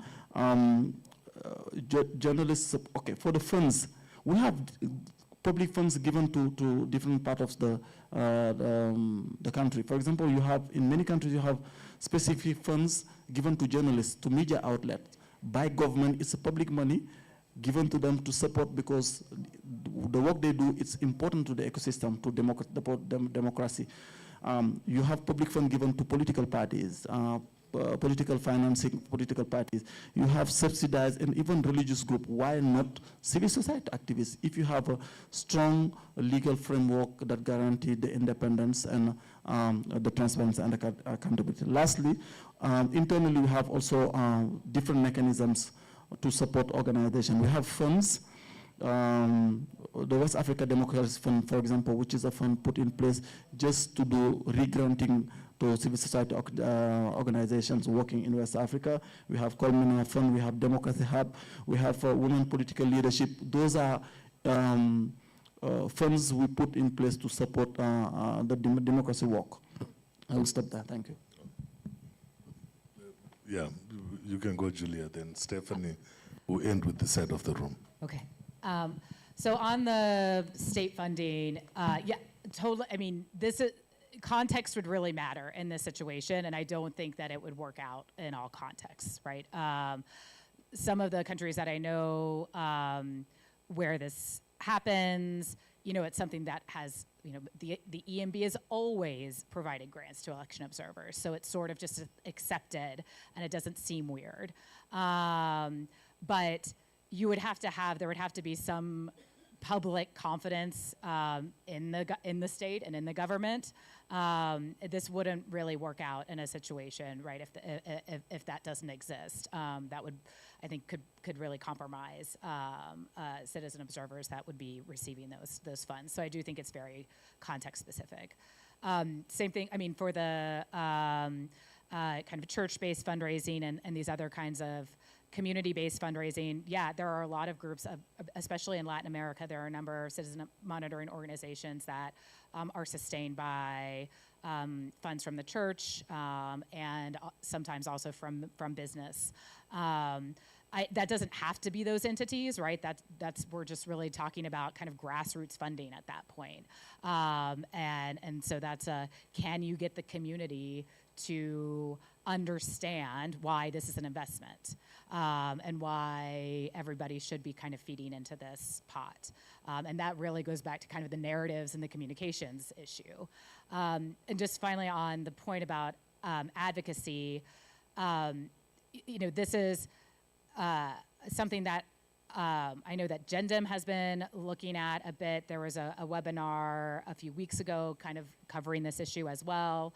And I think there are some conversations to be had about would it be helpful to have collective talking points, right? That all of your organizations are using, so everybody's kind of singing with one voice. And if so, that's absolutely something that I think that's a conversation to have with Dr. Bariti right here and some of the other GenDem members here. So I think there's some avenues here to explore to have kind of maybe a little bit more unified advocacy. Yeah, I can follow up on only one point, which was mentioned on this governmental or state funding. We have a rule. It's not written, but it's a use in the EPD that not to take money from the country, from the state that is observed. So how can you take money from an election management body that you are controlled, that you are due to control? And how long, if you do, how long will you take until maybe this election management body is corrupt or is authoritarian guided? So this is very tricky, and we have started a first small election observation mission in Germany this year, and it was a local election, and we managed, but it's Germany, okay, we did it all with volunteers, and I think this may let people do that, let them pay for their own tickets. I understand in Africa it may be not possible everywhere, but in those societies where it's possible, I think we should do it to the maximum possible extent, and to make it a res publica, a common action, a people's action, and refrain from taking money from the state, from the government or from the administration you should control. All right, thanks a lot. I'd forgotten a question which I'm going to challenge Miguel and Robert to respond to, but it was also asked of you. So, the question around resourcing models for communities beyond citizen observers in the cities and stuff like that. And then the question around socialization, business. You want civil society to become social enterprise. You want them to become businesses. But I was born as an adult, as an activist. I have zero business acumen. I know how to fight. How do we balance that equation? There are so many questions there, but so on the issue of coincidence, correlation, or causation, I think, as I suggested, it needs to be studied. It would be interesting, but might be more academic than anything else at this point. Decisions made in European or American capitals don't often look at the results of these kinds of studies, but we're all aware what the trade-offs have been. It's Ukraine over democracy in Africa. It's issues of dealing with domestic constituencies, issues rather than foreign aid. It's but also promoting more trade and investment rather than democratic development. And yes, to a certain extent, the competition with China is very important. But I think here the key issue is, why does it have to be either or, right?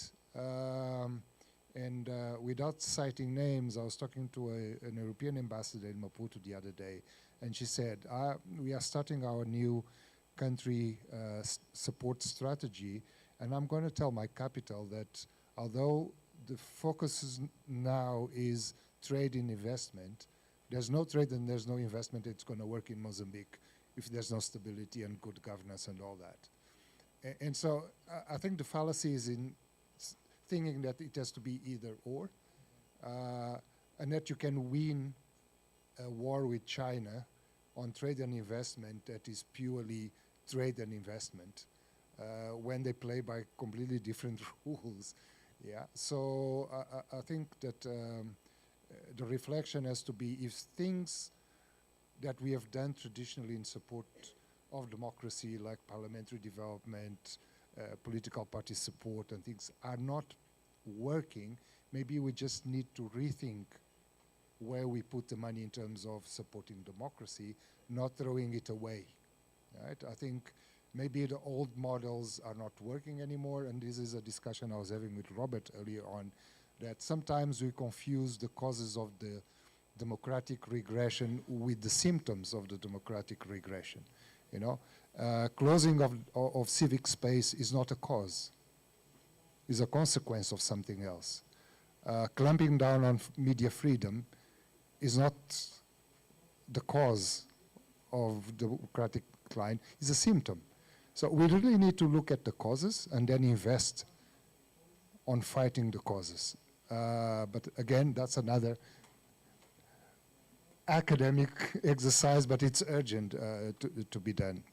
In terms of the community engagement, I think, as Stephanie said, I mean, at that very much local level, I think there's a lot of scope for voluntary engagement in these kinds of initiatives. A lot of young people are very curious of how these things work, and they are willing to engage their own time to get engaged in their communities, because at least in Mozambique we have this saying that the further away you are from the capital, the less democracy you have, and less participation and less space. So young people, they are even hungrier for opportunities to participate, even without anything in return. So I think we have to harness that as well, and then make it work up until they become part of the larger national efforts as well. Just a couple of, just two things. There are some donors that are traditional donors, but typically work with governments that are still have a lot of money, and that at least organizations like International IDEA are thinking of starting tapping on them.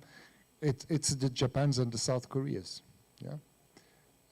But the thing is that they normally give money to governments, but they are starting to open up to the idea of supporting other types of things. The other one, which is trickier, probably trickier than the private sector thing, but suddenly they have erupted on the world stage and saying, we would like to start supporting stuff like elections and constitution building. It's the Gulf states. Yeah?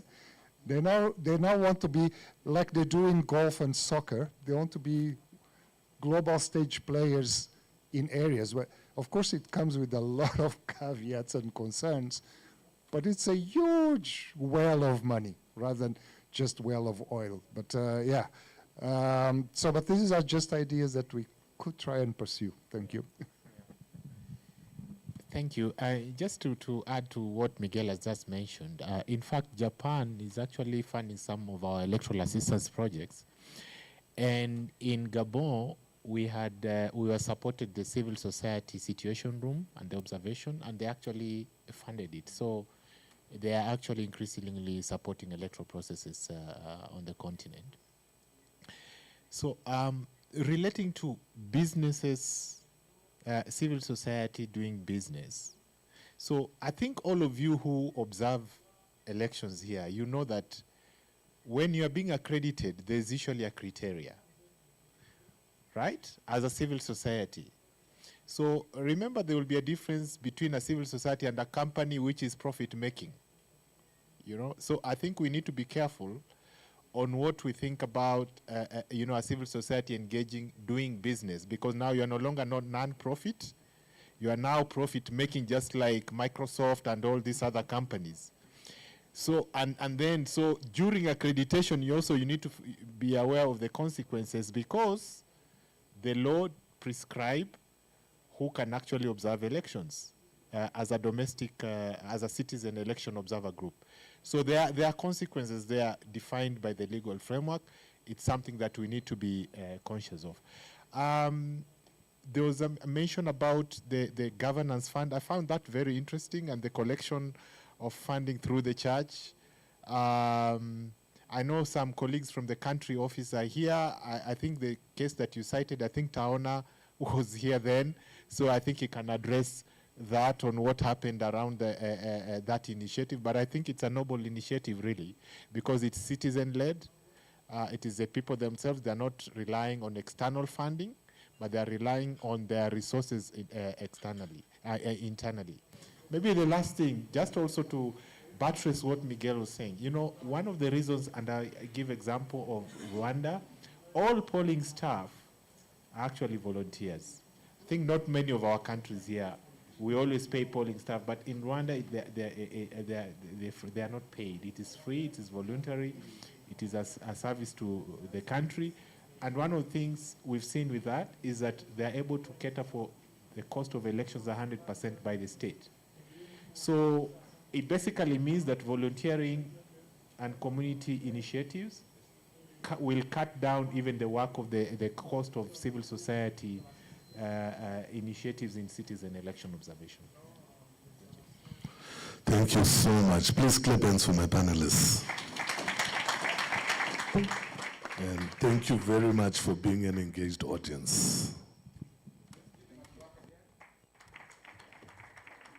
So the camera crew could come in front and we take a photo. So it is time to break for lunch. It is now 1:50. We shall return at 2:40. 30. So 2:30, please. I think all of us have the vouchers. If you don't have, please still near there. Our lunch is served. Yeah, you could tell us where our lunch is served. On the right, restaurant there. Yeah. Very good. So could we all please go for lunch and come back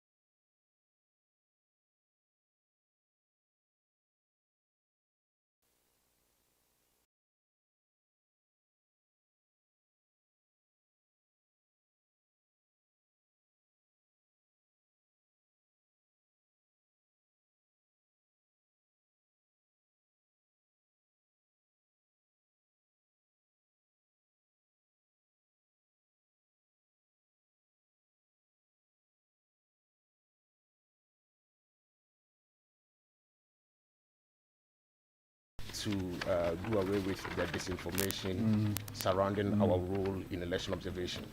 So we should let our role be known to all the stakeholders or all the actors within our political space. That we are not spies when it comes to elections. We are not biased. So once we are able to explain our role and our methodology to them, at least they will come to appreciate the role that we are playing as regards promoting electoral integrity in Africa or within our respective countries. So that said and done, I think we as observer groups should not also only focus on the E-Day activities. So once we join these stakeholders from the pre-electoral phase to the E-Day activities and the post and even work towards reform, at least they will appreciate what we do more. And more or less, once they understand, they will like to work with you. But when you begin to operate in an opaque manner, and behave like they're prefects. Yes, behave like they're prefects. For that one, I think it's something that because of the clash of egos and all those things, nobody will allow you to just overtake what they are supposed to do. And lastly, Joseph, AfEONet is hosting this important conversation on how to safeguard electoral integrity in the continent. We've also learned from even our colleagues from Europe the place of solidarity amongst networks, south to south collaboration and north to south collaboration. You can even see from the way in which this summit is organized, we have Africans and Europeans coming together, sharing experiences. So in your own reflection, what does these forms of solidarity, whether north to north, north to south, south to south collaboration, what do you think these sorts of collaboration can do to enhance not only the work that we do as observers across our different jurisdictions, but also to enhance observer security? Yeah, so it's an interesting thing that you have brought it up. Normally, when there are some election-related issues in some countries, these major or regional election observation groups that we spoke about, it's an act of solidarity, but personally, I think we should think of we should be thinking of going beyond just issuing press statements. Yes, and having our grounds, our feet on the grounds in our respective countries, so that at least once we go beyond the issuing of press statements, we will be able to influence the decision in the respective countries. For instance, we have seen that there are some election-related conflicts in Tanzania or in their country. Then you sit in Nairobi and you issue press statements. Yes, from Nairobi. From Nairobi. Yes, yes. So I think we should think of dialogue with the respective stakeholders when it comes to elections. Once they know the role that we do and they know how strong we are, at least we will be able to negotiate or influence them as regards the role that we are supposed to play in our elections. But when you are just issuing press statements and you organize conferences without the actual actors involved in whatever you are doing, just like they may not appreciate the role that you are playing. So one, I think we should go beyond issuing press statement. Is good. At least it shows that the member organization in that country is not left alone in terms of any issue that may arise in their performance of their duty. But at least we should be on the grounds, engage the local stakeholders, and for that one we're able to promote electoral integrity and protect our citizen observer groups. All right. Thank you very much, Joseph. That was a conversation relating to the work that observers do in very hostile and often very fluid environment that exposes the life of observers. Keep on joining us for the conversation. Joseph is from CDD Ghana, which is the secretariat for West African Election Observers Network. Thank you very much, Joseph. You're welcome, Marcus. Very good. How Junior ambushed me. Junior ambushed me. If me, I didn't know. But anyway. They should have given How she ambushed me. It is what it is. Yeah. It is what it is. Yeah. Okay. All right. Yeah, get something. Maybe I'll come for a fruit later. Okay. Yeah. Very good. Someone else coming? Very good.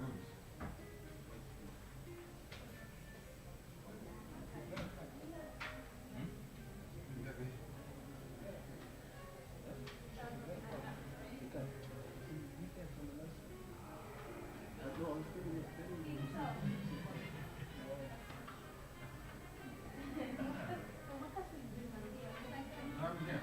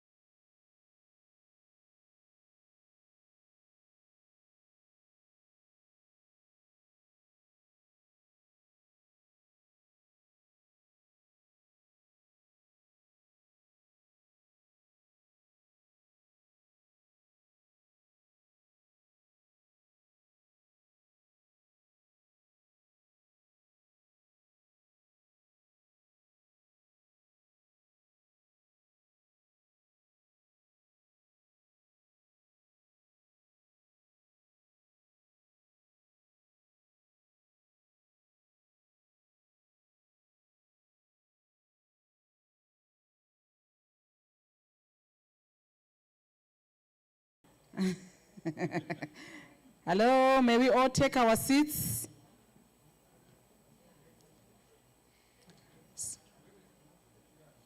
Okay, so we are starting our next session, which is session 3, on empowering citizen observers as frontline defenders of democracy and rights.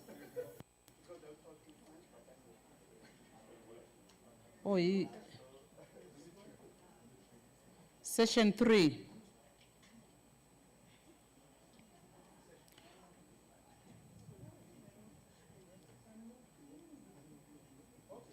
Reverend James Lahai, you are on this session.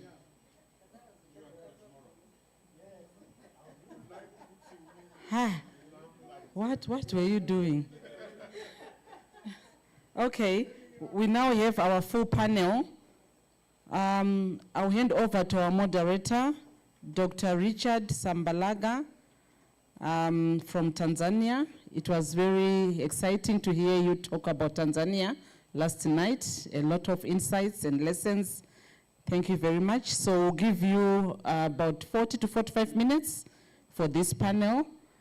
My worry is that we have a professor, we have a doctor, we have a reverend. You're in trouble. Thank you. Over to you.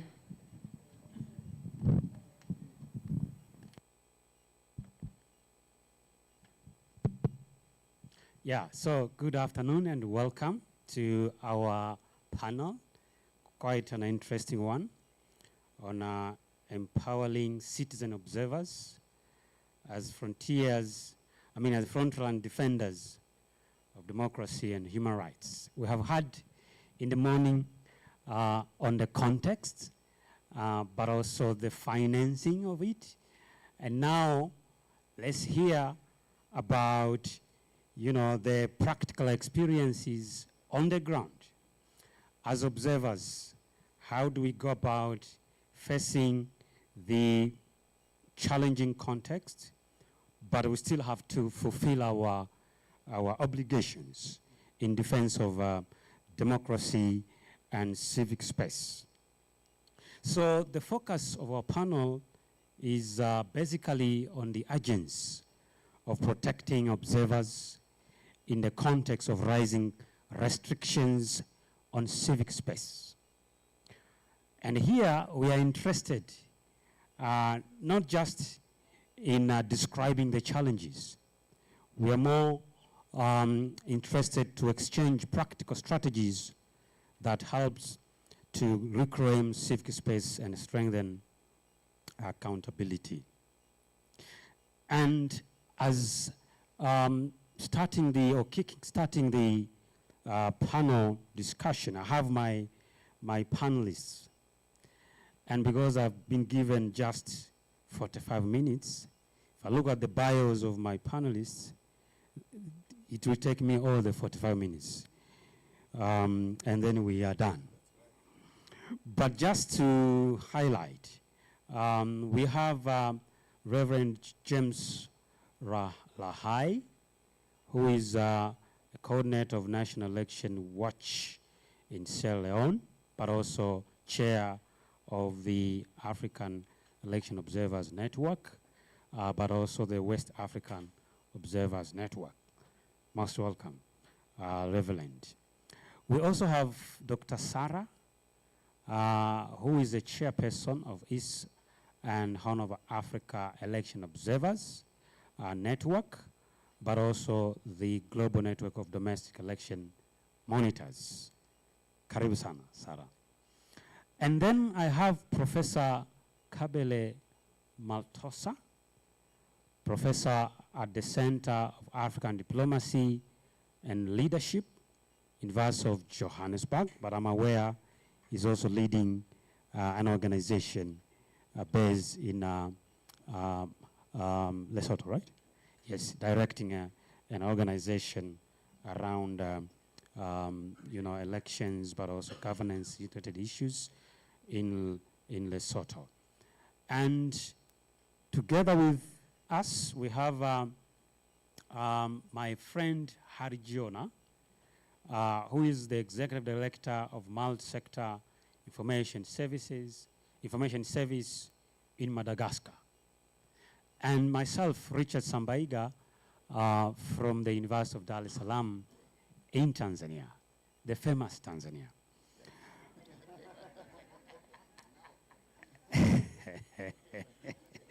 So to start our conversation, I want my panelists to take us briefly on, you know, on a journey, looking at what has been the space for citizen election observers across Africa. What does it really feel when you are on the front line as a citizen observer in Africa today? And here, I want to start with Reverend James, please. Thank you very much. You see, when I listened to the previous sessions, I convinced myself more that what we are dealing with seems enormous. In the early 80s in my country, there was no election observation. And that time, they were not killing people, they were not hurting people. All the government did was, on the day of nomination, all the opponents are arrested and kept in safe place, they are entertained. And then after nominations, when everybody has gone unopposed, they release them. So nobody actually died. No house was burnt. You see, but that has changed.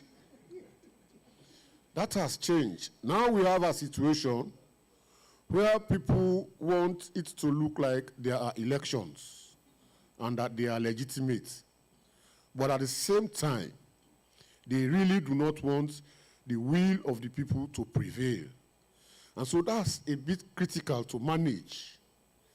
And so, because it's a life of pretense, you want the elections, but you really do not want the voice of the people to be actualized in those elections. So that's where the problem has come for citizen election observers. Because our spread is wide, and we have done a very dangerous thing of late by beginning to employ technology in the strategies that we deploy. For example, in my country, after the publication of the results, we were the only ones that had data on those results. Not even the Electoral Commission could not have or produce the polling station results from which they drew their results. The opposition said they have won, but they did not have evidence. Of course, the ruling government was saying they have won outrightly, but there were no evidence. We were the only people that had evidence of the projections that we made. And so even though I'm speaking here right now, we are still a target for the Electoral Commission. Even government now has pedaled down a little. They invite us to their processes. They want us to be heard, but the Electoral Commission is still refusing to relate with us. Even when we have used third party and other means of making sure that they come to realize that our objective is the same if they are sincere in the job that they do. They want to see credible elections. And that's the same objective that attracts us to that job. And so I would not want to take or bore you, because in recent years you have seen what the moderator just mentioned, Tanzania. Everybody is like, what? That lady? When it comes to politics, it's not about gender. People want to stay in power against the will of the people. In Côte d'Ivoire, I was there. If you only went there on election day to observe, you are going to say it was a very credible elections, because there were no violence, The process was smooth and going on, but elections had been rigged long before the election day. And so on election day, the streets were empty. People did not come out to vote. But then, by magic, they got a turnout of 50%. I really don't know where they got that from. So that's the challenge. That's the challenge. And it has made it risky for us. The only way we would kind of continue to work is the alliances that we are forming of groups of this nature. Like after the 2023 elections, we are being hunted down. And CDD Ghana opened their doors to us. So our staff went to Ghana. They were given office space by CDD, and they were able to operate. And then ISA, Electoral Institute for Sustainable Development for Africa, also accommodated me in Liberia in their mission. So it is these alliances that gives us the hope that collaboratively we still can resist, we still can withstand, and we still can together make sure that the voice of the people is heard. So I think I can stop there for now. Thank you so much. Thank you so much, Reverend. I think that was a good reflection to start with, right? The context is shifting. The electoral bodies and at times governments on the grounds are also becoming very agentic. They're also changing tactics and techniques. So observing elections means also being tactical as well, because it also means sometimes being hunted and then hiding, knowing where to hide in order to continue with the work. So I think that was a very reflective observation. Let's hear from Prof. I'll leave Madagascar first. Let's hear from Prof. here. If you would also add a word on the context on the ground, what it means to be a citizen observer in Africa today.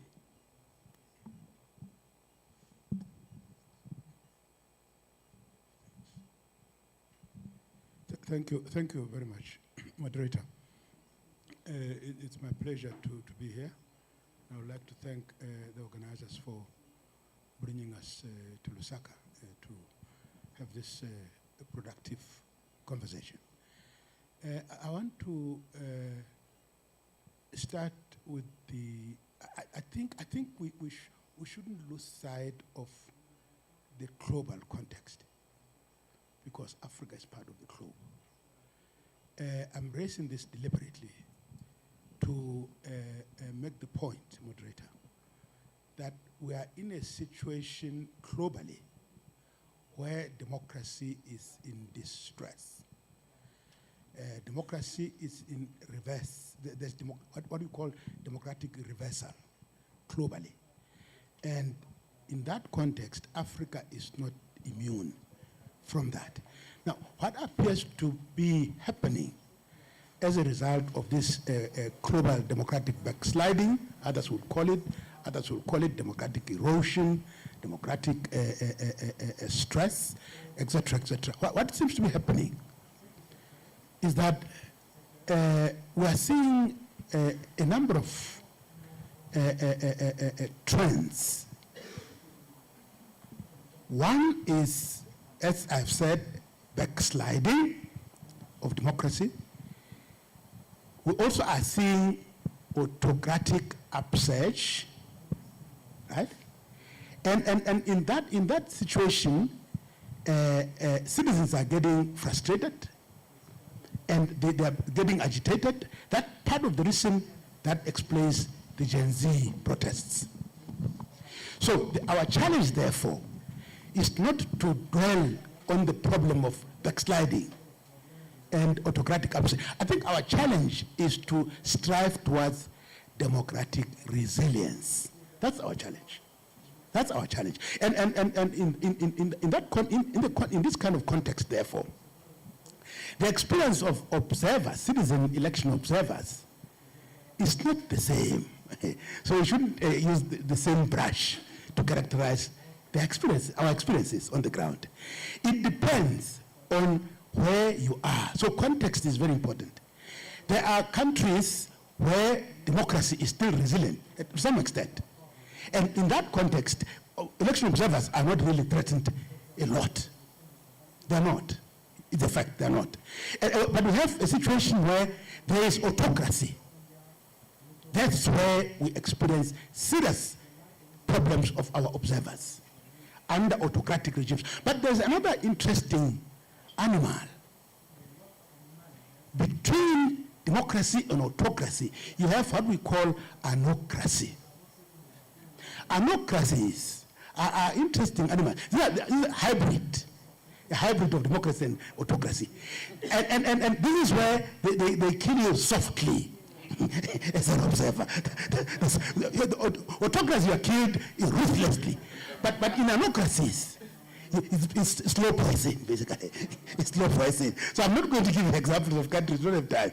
But to then indicate, Chair, that on our continent, remember African Union has about 55 member states. The countries, the majority of those countries actually fall under the middle category. That weird animal I called anocracy. A lot of our countries fall under that category of slow poison. Anocracies. Quite a considerable number fall under democracies. And others, therefore, the rest fall under autocracies. So we have those experiences. So my proposal, moderator, is that it is not a one-size-fits-all in terms of our experiences. It depends on context, whether you are observing in a democracy or in an autocracy or in anocracy. So we need to be very careful as we undertake our work. What is the kind of country I'm going to? So let's be deliberate in terms of understanding that context. That's my submission. Thank you so much, Prof. That was a conceptual reflection, very powerful, between democracy, autocracy, and then anocracy. Powerful.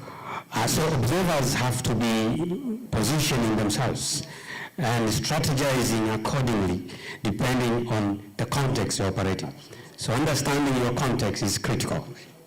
And this brings me to Sarah, still giving us a regional perspective in terms of the context within which citizen observers operate in Africa. Karibu sana. Yeah, thank you so much. To build on Professor's context setting, we have countries where there is progressive democracy, like we have seen in the morning. So randomly, if you mention Ghana, Namibia, Botswana, and other countries, you see a trajectory of progress. And in those countries, domestic election observers are largely safe. They are only affected by other contextual issues like funding, but they are not in a toxic environment as compared to Uganda, Tanzania, and to lay disclaimer, I do come from Uganda. So, yeah, so the context is very different. So you have observers, like where I come from, where the environment is selectively toxic. And you have elements where you will say, but you have freedom in Uganda. You have freedom to speak and criticize the government. The NGO offices are open, but when it comes to elections where the political stakes are high, then the usual NGOs that you will see are active in governance will be denied accreditation.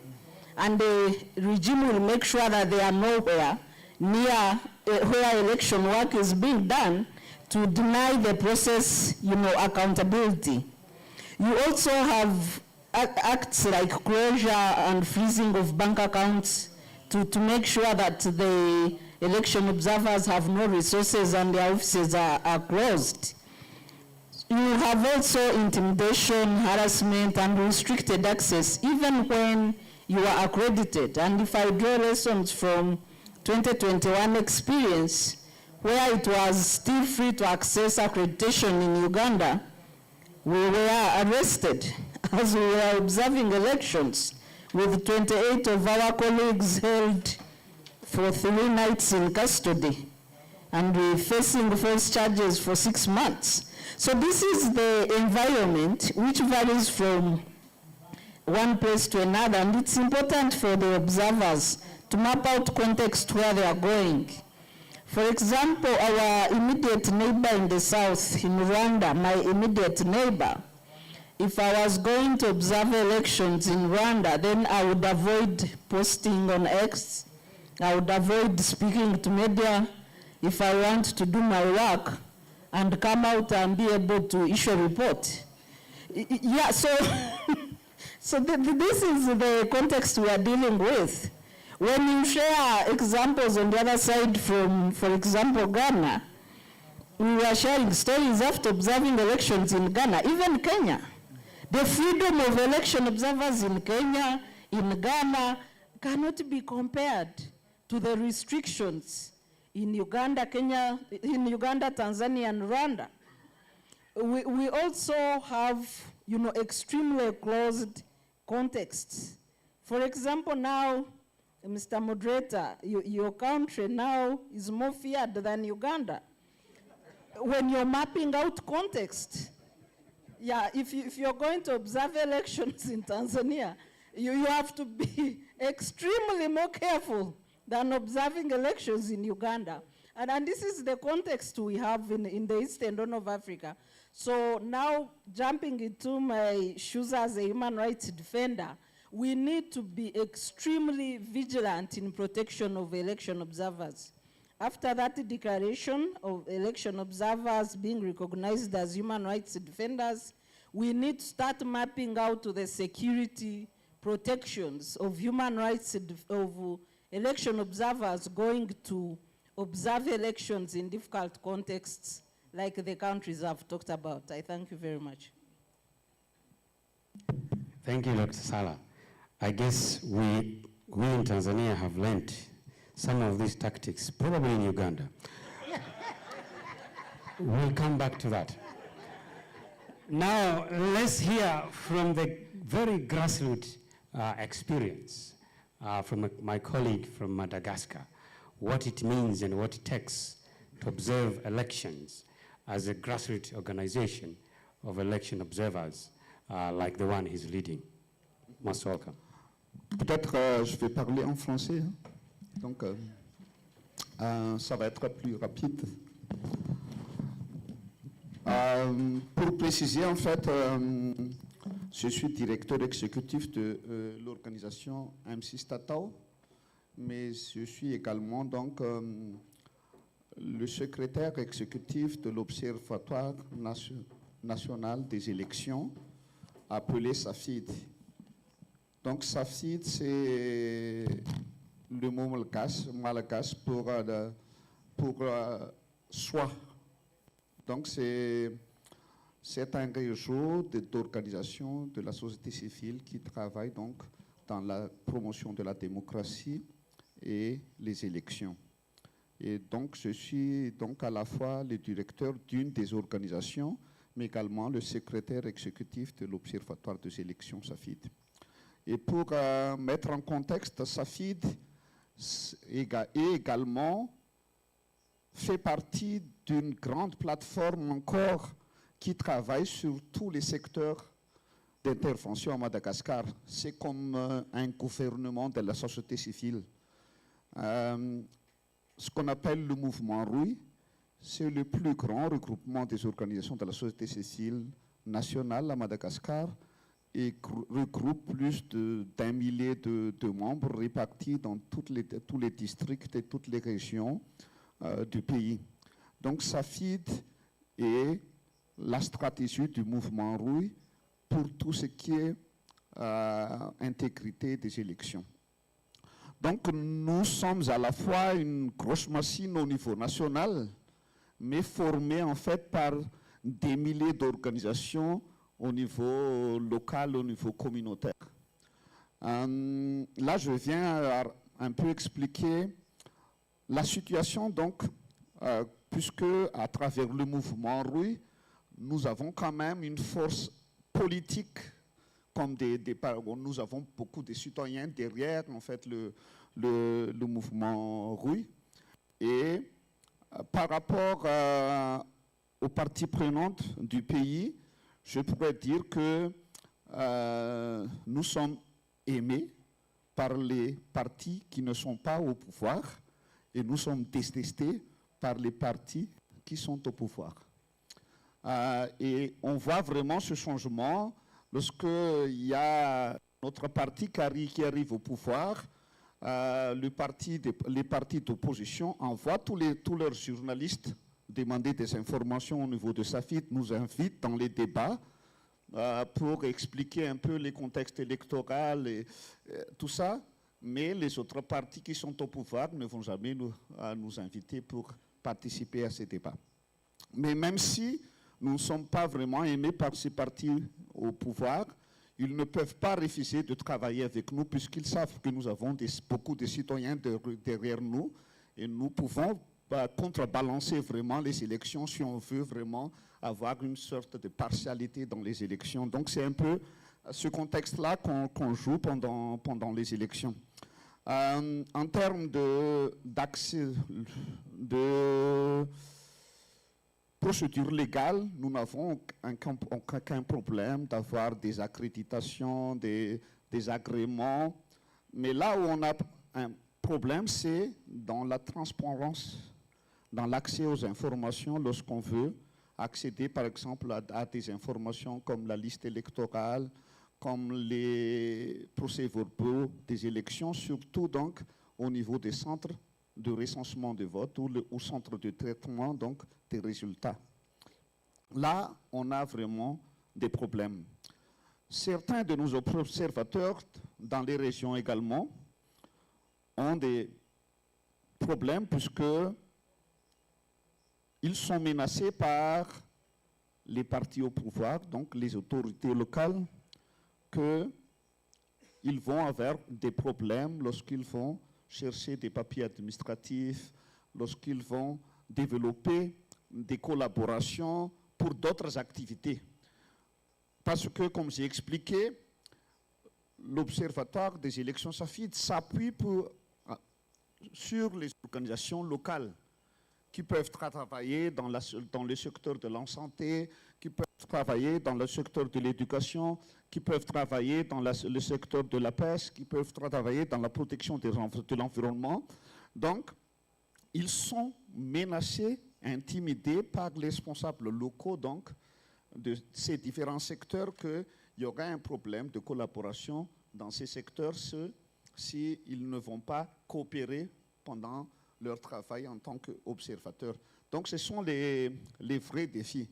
Mais toujours est-il qu'on expérimente également donc, des observateurs qui sont arrêtés, qui ont été mis en prison, puisqu'on sort des dossiers de dizaines d'années d'avant pour essayer de les épingler en termes de corruption, en termes de malversation.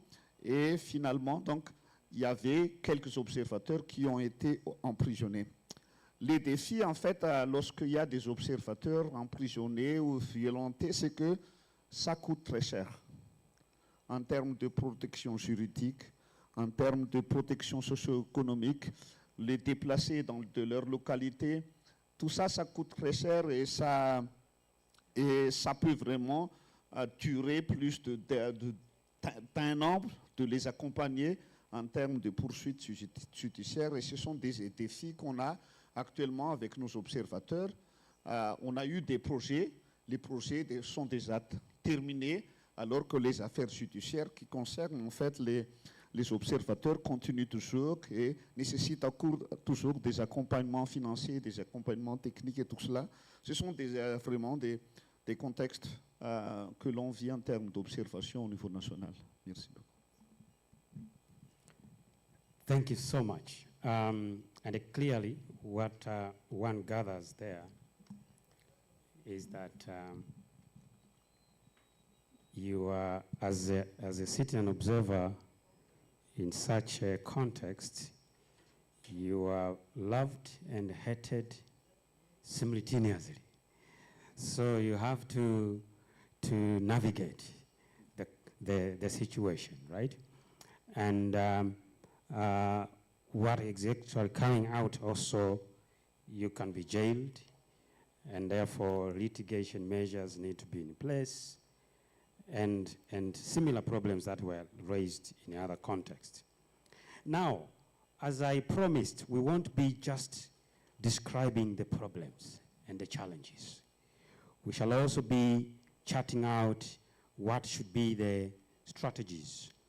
And here, given that the contexts are quite diverse, we need probably a regional perspective to it.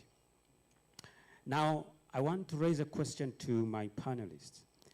If you could design a regional standard for accreditation, safety, and rapid legal support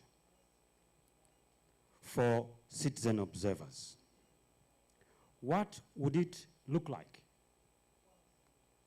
What kind of gaps will require the most urgent, attention?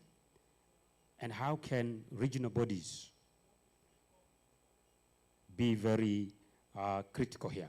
And the regional networks like the ones gathering here, what kind of role should they take?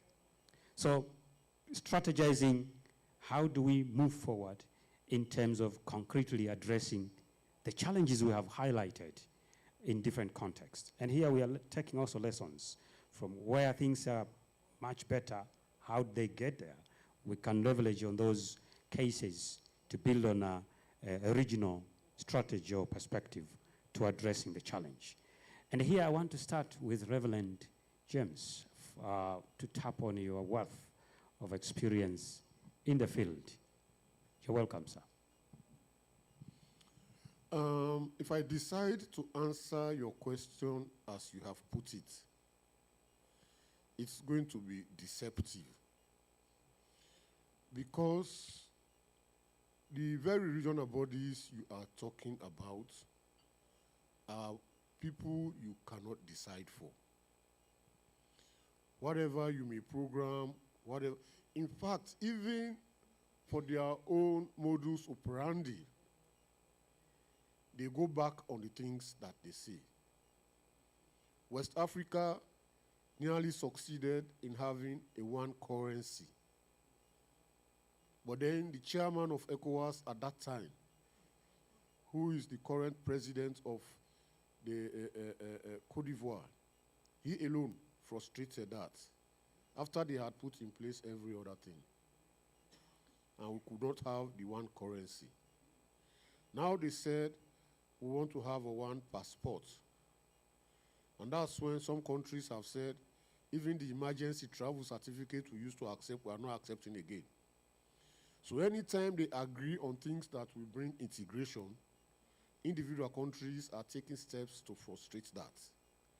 So I would rather we start to look at what strategies we can adopt as individual networks in our various countries, and how we can interface that with our sub-regional and continental networks that we have built.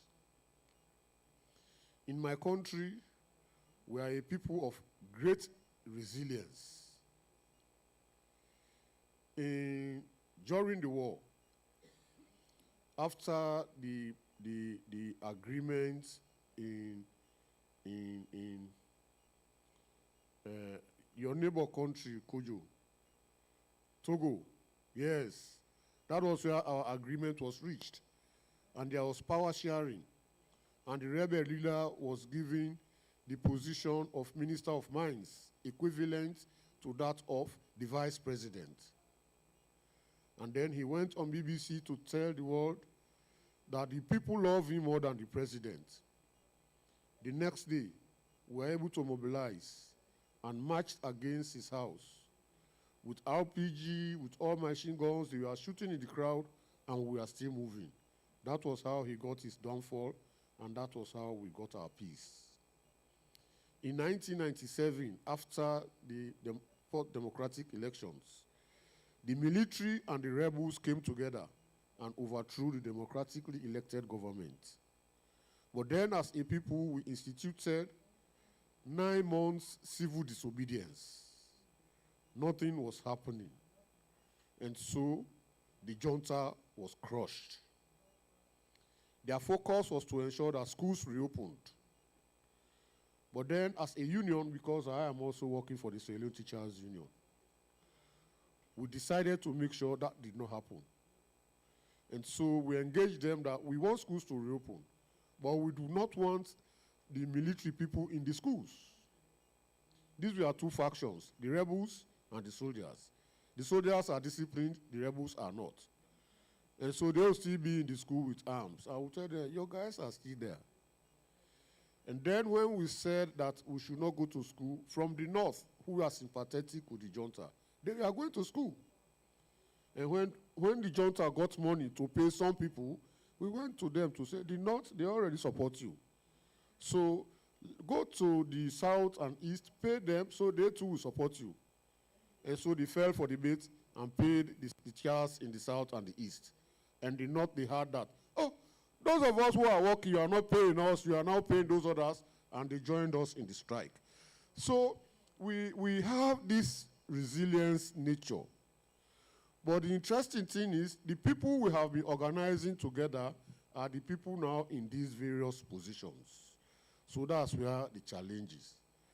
Whatever strategy you come with, they are familiar with, and so they frustrate it. Currently, what we have started to do is to see how we can bring in more organized groups to join our network. And so we now are on that membership mobilization to bring in the Academic Staff Association, to bring in the Bar Association. We have been able to bring in the Interreligious Council so that we have more organized and credible elections coming on board, so that when it comes to standing together, we'll be able to resist. But then we are talking about funding this morning. Funding has its advantages and disadvantages. And to us, there is some disadvantage. When we are not getting funding, we are highly voluntary and we are doing marvelous jobs. That was how we got attracted to the European Union. They heard what we are doing. In their development partners meeting, they were watching to see who is supporting, who is funding, and there was nobody. And so they called us and said, we have funds for this kind of work that you do. And they gave us funding. And that funding has frustrated our voluntary spirit. Now you want to tell colleagues to do this and you have to pay money. You don't give money, they don't move. Because we formed our organization bearing in mind the sustainability component. So we don't recruit individuals, we recruit organizations. So even with the organizations now, every little thing they think you have money for it. And so this is the challenge. And so what we have tried to do is what the suggestions that we are coming up at the last session. We are now doing a massive fundraising. We are writing to whoever our minds go to, in government, in opposition, in business people. We have floated the letters. And when I am going back, we are starting to follow up on those letters. Initially, we are shying away from raising funds from the public. But the public trusts in the work that we do. So we believe they should contribute to that job.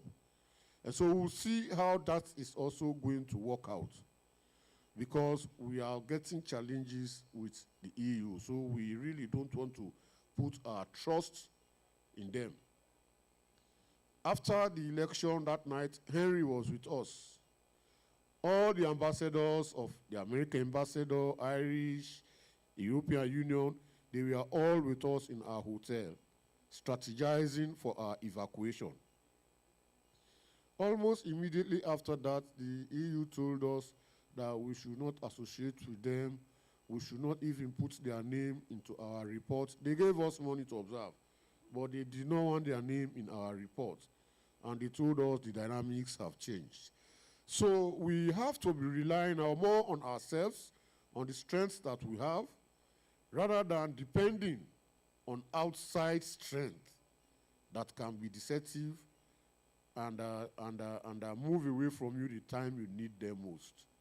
So, and if we consolidate ourselves nationally, as we have started this drive, we then now buy into like the West Africa Election Observers Network. We have done quite an impressive job with that. And now we are trying to look at our colleagues in order, our new lady you came with, Kojo, Guinea-Bissau. We want to go to Guinea-Bissau. We are 13 countries out of the 15. We want to see how we bring the other 2 countries on board. Because when we do our academies and go to visit these various countries, we go to stakeholders, government officials, electoral commissions, and it leaves a big impression upon them, and it gives strength to our member organizations in these various countries. And then also that now can be transcended into the AfEONet, the bigger picture, and then, of course, GenDem. And so I think we want to try this and see whether that will reduce our dependency on outside support and see how we manage locally raised resources for the job that we do. Thank you. Thank you so much, Reverend. So the West African perspective is strengthen the national networks first and then move to the regional initiative.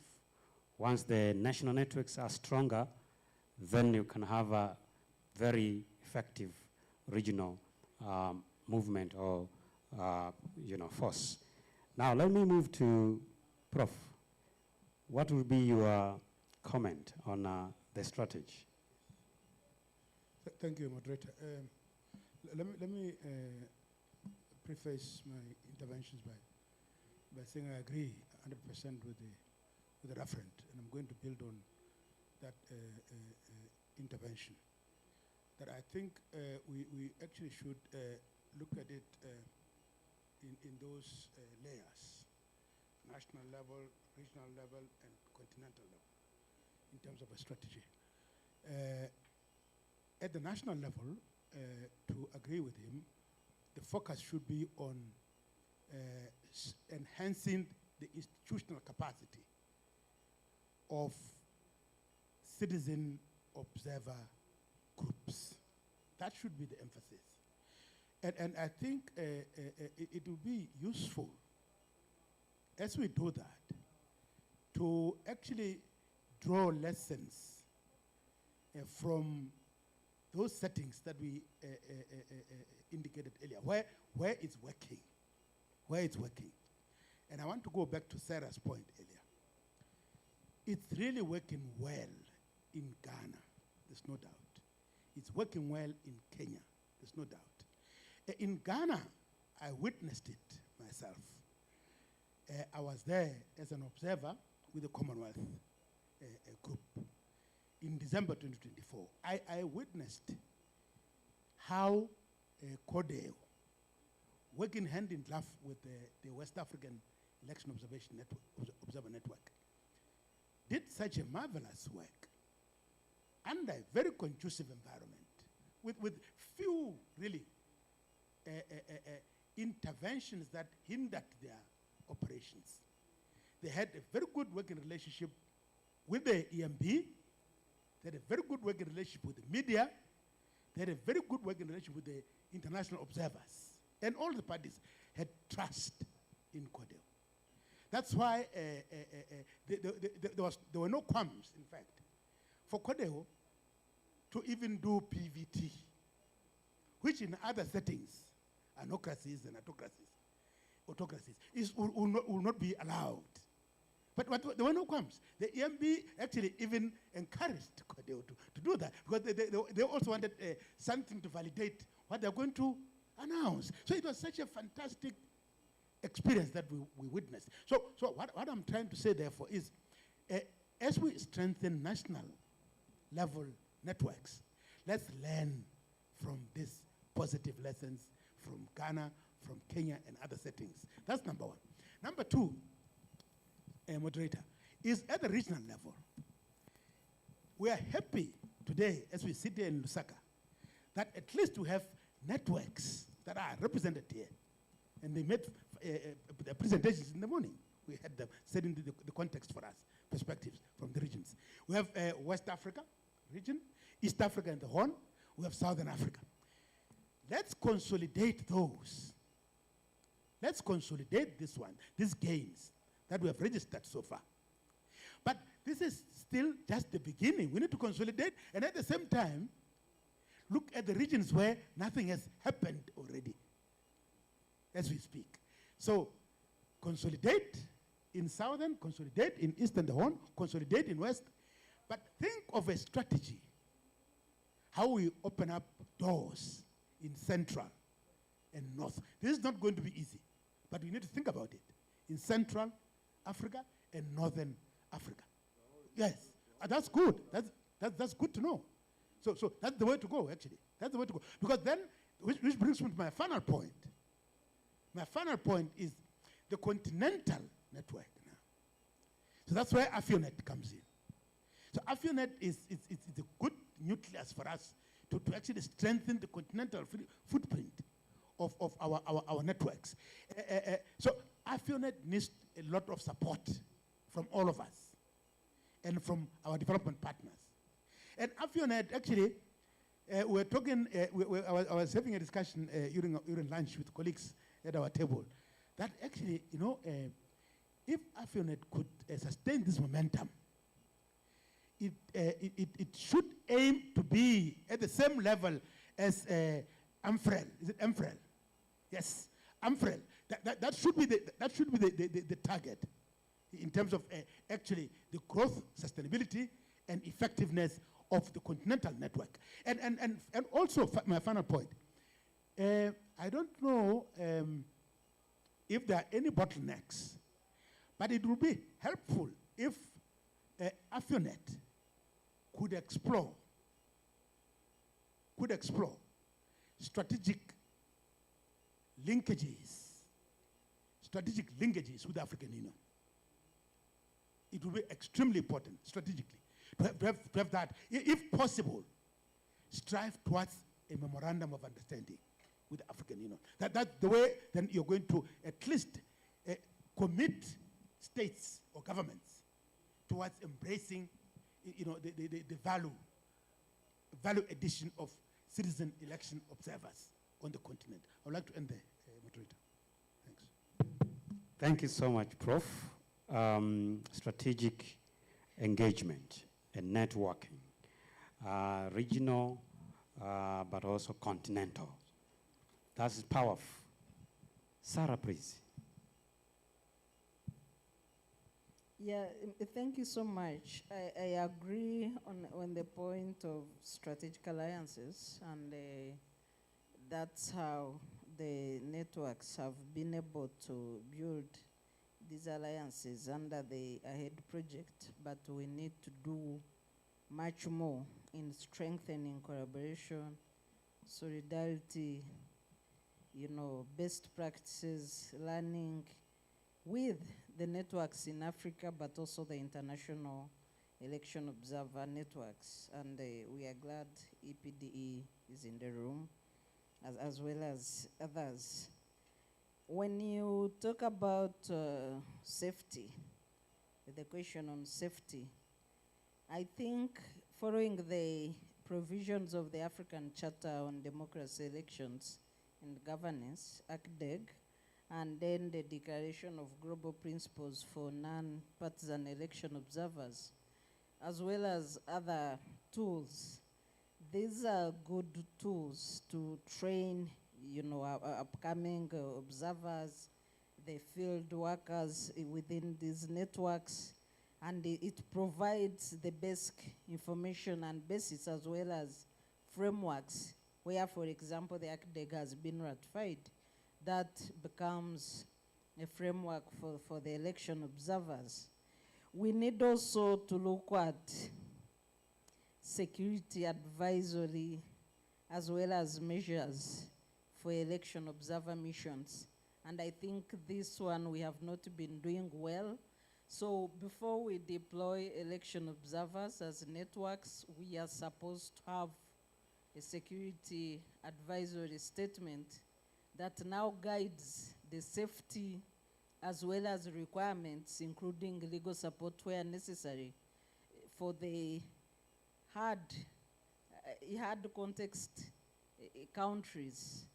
So the domestic election observers need to build more resilience to be able to fight for democracy and the promotion of integrity of elections in countries faced with a decline or where democracy is almost going to sleep. How do we, I think we've not been doing this. And in some of the countries, you find that international observer missions have more protection. For example, the Commonwealth delegation will have security, you police escorting them, whereas the domestic election observers don't have any security around them. So in such countries where you have a proper security and safety advisory, then you form alliance with international missions like Commonwealth to make sure that you leverage on their security protections that they are given on arrival in countries and the domestic election observers do not have. So we need to leverage on such resources in countries where there is hardship. I thank you so much. Thank you so much, Dr. Sarah. Strategic alliance, coalition building, and of course, diversifying the focus, also including issues of safety and security. Now, let's also hear on, how do we also strengthen the grassroots networks moving forward for my friend. I'm confusing your name now. Haljon. Please, Haljon, in 2 minutes. Merci. Je pense que il y a quand même quelques lois qui sont nécessaires pour permettre en fait aux observateurs de bien travailler. Et il faut travailler au niveau régional et continental pour avoir ces lois. La loi sur l'accès à l'information à caractère public, par exemple, qui va permettre en fait d'avoir de la transparence sur les informations électorales est très essentielle. La loi sur la protection des défenseurs des droits humains, qui vont inclure en fait la protection des observateurs également, est très essentielle et nous devons donc travailler ensemble pour que ces lois soient adoptées et domestiquées au niveau des pays en fait, du continent. Après, moi je suis convaincu que institutionnaliser ou forcer les relations entre l'institution de gestion des élections et les organisations qui assurent en fait l'observation des élections au niveau national est une bonne chose, puisque on devrait avoir vraiment des procédures claires qui dictent les actions de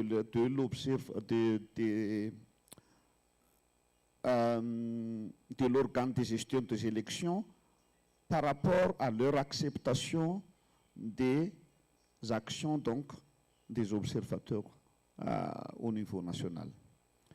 Sur le plan technique, je suis assez d'accord avec la prise de parole des panélistes de ce matin, qu'il faut, vu le manque de ressources financières qu'on a actuellement, il faut engager plus les jeunes et il faut également donc utiliser des techniques d'observation moins coûteuses en utilisant surtout donc la nouvelle technologie de l'information. À Madagascar, avec l'observatoire SAFID, notre technique d'observation, de remontée et d'analyse de données est beaucoup basé sur des SMS téléphoniques, donc des SMS codés. Et ça permet en fait de couvrir tous les pays, mais également donc d'avoir des coûts d'observation assez réduits, mais avec des résultats quand même assez, je dirais, professionnels et acceptés par tous. Donc réduire vraiment les coûts d'observation. Et dans ce contexte, j'aimerais proposer également donc une collaboration avec les observations internationales et les observations nationales. Et je prends l'exemple vraiment, par exemple, les observations de la SADC. Les observations de la SADC, par exemple, envoient une mission de 100 personnes à Madagascar, je ne sais pas, 150 personnes. Si ces observations, on les réduit à 50 personnes, les budgets qui ont été utilisés par les 100 autres personnes permettraient à une observation nationale d'observer des milliers de bureaux de vote. Et comment donc harmoniser en fait les actions des observateurs internationaux comme la SADC, l'Union africaine, avec donc les actions des observateurs nationaux? C'est une réflexion à mener. Par exemple, avec l'Union européenne, nous avons pu donc les convaincre que finalement, si à Madagascar, comme on a déjà travaillé ensemble, vous nous connaissez, vous connaissez un peu les techniques qu'on utilise, il ne faut plus envoyer des observateurs, des centaines d'observateurs européens pour venir à Madagascar. Il faut s'appuyer sur les observateurs nationaux et arriver avec quelques experts thématiques seulement, donc pour essayer de réduire le coût d'observation d'une manière globale en fait. C'est cette réflexion qu'il faut avoir, je pense, au niveau du réseau d'observateurs AfEONet et tout cela, pour que ensemble nous trouvons une approche et des techniques donc d'observation moins coûteuses qui permettraient à tous les pays donc de mener d'observation et ne pas perdre en fait les appuis internationaux pour les plaidoyer au niveau régional, continental. C'est vraiment une option que nous devons prendre vu donc les contraintes en matière financière actuellement. Merci beaucoup. Thank you very much. I think that was powerful, a multi-layered but pragmatic approaches. Now, I must acknowledge we have colleagues online. Feel free to, leave comments or questions on the chat box, and then they'll be read. We have like 10 minutes to wrap up, and I want to give it back to the floor. A few questions and comments. I can see a few hands. Yes, I have 3 hands on this side. Can we start with the lady at the very back, and then the gentleman there, and then the lady here? Thank you. Thanks, moderator and panelists, for that exciting topic under discussion. I'm Linga Mihoa, chairperson for the Women's Academy for Leadership and Political Excellence, WAPE Africa. I want to make a comment to strengthen the point that was raised by the professor in terms of one of the recommendations being strengthening the local networks. I come from Malawi, and we had the opportunity to do a lot of civic observation during the September 2025 elections. And in fact, CSOs went to the extent of setting up election situation room, and I happened to be there. Ellen, who was our moderator for the first session, also was part of the team there, and we thought that it was a very interesting perspective to enhancing citizen engagement in their own elections. So I would like to second that recommendation.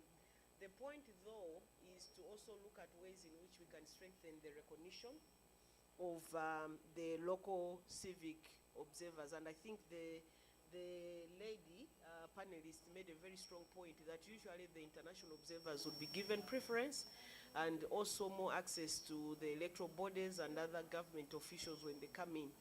So there is a way in which the local election observers are also undermined by their own, governments or bodies that are managing the elections. So I think there needs to be a lot of advocacy there to making sure that they are not playing second fiddle to the international, because if anything else, it's the locals that would have observed the election right from day one, when one election has gone through its polling, the 5 years or the 6 years. It's the locals that are there. So they have the best knowledge, they have the best experience in terms of elections observation. So I think there needs to be a lot of advocacy around recognition and the status of the local citizens' observation, so that they are also able to get the right instruments, the right support for them to be able to carry out what they are carrying out. My last point is just to bring to the attention of the House that the Women's Academy for Leadership and Political Excellence also has an ambition. We have a program for an all-female elections observation mission that we've been able to deploy in Malawi, Tanzania, and other parts of the countries, other parts of Africa. We are working with AfEONet, and anyone else that's interested in that, I think that's also an area to stretch, because there are unique pieces, gender perspectives that we need to apply to local observation. And I think the morning speakers during the official opening of the session, I think they really called us to pay particular attention to the gendered lens of governance and elections in Africa. So we'd be happy to collaborate with others around that aspect. Thank you. Thank you very much. The gentleman over there. So, hello, my name is Andriy Savchuk. I am a representative of Civil Network Opora.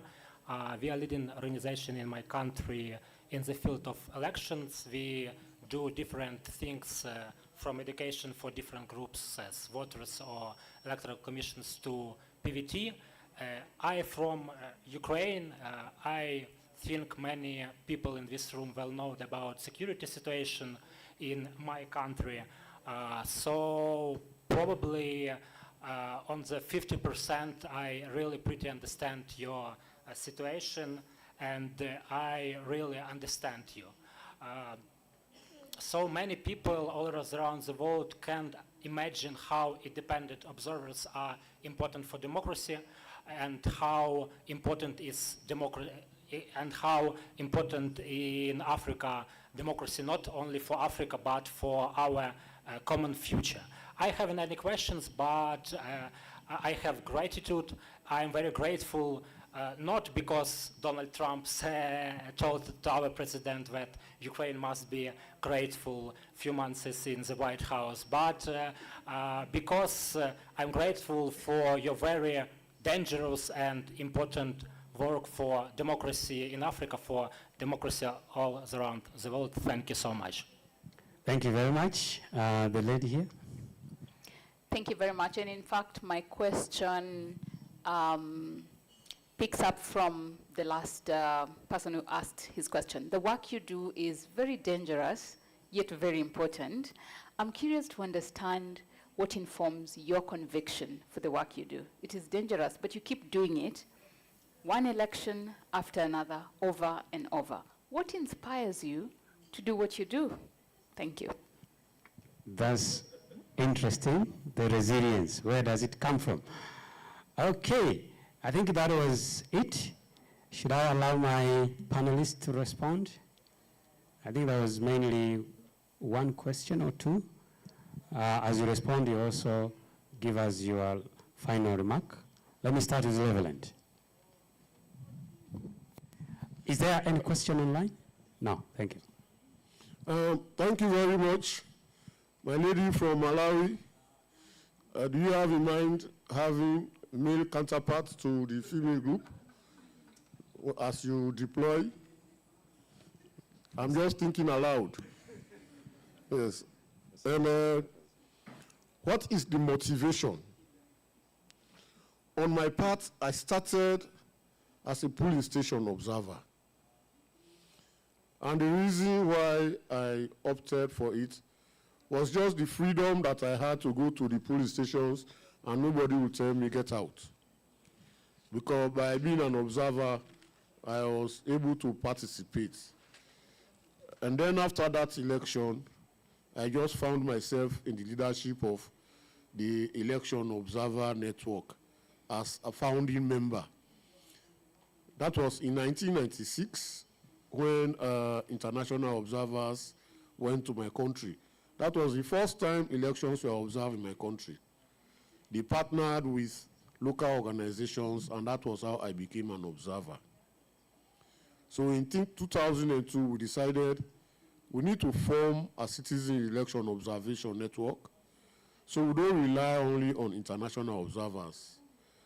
And NDI was very instrumental in providing the technical support.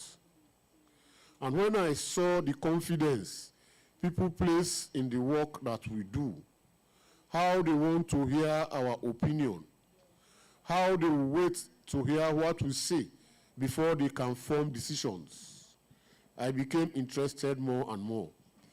And the more the people became confident in our work, the more it became imperative that we do not only observe with integrity, but even our life outside should be guarded by integrity. And so that has given me the motivation to continue with this work even when it is very dangerous. When I went underground in 2023, I was protected by citizens. Interestingly, the government, the party in government is mainly my own tribesmen. Most of them are our schoolmates, college mates, and that kind of thing. So even when they are running after me, some of them were hiding me. So that motivation was there. My colleagues who belong to other tribes, they had to pull out very early. You know, but I can go to the place where they don't go to look for me because it's their own place. You see, so, but actually it is the impact that you create.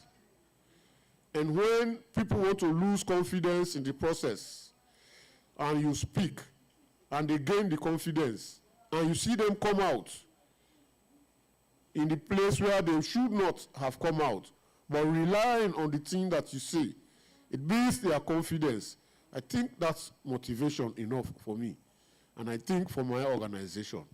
That's why we have grown from 17 organizations to 450 organizations across the country. Thank you so much, Reverend. That's powerful motivation. Yes, please. C'est un peu plus ou moins la même chose. Hein. En fait, les motivations, en fait, c'est vraiment inné un peu par rapport à ce qu'on a déjà fait, toujours. Moi, j'ai travaillé toujours dans ce domaine de promotion de la démocratie, de la bonne gouvernance des élections depuis toujours. Mais les motivations sont quelquefois également temporelles, en fait. Il y a des fois où on est vraiment engagé, on veut lutter contre vent et marée, et il y a des fois où on est un peu déçu des résultats qu'on a, et finalement, on est dans le point de « je vais abandonner ce secteur ». Et moi, personnellement, une des motivations que j'ai eues, c'est en fait mes enfants. Mon fils a quitté Madagascar puisqu'il a perdu espoir. Donc finalement, je ne vais plus... Bon, tu peux rester ici, combattre avec ces gars-là, mais bon, ce n'est pas une vie. En fait, le combat que tu mènes actuellement, tu ne dors pas, tu vas travailler tout le temps, le week-end, tout ça. Et quels sont les résultats toujours des élus qui sont corrompus, tout ça? Ce n'est pas une vie, il faut chercher autre chose. Et c'est une grande question qui se pose en fait, même dans la vie familiale. Et finalement, moi j'ai une autre fille qui ne voulait pas quitter, en fait, Madagascar, puisqu'elle veut rester. Et je vois un peu les jeunes qui travaillent avec moi. Finalement, ces jeunes-là n'auront pas l'opportunité de quitter les pays. Nous sommes unis, on ne peut pas faire comme les autres pays ici en Afrique, où on peut balader d'un pays à un autre, puisqu'il y a un pays qui est plus ou moins mieux géré. On peut aller de Tanzanie à Kenya et tout cela, donc c'est pas possible pour Madagascar. Donc, moi je me suis dit, il faut se battre ici, donc. C'est un peu ça, donc il faut essayer de se battre ici. Et si vous voulez, la satisfaction lorsqu'on voit en fait des jeunes qui s'engagent. Et pour vous expliquer un peu le phénomène actuel, le ZNZ de Madagascar, en fait, le noyau, ce sont des jeunes issus en fait de la société civile qu'on a formés avant et finalement ils se sont réveillés tout d'un coup et ils ont osé vraiment se lever pour contrer en fait le pouvoir. Et le jour même du 25 septembre, le soir, ils nous ont appelés, puisqu'ils ne se sont pas attendus que le mouvement qu'ils ont mené va réussir à déstabiliser le pouvoir en place. Ils nous ont appelés. Finalement, on a besoin d'encadrement, puisqu'on ne savait pas que ça va avoir des impacts et il faut nous encadrer, en fait. Et à partir de ce moment-là, donc, on les a encadrés, on les a accompagnés dans leur action de résistance pacifique actuelle. Et tout cela vous dit que quelquefois les actions que vous avez menées, peut-être 2 années avant, 3 années avant, ont porté quand même des fruits au niveau de la jeunesse et que avec les opportunités qui se sont manifestées, ils ont pu vraiment prendre des responsabilités. Et actuellement, donc, comme vous le savez, même si le changement a été donc appuyé par les militaires, on peut être content que nous nous sommes débarrassés d'un pouvoir qui a été corrompu, qui ne présentait plus aucun espoir pour le pays en fait. Et c'est actuellement, il faut consolider, il faut continuer à travailler pour pouvoir vraiment mettre en place des contextes de travail sur les élections abordables. L'autre, pour les élections également, puisqu'on travaille beaucoup sur la lutte contre la corruption, l'éducation, la protection de l'environnement, mon organisation.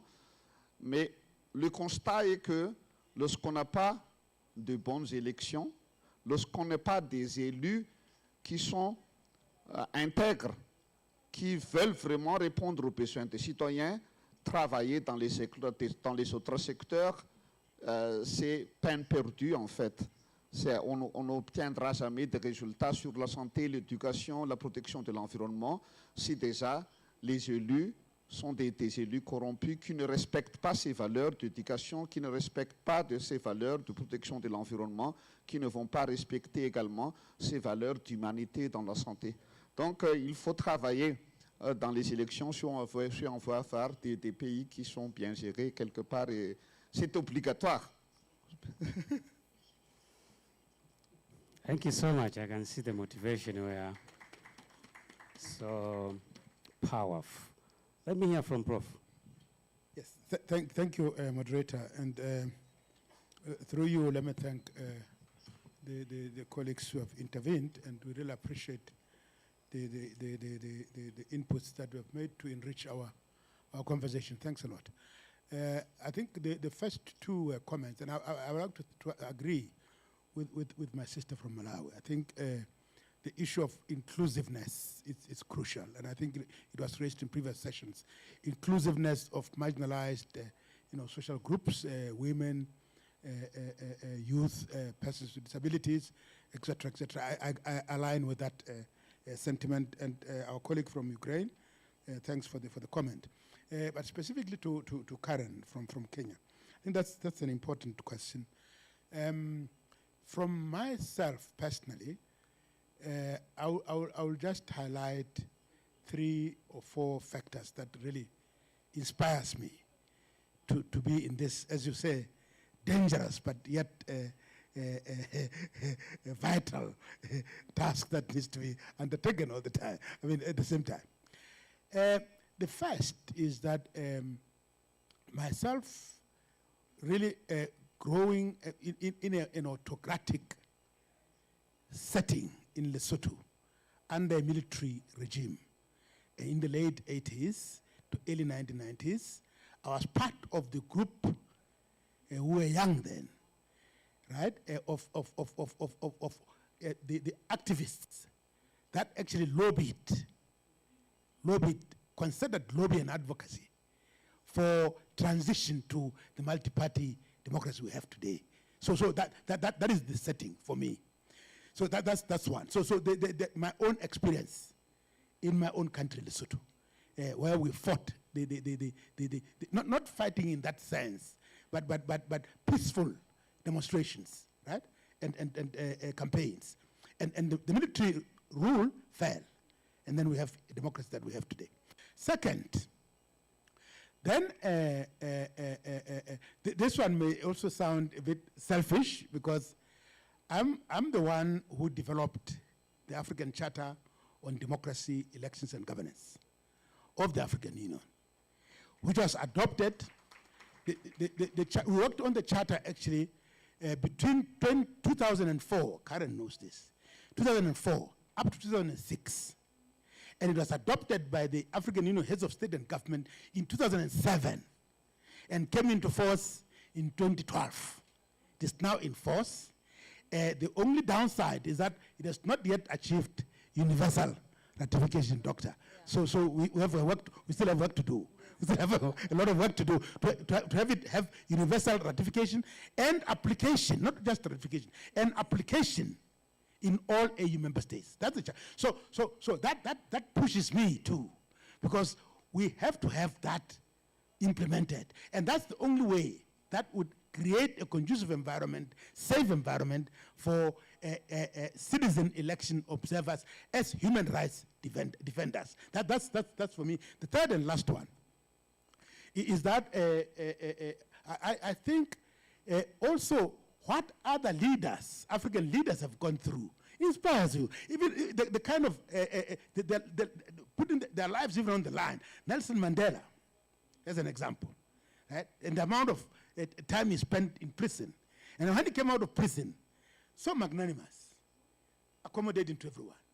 And for that reason, I would like to end with a quote from him that may inspire us in our election observation work. Quote, "It always seems impossible until it is done."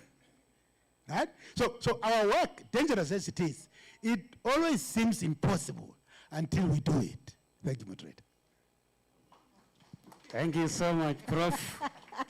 So we have the foot soldiers here, championing even the instruments and tools we have. Dr. Sarah, please. Yes, I think Prof cheated us. He should have spoken last.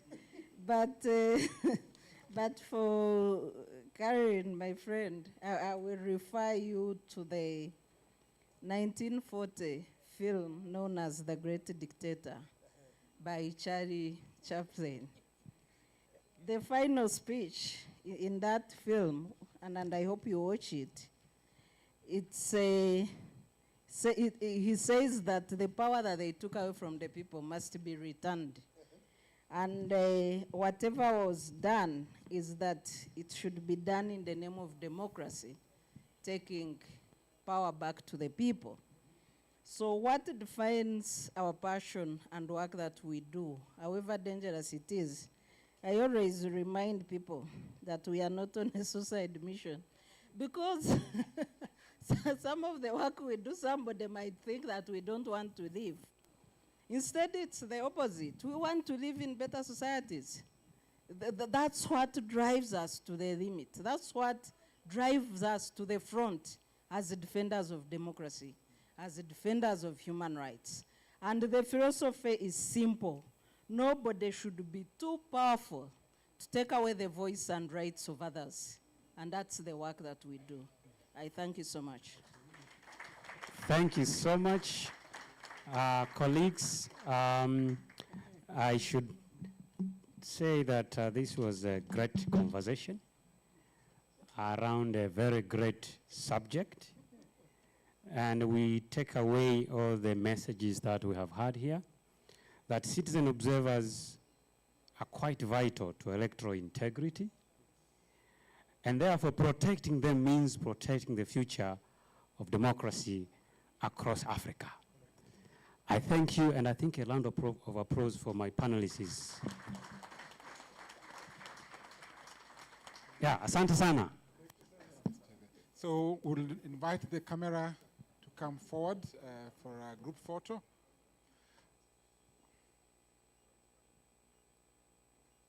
So as we wait for the camera crew to come, we'd like to invite ourselves to the last session. The last session for the day, session 4. I would like to invite Dr. Kojo Asante, who is the Director of Advocacy and Policy Engagement, West Africa Election Observers Network, WAYON, to take the stage.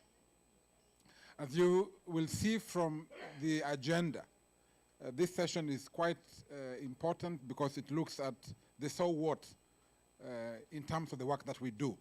So this session, through the help of the experts and yourselves as the plenary, will be able then to have a quick understanding.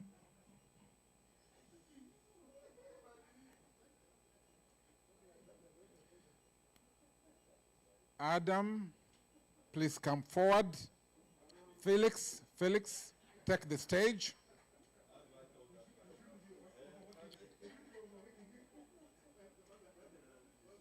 Stefan, please come forward.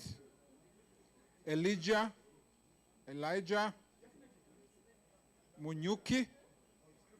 I thought I saw him in the morning. Yeah, there is. We have Hilda Modisane.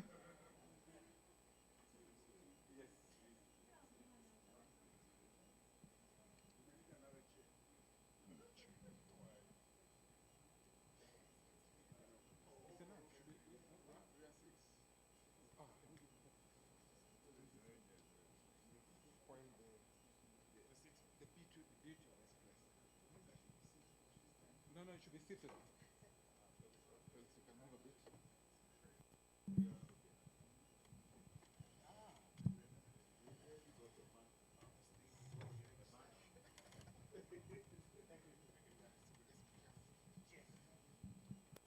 All right, then I would like then to hand over this last session on elevating electoral integrity through strong electoral recommendation framework and building democratic resilience in Africa to Dr. Kojo Asante from WAYON. Over to you, Dr. All right, thank you very much. I know time is fast spent, and it's been a long day, but very productive day. Also, very difficult to top the last session, with all the veterans represented, led by James.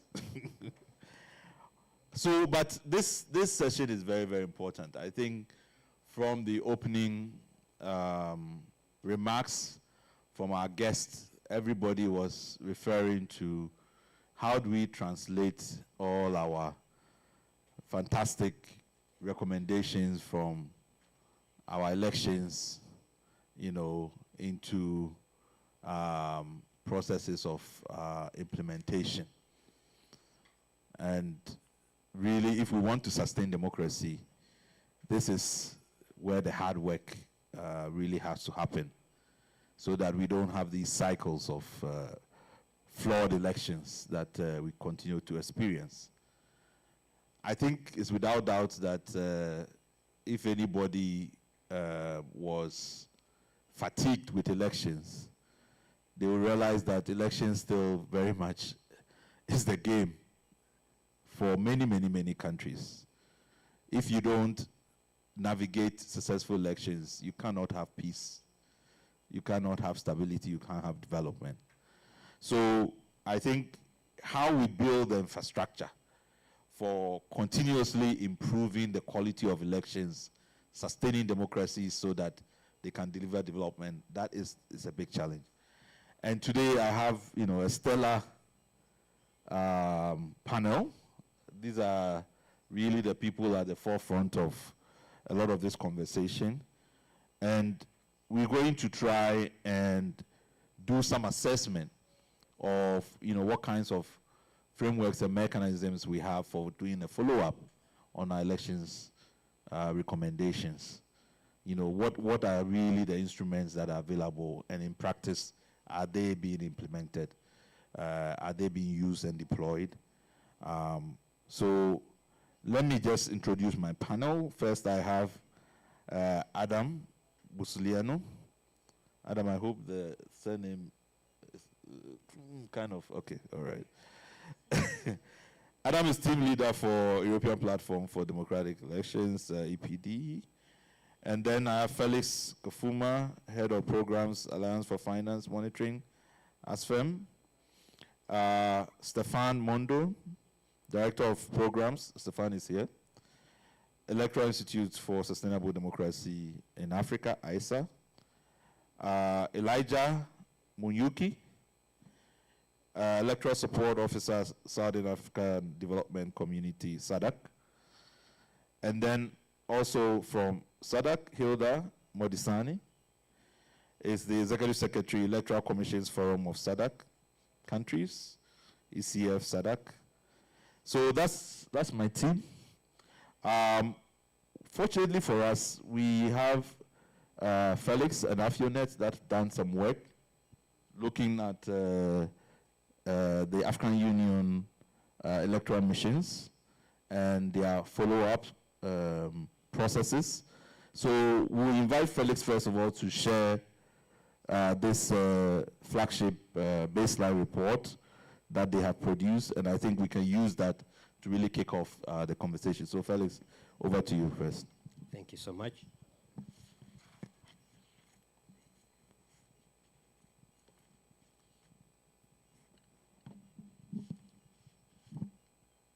I request the tech team to project my presentation. This helps me to drive the attention away from me for now, and you focus on the screen.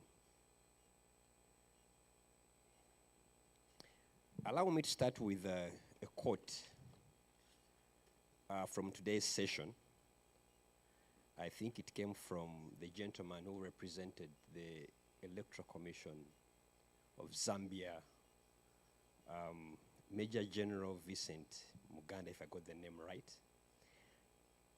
Among the many things he said, we must close the gap between observation and reform. And I will pick it from there. So that lady is not happy for the many reasons that whereas in Africa we are very good at conducting elections and making a number of recommendations, there is a serious gap when it comes to following through the recommendations and having constructive reforms. That's the figure, 169 elections that have been observed by AU in over a decade. But I think since 1989, we've had over 600 elections held. So we are good at casting the ballot. That's a fact. So this study asks a very simple question, but quite critical.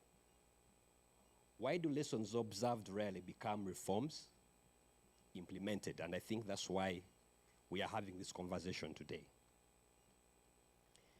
So quickly, when it comes to the study overview, is that this is a study that was done by AfEONet with the support from EU under their HEAD project. We reviewed 116 Africa Union election observation reports from 44 countries in the period of about 10 to 11 years. Of course, we mainly focused on the regions, the West Africa, Eastern Horn of Africa, Southern Africa, and the Central Africa. We had challenges accessing data for North Africa, and that's one of the study limitations. That doesn't mean that there were no observations done in North Africa, but the information available for North Africa was quite scanty. And we analyzed recommendations because the question was, okay, they observe, they make recommendations, but why is it very difficult for them to follow through these recommendations and have some tangible reforms around elections? We also looked at what are the commonalities across the regions in terms of recommendations, what are the disparities, and also what are the trends.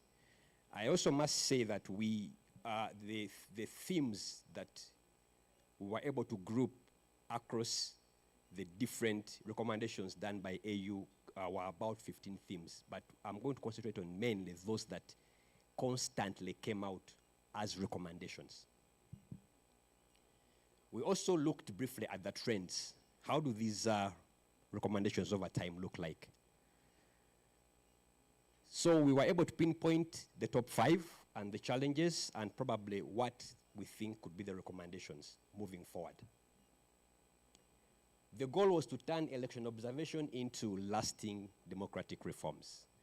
When you have that song that keeps playing over and over and over, it starts to get boring. It's the same thing when you have the same recommendations coming through over and over and over, it starts to get boring. So I think we need to do something about it. So here are the top 5. The first area where most recommendations were targeting or reported was around political parties. And the issues around political parties were around their internal democratic systems, the aspects of inclusion.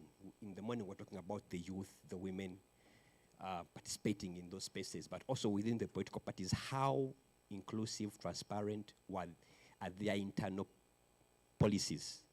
The also issue around political parties was on how they handle, in case of electoral disputes, how do they handle, what mechanisms are in place for to deal with electoral disputes.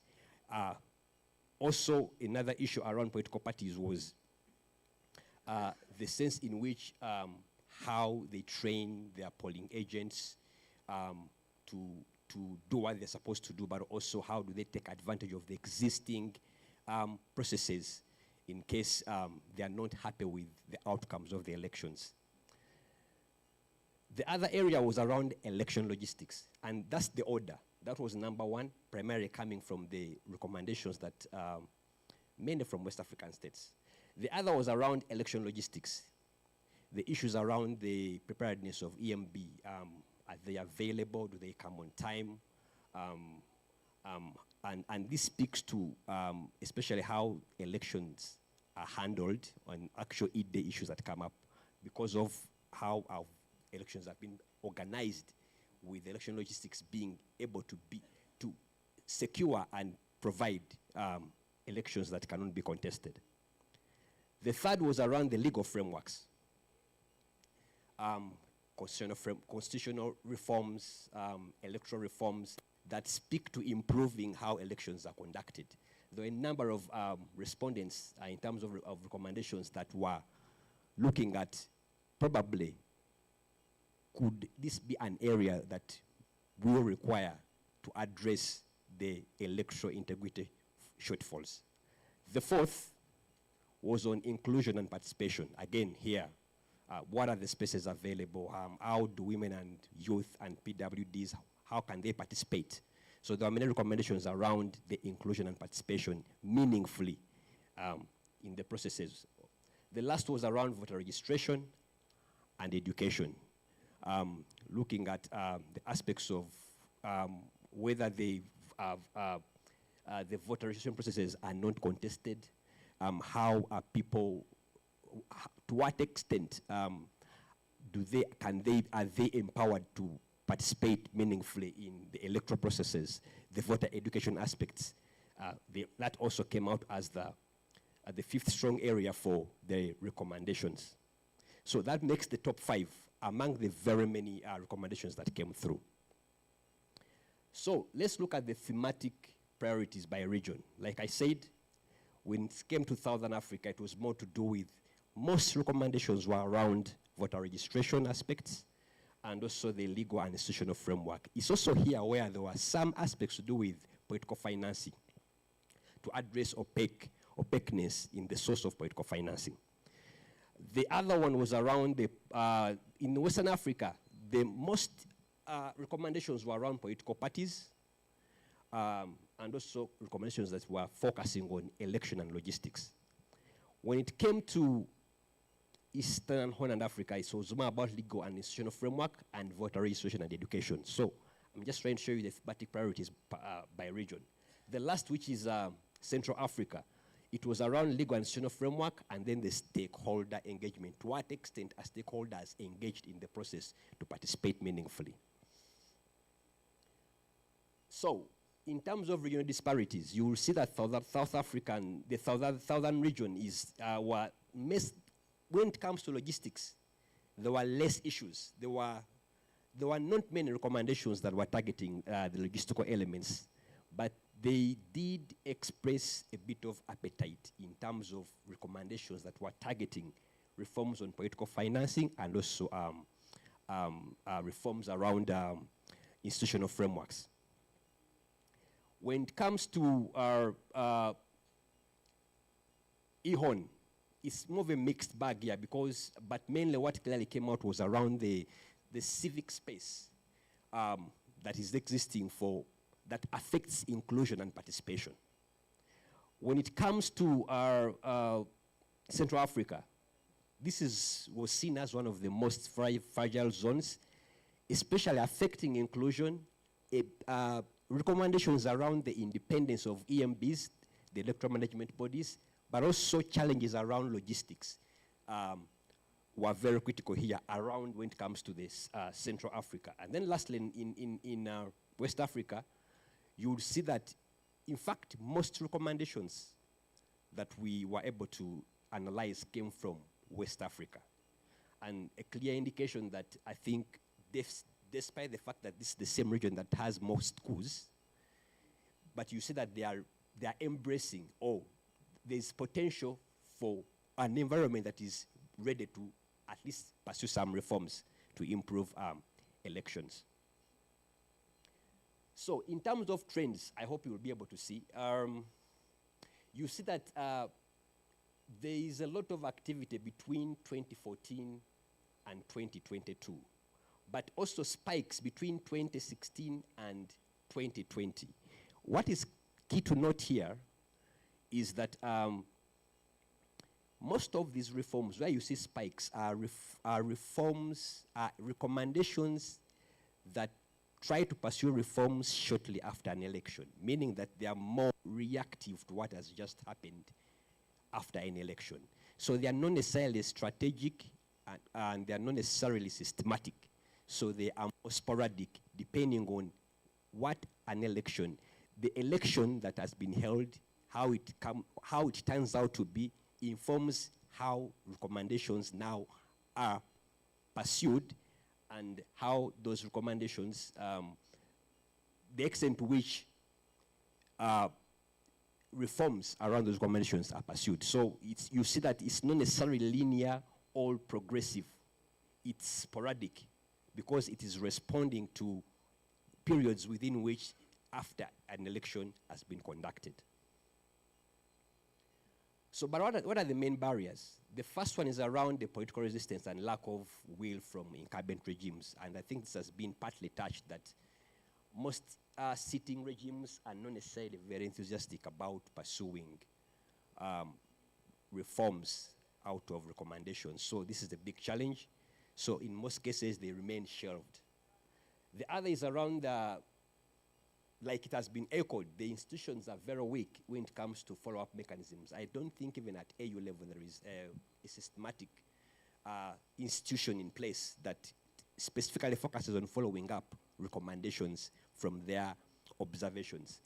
But also even at regional level and even at national level. So this is a very big problem. Without any institutionalized format or system of following up recommendations, it becomes very hard to actually pursue them to turn into reforms.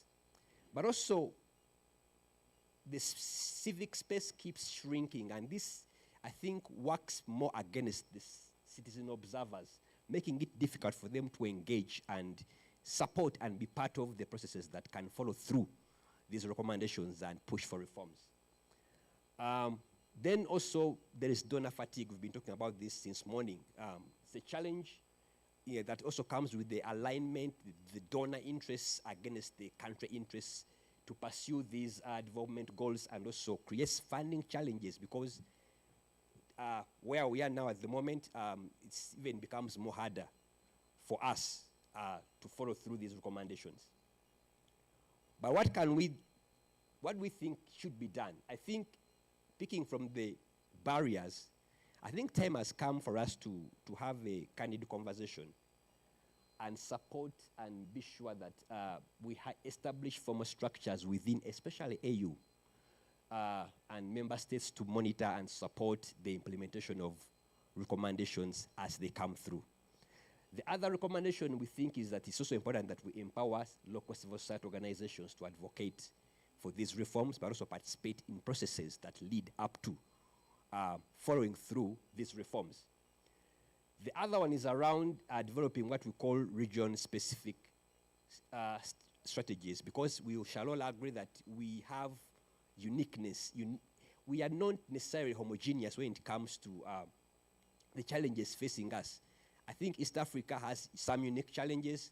Southern Africa has some unique challenges. So is Central Africa. So it's important that we stop having omnibus kind of recommendations and tailor them to the context-specific areas that within which we can now pursue these recommendations to speak to our contexts. The last one is around, there's also encouraging open dialogue between electoral bodies and then political actors, and also so that there can be some form of trust built to have candid conversations on what can we take on and what can't we take on realistically. Then lastly is we need to utilize the digital tools to disseminate recommendations, to track implementation, progress, and engage stakeholders. I think this is a very good opportunity for us on how we can now embed ICT tools to track recommendations over time and also follow through and be able to report back and hold ourselves accountable on the things that we've committed to do to improve our electoral processes. As I conclude, we shall agree that Africa's democratic integrity will not be defined by how many elections we observe. I think we've been there. We've done enough observations. We're still doing observations. But I think how can we move forward to faithfully implement the lessons that the elections teach us? Every election is an opportunity for us to learn lessons and get better. And lastly, elections test our institutions. That's for a fact. But I think reforms build our nations. I thank you.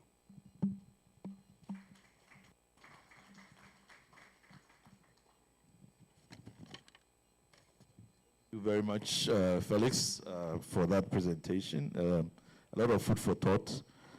And I'm sure like there are some questions because you didn't speak to many other recommendations. I was wondering issues like violence and did they feature in some of the recommendations, knowing the experiences across the continent.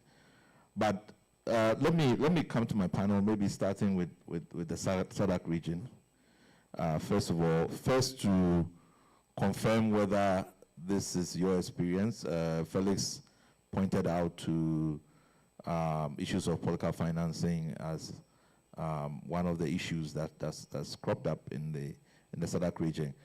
But I'm interested in what frameworks exist, formal frameworks that exist for follow-up. Can you do a little description of that? And how is it working in practice?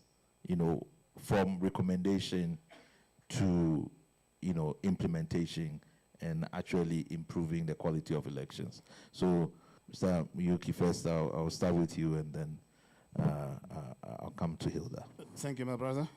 Thank you, sir, for the continental overview. Moderator, brother, just for the avoidance of doubt, when my sister starts talking, people might think there are two SADCs here. So if there is a difference of opinion, it's not falling on the same institution, which may appear confused. So my sister will introduce her organization. I'm from the SADC Secretariat. You did mention institutional frameworks.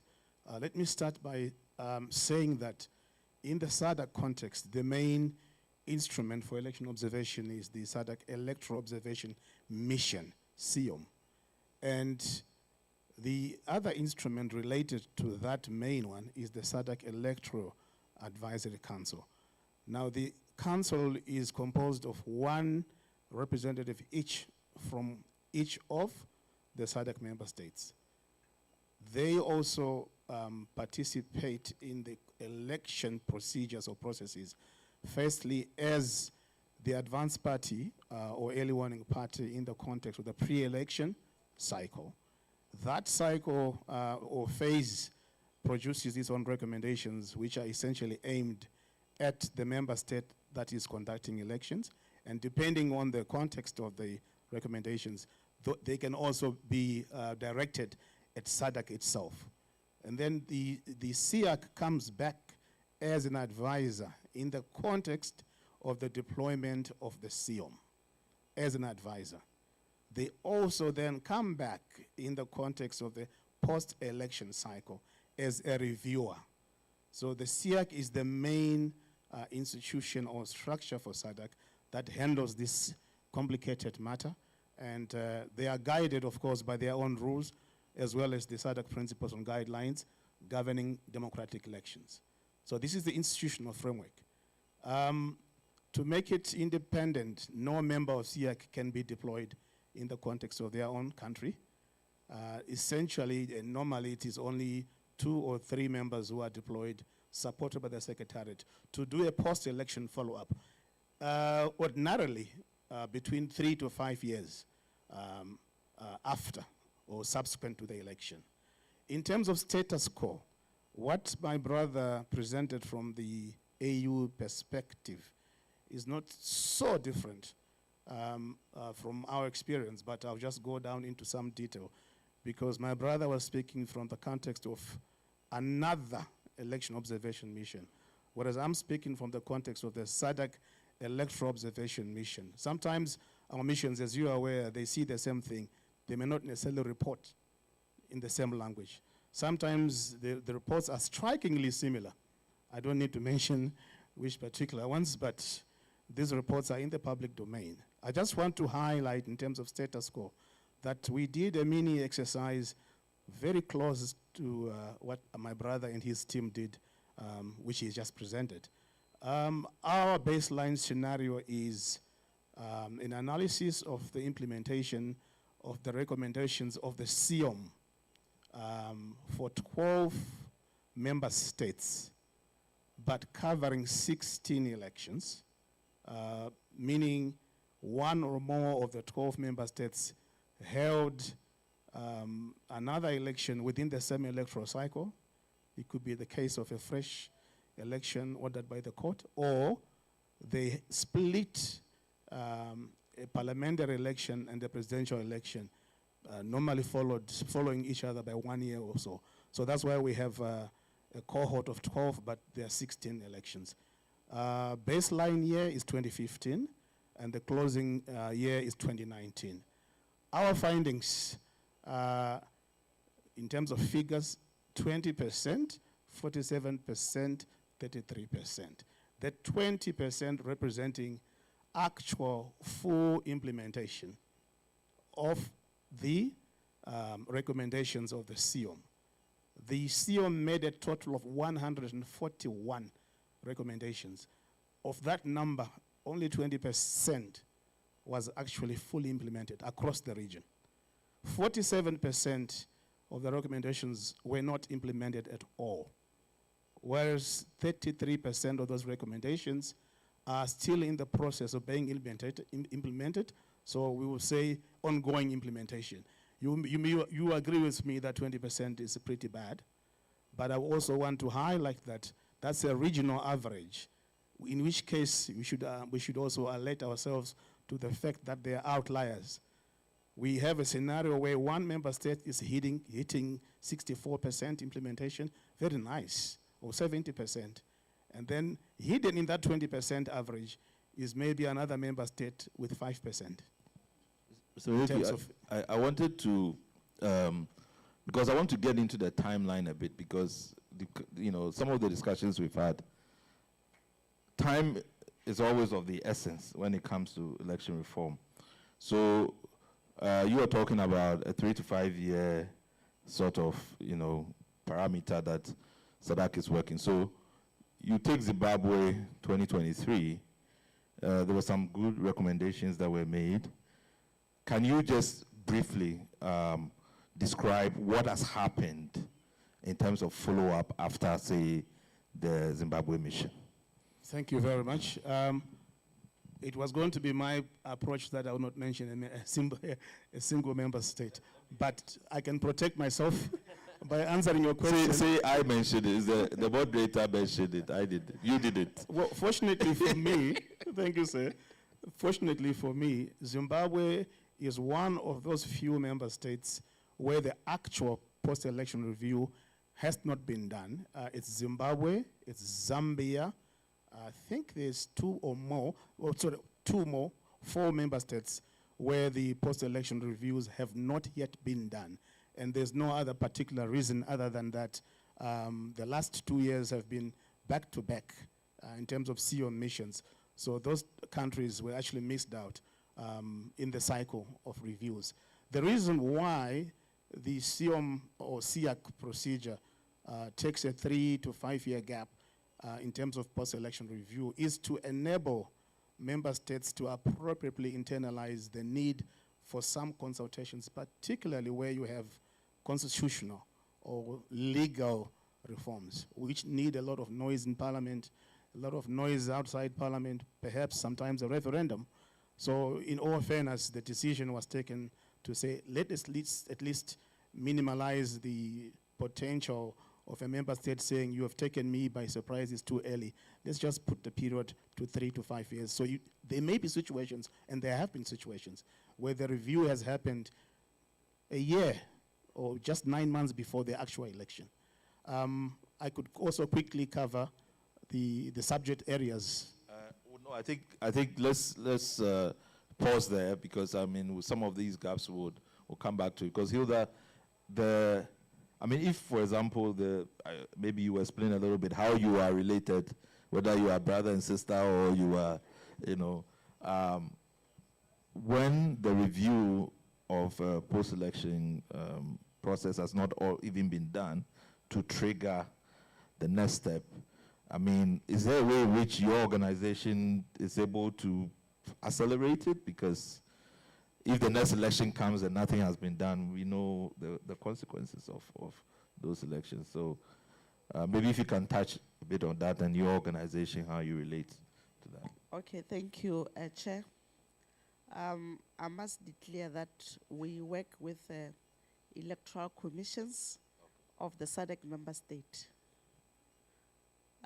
We do have a memorandum of understanding with the SADC Secretariat, which spells out clearly the collaboration areas and how we work together to capacitate election management bodies in the SADC region. Now, back to observer missions and recommendations. One of the issues you raised in the AfEONet report was the issue of creating specific regional structures. I must indicate that the ECF SADC is very specific, it's very unique, because in its composition, it only comprises of election management bodies. So this is a body that speaks the same language. When they go into an observer mission, they look specifically on technical issues of an election. They may run short of looking at political and other issues, but if you look at the reports of the ECF, they are very strong in terms of looking at electoral processes. I must indicate that we've learned lessons over the years. The ECF SADC is 27 years old now. If you were to ask me what kind of lessons we've learned on observer missions and coming up with recommendations, we have learned that it's important to come up with very clear findings. You must agree with me that if you don't come up with very clear findings, it's going to be very difficult to come up with a clear recommendation. So clear findings, very clear recommendations. We've also learned over the 27 years that to assist election management bodies, we categorize the recommendations. Make sure that you have very clear recommendations on administrative. Administrative are areas that EMBs can control. Obviously, if you say to an EMB, manage your numbers at polling stations, work on your layout, distinguish your ballot papers from this, it's very easy for the commission to do that. That's category 1, that's on logistics. Now, the other category is the legal framework. That one is beyond the commission. Legal framework reforms, if you look at reports, I'll take the past 5 years or 10 years. Most of the reports will talk about a legal reform to introduce early voting. Most of the reports will talk about voting by diaspora. Most of the reports will talk about, under legal reforms, we'll talk about political party funding. And then the third category will be recommendations to deal with other electoral stakeholders. Here we're referring to political parties, the role of media, civil society, etc., etc. Now, just to wrap up, Chair, I'll touch on what has worked up to now, after 27 years, in terms of follow-ups and recommendations, what has worked. The ECF has an annual standing arrangement where any commission that has conducted an election will present before its peers. Our next General Assembly is first week of December. So all commissions that have held elections, Malawi, Seychelles, INEC, Tanzania, Zanzibar, they are given a slot to talk to their peers under one roof to say, elections went well like this. These are the lessons that we've learned.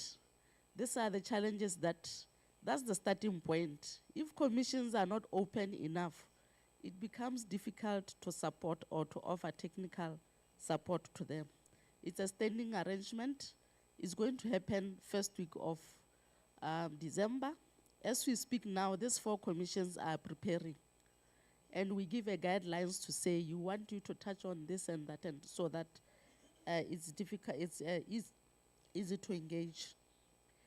The other standing arrangement now, specifically to the EMB, the ECF says to all EMBs, for you to run the next cycle of your elections, you need to do an evaluation of your elections internally, with or without a member state.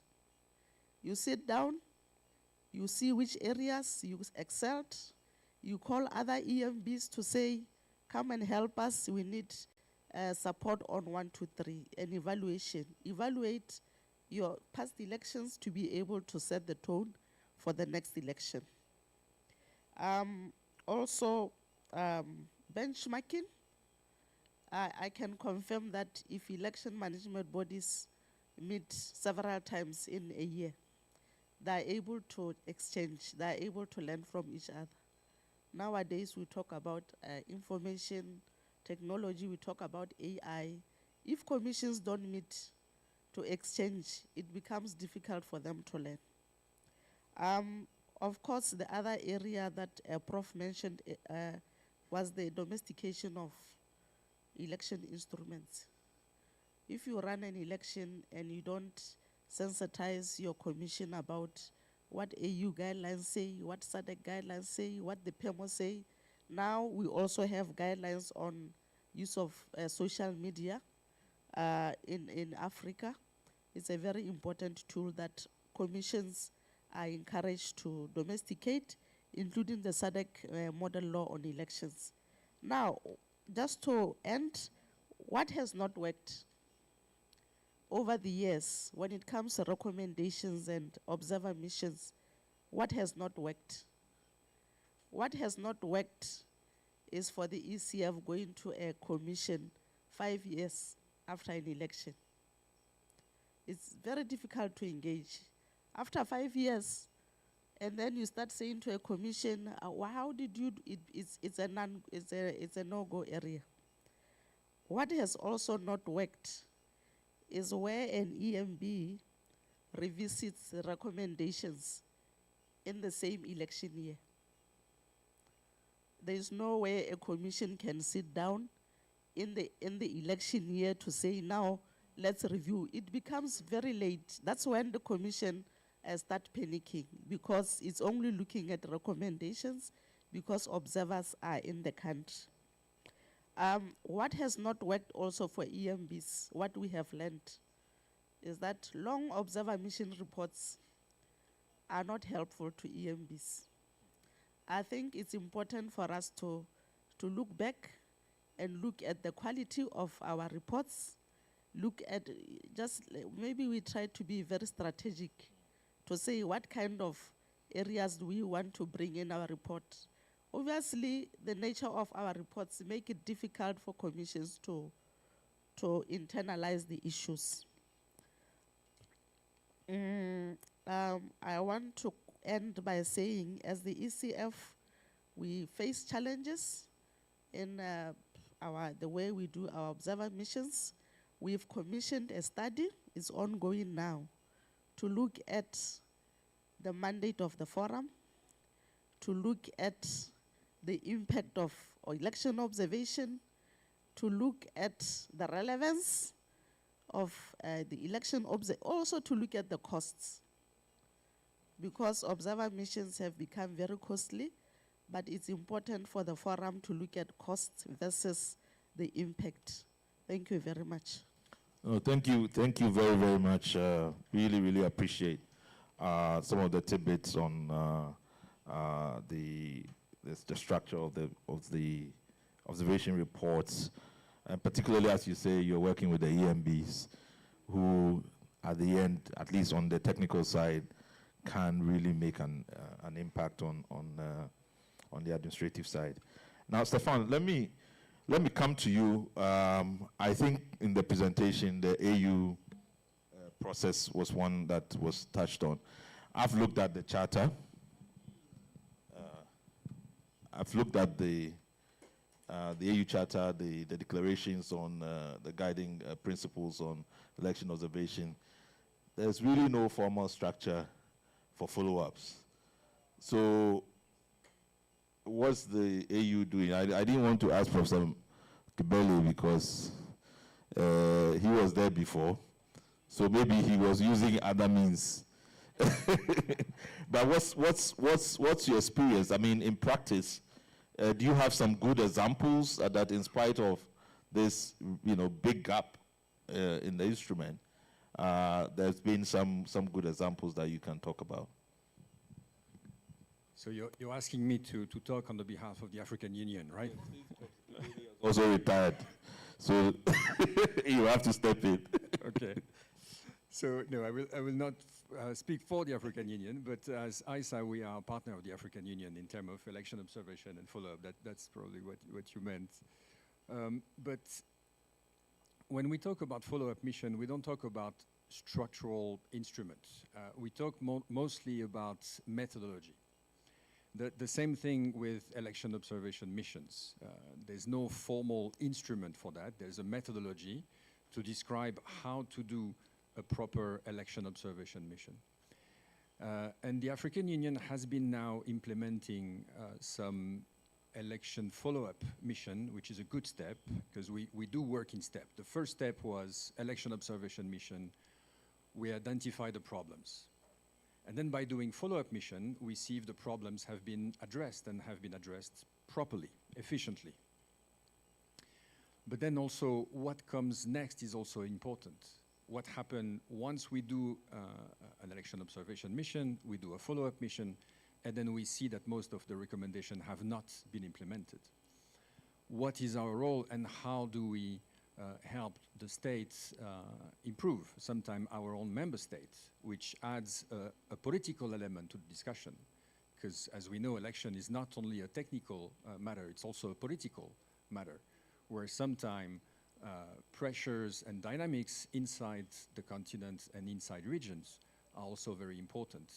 some states are more keen to criticize other and not so much other states. But in terms of structure, the work we've been doing with the African Union is to help them establish a formal methodology that can be used everywhere on the continent. And we've been also working with Regional Economic Commission to do exactly the same, and to have a similar tool than election observation mission in terms of follow-up. But I want to talk for just a minute for after, what happens after we saw, because in my experience, a lot of follow-up missions see that recommendations have not been implemented. And the most difficult ones to implement, it has been highlighted in the presentation, are the one touching upon the legal framework. How do you ask a country to change its constitution? How do you ask a country to change its electoral system? We have also a responsibility on improving our recommendation. An election follow-up mission gives us an opportunity to see if our recommendation were appropriate. I'm going to take an example. If we do a follow-up mission and we see a recommendation saying the state should improve the climate to make it more possible to have an open dialogue. If I am the state responsible for that recommendation, how do I implement that? What do they mean? How do I create this environment? If I'm an electoral commission, how do I participate into that? Is it even my responsibility to do that?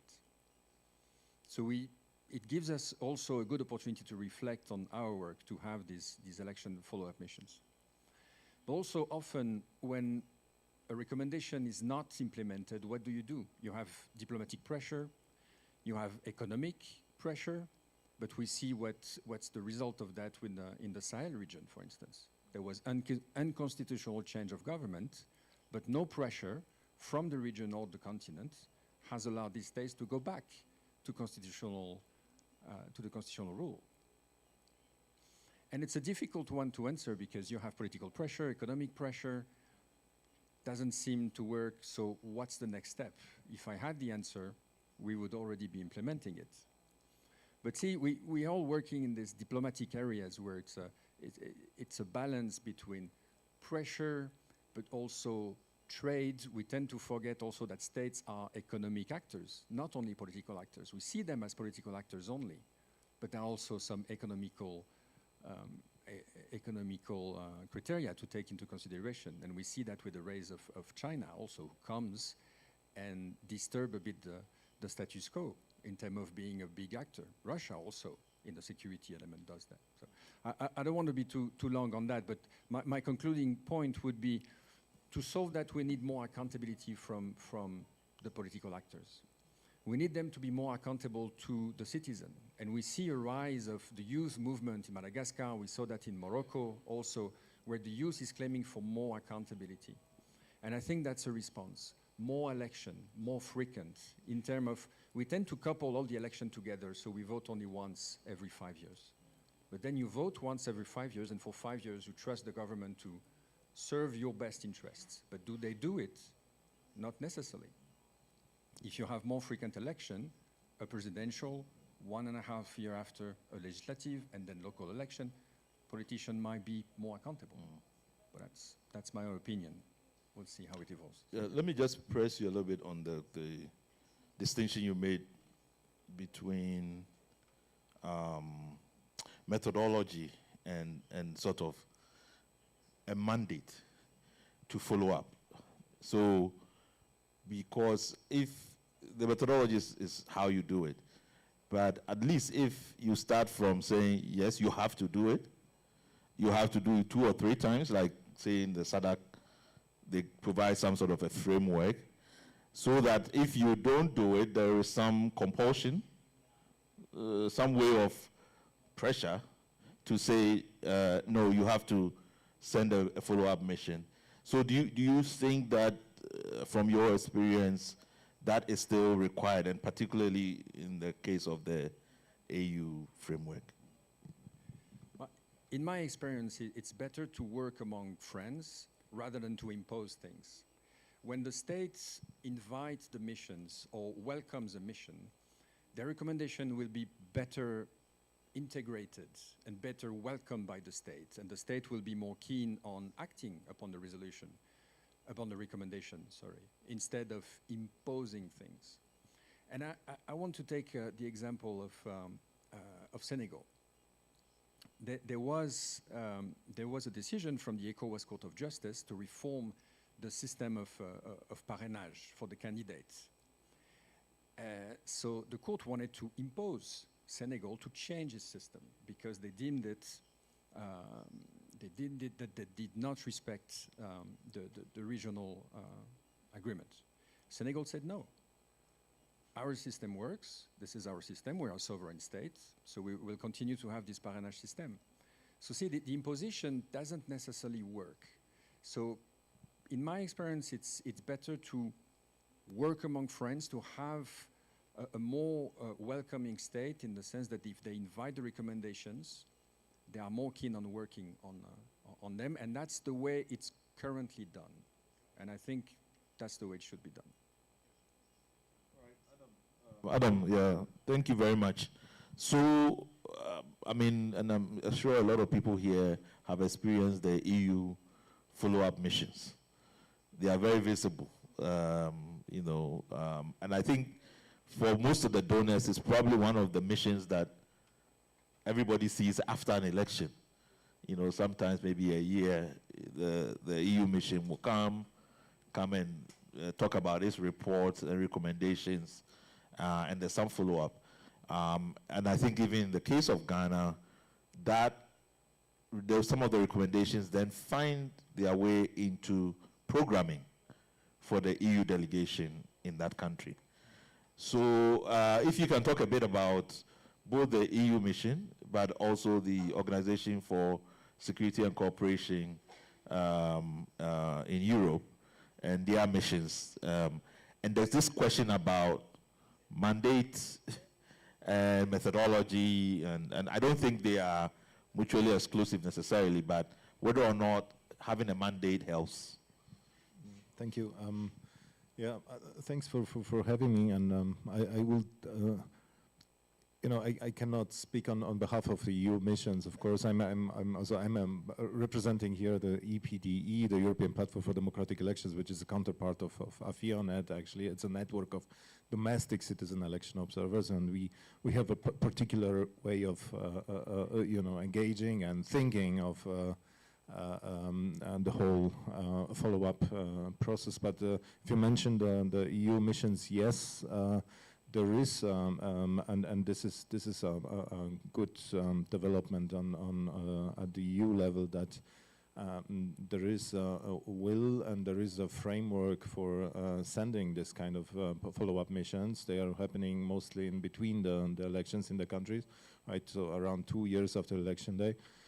And there is a discussion, and there is a follow-up done by the EU delegation. At least there should be a follow-up, and it should, the recommendation should impact the programming of the EU delegation, but it should also impact the programming of the EU member states in, you know, in the programs in the particular countries.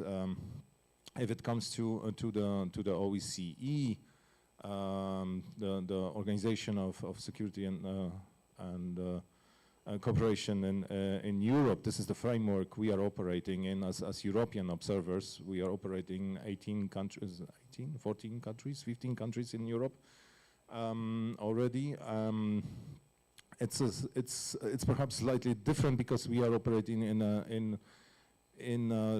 a legal framework that obliges practically the member states to you know, to follow up on recommendations, and this is, I think, a difference between what between the regulations on the African continent and the regulations in Europe, because when you look at the declarations of the African Union from 2002, 2007, the guidelines for election observers, there is no mentioning of follow-up, basically.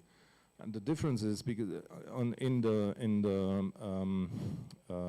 document from Istanbul, the OC document, from 1999, there is already at that point, so from the very beginning of the history of election monitoring in Europe and at all the election monitoring globally, there is mentioning very clearly that the member states, the participating states, they are called participating states, are should promptly follow up on recommendations of the election monitoring missions organized by ODIHR. ODIHR, this is the Office for Democratic Institutions and Human Rights.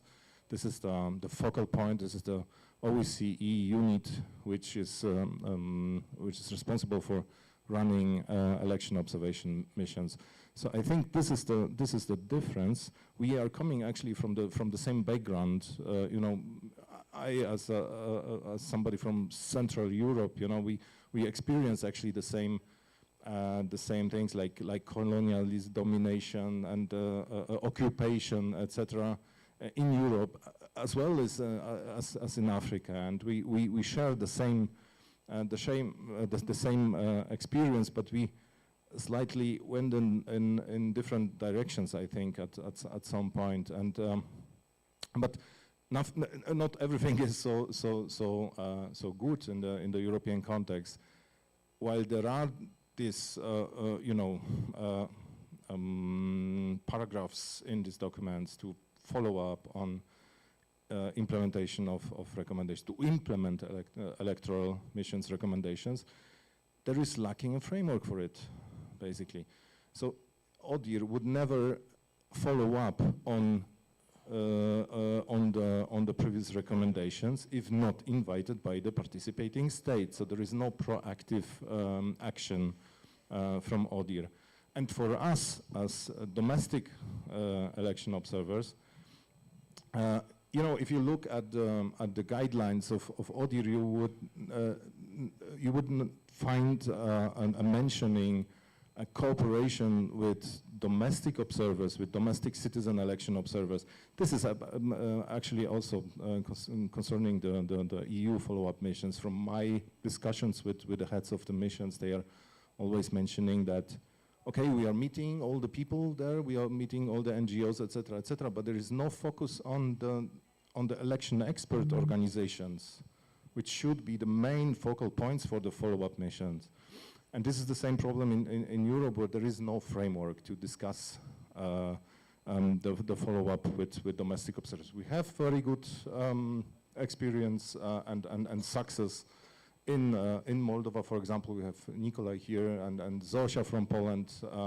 We have very ambitious reforms supported by our colleagues from Opora in Ukraine. But there are many countries they ignore, including Germany, apparently, which just ignores regularly all the recommendations made by ODIHR. So, in order to you know, you've been talking about the methodology, right? Yes, and credibility. You know, we have to do our own homework, and also as domestic election observers, we pretend to be expert organizations, and in most cases we are, and we have capacities, we have experts, but when we start to analyze our work on how we formulate, how we categorize, how we prioritize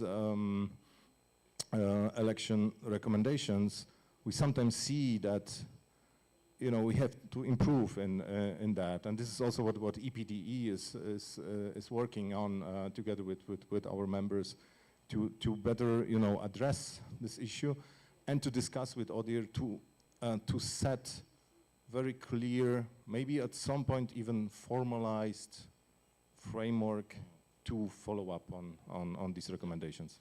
Okay, but I'm glad that you mentioned the role of domestic election observers, because in the process for reform doesn't always start from international observers. Actually, some of the most successful reforms actually has come out of political crisis. In the Ghana case, I can remember in 2012, the first time that a presidential election was challenged in the court. It's the court's recommendations and instructions that led to a series of reforms that address some aspects of election deficits in the Ghana case.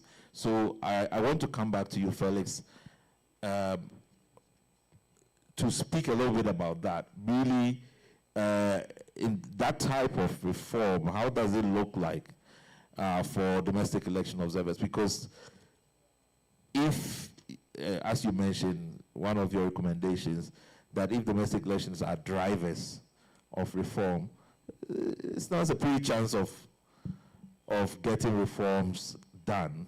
So you need the political pressure that Stefan is talking about, which is driven, by domestic election and other forces.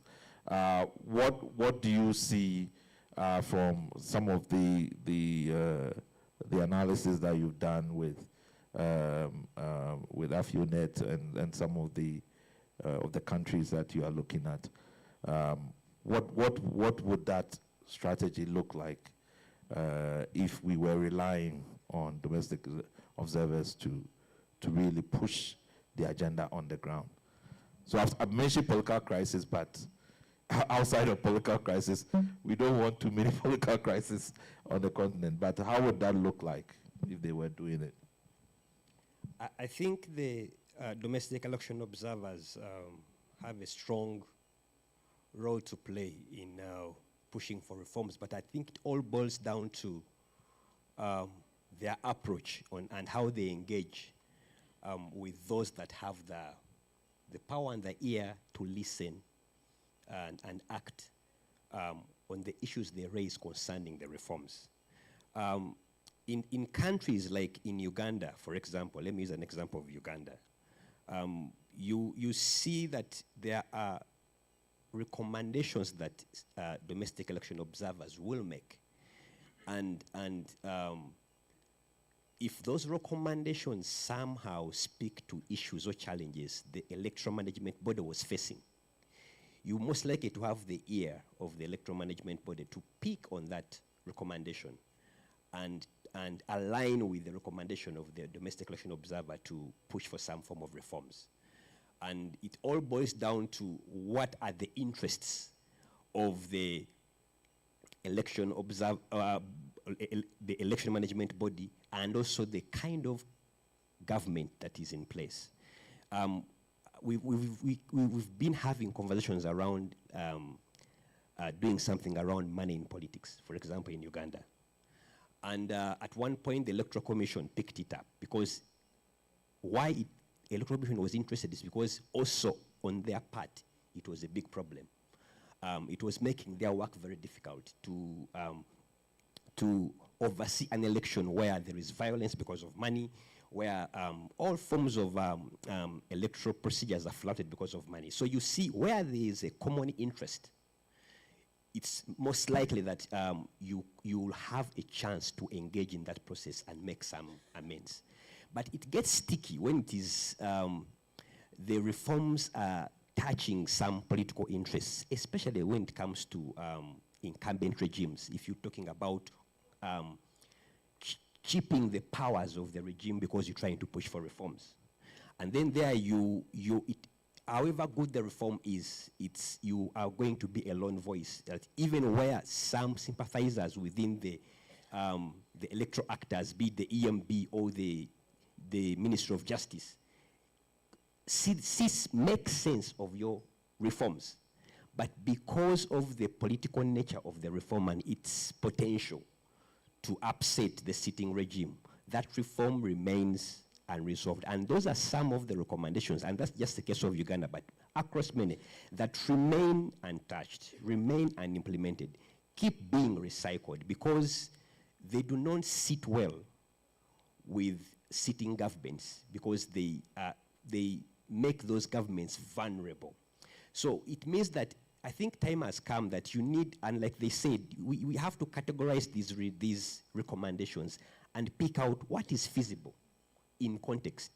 In some contexts, there are countries like West Africa whereby you can talk about autonomy of EMBs and talk about resourcing of EMBs, talk about renewals of EMBs, you talk about the appointment authority of EMBs and all Southern Africa, where the context can allow that conversation and they can pick some of those reforms and and implement them. But in other contexts, especially authoritarian contexts like Uganda, some conversations will only remain on paper because the political will is not there, and the cost of implementing them to the sitting regime is so high. So it's a case of choose what is feasible and choose what is not feasible, and I think that's where the election observing groups need to look at those recommendations and say, okay, here we can engage, here we can package differently, here we can fast pack it. Yeah, but let me push you on that a bit. So, I mean, I hope you are not proposing to observers here that where you find yourself in a difficult, you go through the menu and maybe you pick the salad and you leave the meat. I mean, if you keep picking the salad, I don't know, maybe you might become a vegetarian, but I don't know whether you can really have a meal. So is that, what I'm trying to ask is that strategy where you are saying, okay, it might be a way of opening the process of reform. You might not be able to get to the core matter of civic space and all the things that will really improve quality. But if you're able to start with money politics, it might open up other things. Is that the experience? Because this is a hard challenge, because we are talking, the elections are connected in many ways. So if, yes, you do things that are satisfactory to the EMB, but it doesn't really improve the quality of elections, then what is really the impact? Not really. I think it's the issue of choosing what reforms do you want to push at what point, and understanding the context you are in for you to consider, is this worth it to push for now, or is this something we can defer and push? Because like we said, democracy is incrementally achieved, and you cannot have your entire meal in one day. So it will come down to the point whereby you have to, as an observer, to distill your recommendations and consider the odds of achieving. But it does not mean that you do not necessarily entirely engage on those. There are those recommendations that you have to maybe start a conversation until they appreciate, or maybe work through other diplomatic missions, other pressure points. Probably your voice will not be enough for you to achieve, but there are those that you can look at and say, I think these ones we can meaningfully engage and make some amends. So it's not necessarily that you put the gas off, put the gas off the pedal, but it's about looking at your menu, where you are at and what you want to achieve, and then start to engage to follow through and pursue those reforms. In the study, we recognize that most of the recommendations that keep being regurgitated are those very difficult recommendations that threaten the existence of regimes. So even AU knows it itself. They make these recommendations and they know that, okay, we will flag it. But when it comes to engaging on those issues, it's going to be case by case.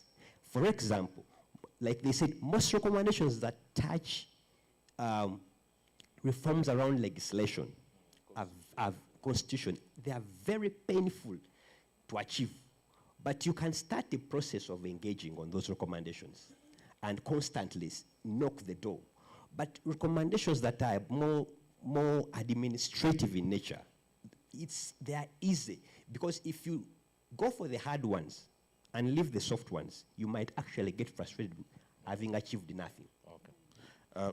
Stefan, just make a quick point and then I'll invite a few questions from the audience. Yes, very quickly, it reminded me of an experience I had when I was working with the European Union Election Observation Mission, is that during the drafting of the recommendation, we would engage with the stakeholders. We would sit with the Electoral Commission, the political parties, and talk with them about the recommendation that we wanted to put forward. How do you see this? Do you see this recommendation as being accurate? Do we have the same evaluation of the situation.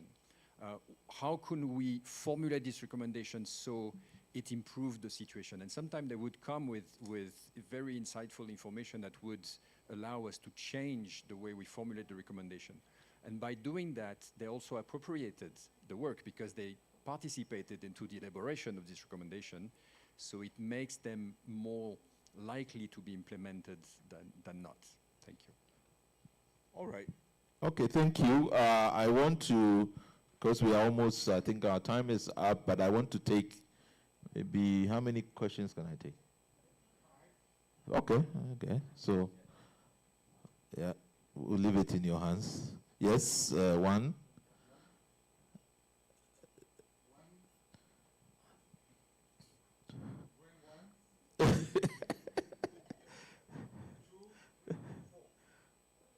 Okay. All right. Yeah. Thank you. My name is Vera Abinado with CDD Ghana. The previous panel really spoke highly about Ghana and praised Ghana. Not sure how to feel about that. At one point we are cited, and then another point, it makes it difficult to raise funds for Ghana because they say, oh, you don't have issues. But we also have a lot of issues and reforms we are looking at for. And I think that the good that people see in Ghana and the work from observation is as a result of hard work from CSOs, media, CDD Ghana, Kodeo, over time, over a period of time. And so consistency, credibility, and building trust over the time. We do not have to give up. And so to Felix, when you say some of the boring issues that consistently keeps coming up, what should we do? I think we should keep on repeating it until it is resolved. But it means that we also have to be innovative about it. And I want to throw it back to you. What do we do about those boring issues that keeps coming up, but we are not seeing anything being done about that? Thank you.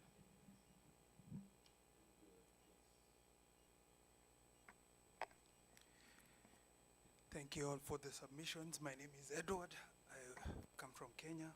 My organization is called Mzalendo Trust. I hope I'm audible. Again, appreciating all the presentations. My name is Edward. I come from Kenya. Mzalendo Trust is my organization.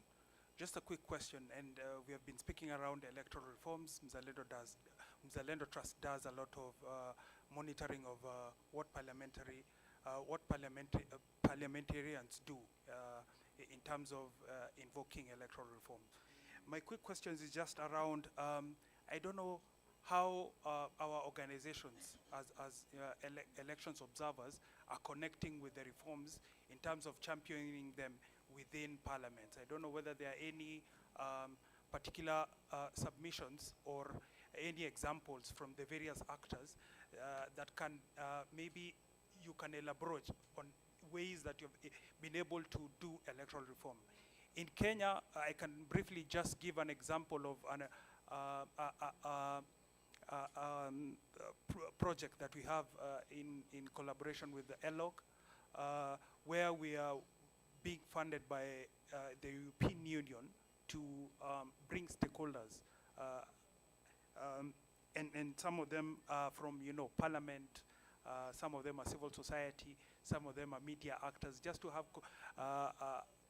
have discussions around some of the inclusive electoral reforms. So I'm just wondering whether there are critical examples and ways that we can actually do electoral reforms, and champion those electoral reforms in Parliament and across the countries.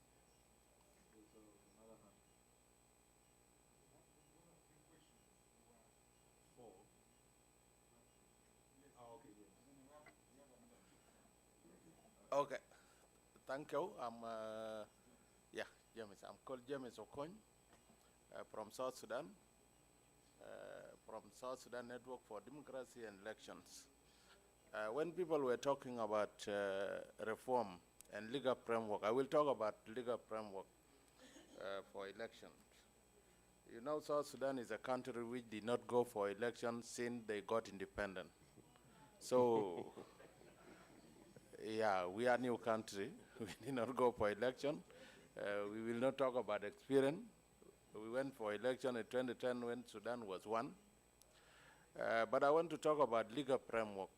Actually, that is the only thing that can help us, because we have the legal framework that was developed in 2022.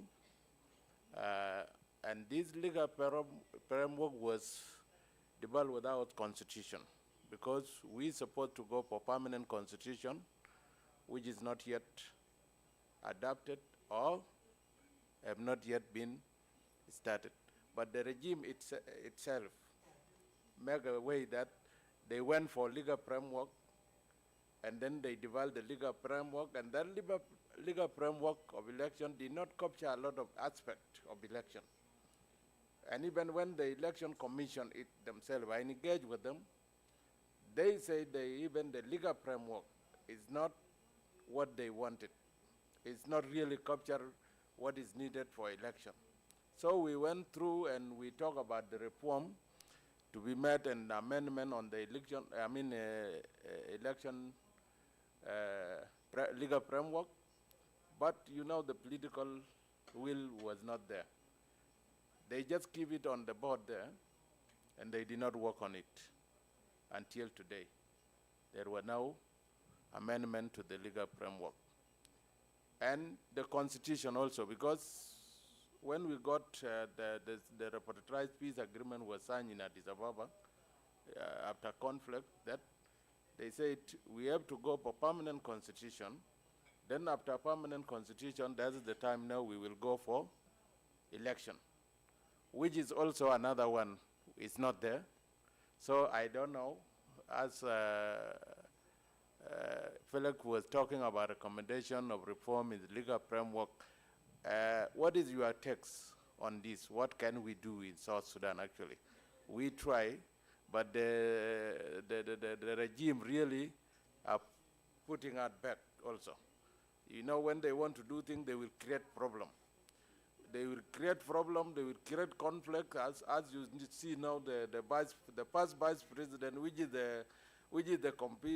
actual opponent to the president, is in the court of treason, crime against humanity and all, because they created this issue to delay the election to happen in South Sudan. So I don't know, what is your recommendation on this? Don't worry, Felix will answer that question for you. Peter.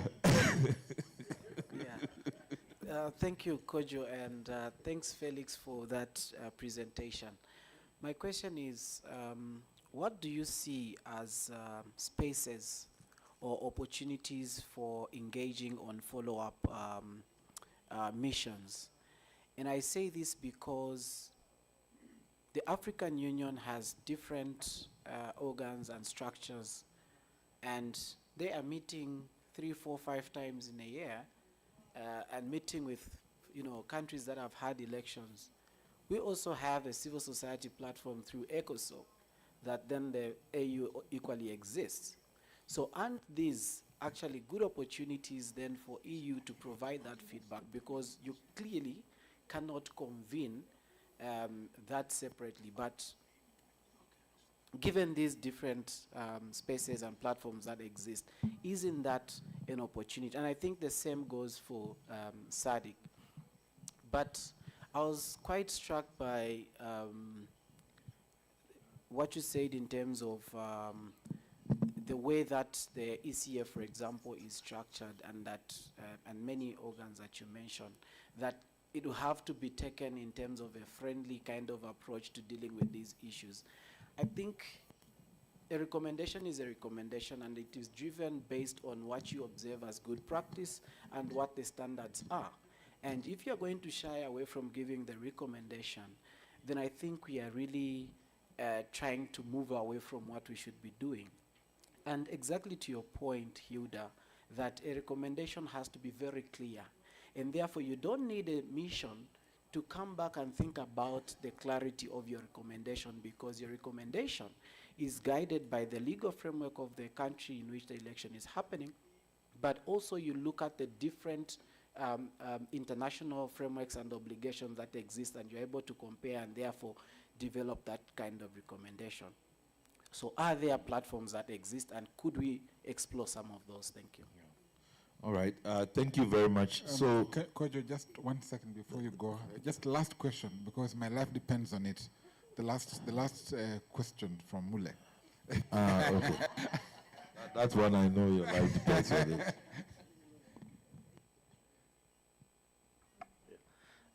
His life really depends on it.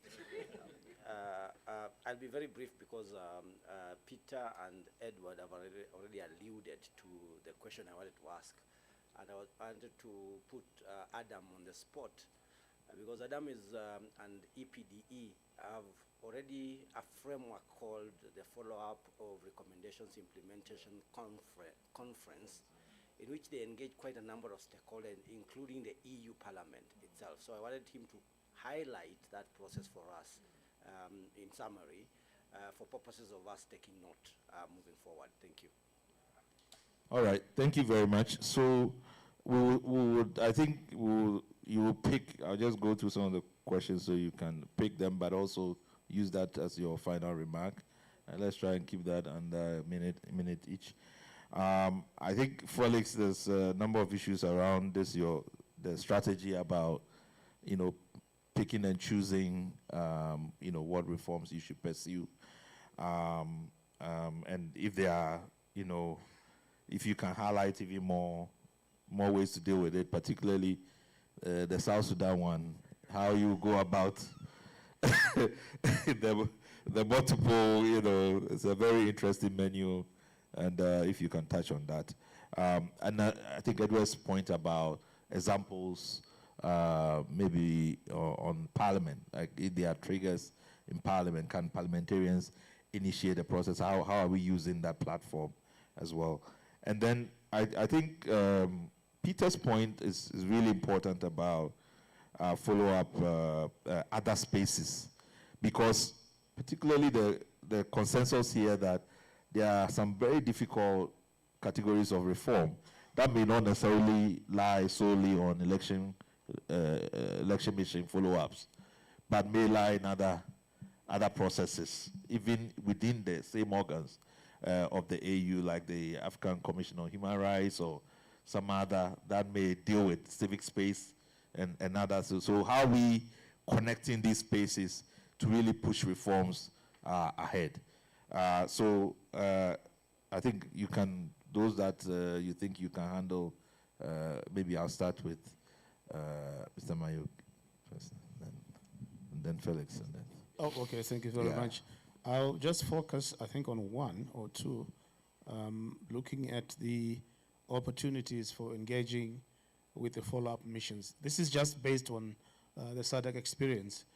It does help. This is, I think it's addressed to the domestic observer who's making a follow-up or who wants to make a follow-up on the implementation of the recommendations of the observer missions. Firstly, I would suggest please get to know who or which observer missions were deployed for that specific election.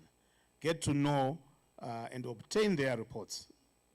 Acquaint yourself thoroughly with the information therein. If you can, please do establish contact with the secretariats or respective secretariats of that mission.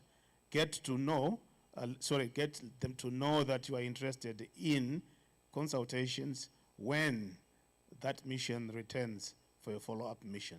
On the basis of the SADC experience, the starting point is obviously always the list of stakeholders that were engaged in the actual election observation mission. It's more like a report back session, because SADC wants to hear from yourselves as domestic observers how you found the process of implementation. Are you satisfied or not? What are the areas? And in fact, the domestic observers are one of the most critical stakeholders for the SADC follow-up missions. This is the first one. On the second one, quickly, using the parliamentary processes, it is my understanding that a lot of our election commissions have a duty to report to Parliament. My sister will further advise or give you more examples on that. And equally, we have the SADC Parliamentary Forum, it's looking more at the regional aspects. It was granted a specific status by the SADC summit. You may take the opportunity of the reporting phase of the Election Commission to, for example, insist that your own MP or set of MPs sees themselves very well with the contents of that report and ask the relevant questions, as well as finding out who your representative is for your member state in the SADC context for the SADC PF, so that they are well versed and seized with the recommendations and can report back, because my understanding is, and my experience also, is that the SADC version of the regional parliament does actually take a very serious interest in the electoral process, particularly the implementation of recommendations. Thank you very much. Thank you. Let me first address the questions by Vera.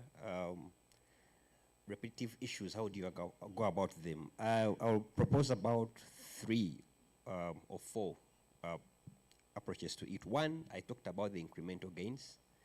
And sometimes these recommendations, you can break them down and see where you start from. And you don't have to implement the recommendation wholesome, and pick bits of it that could be palatable, and then build on that to keep pushing boundaries until you get the entire recommendation. I've seen this happen, especially in some of those very controversial recommendations that if they're taken wholesome, you'll get resistance. But if you pick bits of it and then you build slowly into the final outcome you want, it works. But also, you partly talked about it doing something differently, because if it's been proposed and you're doing it the same way, then you have to change the approach and probably approach it differently, and that could also help. From our example, we did this when we were trying to push for reforms around campaign financing. We began by thinking we can work through what we call champions within parliament to push for legislation. We discovered that it was not forthcoming. Then we went and changed, and now we worked with the Electoral Commission, and the Electoral Commission bought into being the front and the face to front the reforms, and it worked. So you can do the same thing a bit differently now. The other way is it's also important to be consistent. Even when it keeps being repetitive, but you can be consistent about it until eventually someone can pick it up and run with it. Lastly, it's about working in partnerships. And it partly touched it, whereby some of these reforms, you need to have all these different actors seeing it from the same lens you're seeing it, and embracing it and running with it. That can help you to break ground or barriers. There was a question around, it partly touched it, working with parliaments. I think, yes, parliaments have a duty. Most of these actors report to parliaments, so you can actually, depending on how you structure and position yourself when it comes to engaging on these matters with parliament, you can either use specific members of parliament or the different groups within parliament to align with your issues and push for those reforms.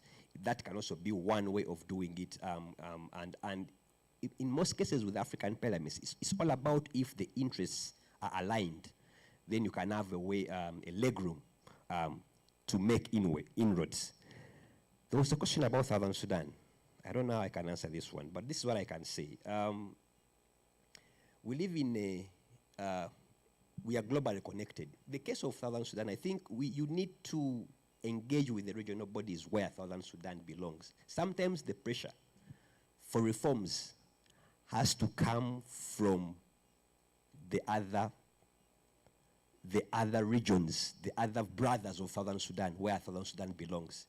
I understand the challenges of EAC, but the pressure points for reforms within a country, if you cannot make headway, then you may have to rely on the pressure points from other regional bodies that may have leverage over Southern Sudan. It could be sanctions, it could be business opportunities, whatever it is, so that they can create room for dialogue, negotiation, and seceding positions for reforms to happen in that country. And I know there are some processes that are happening within the EAC on the situation of Southern Sudan, But I know that's not enough. But even us, as actors in this space, we need to continuously talk about these things so that they are never lost, and that Southern Sudan does not feel like their issues are small issues within the bigger problems of Africa, that they are part of the issues that we talk about, that they can never be ignored at any one time. I don't have a black and white answer to that question, but I think working with others that can amplify your issues can be one way to jump the hurdle that South Sudan is in. Yes, just one contribution on what opportunities exist to strengthen our follow-up mechanism. I want to say that where institutions have complementary mandates, it is possible, Chair, to do joint missions. It has been possible. The ECF and the SADC Electoral Advisory Council did a joint mission to one country. It was a pre-election assessment mission. It worked. And so I see a great opportunity to also pilot on post-election engagements by doing joint missions. Thank you.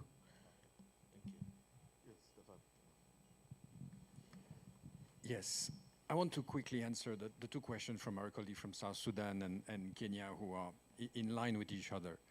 How to implement a legal reform, how to transform a recommendation into a legal framework.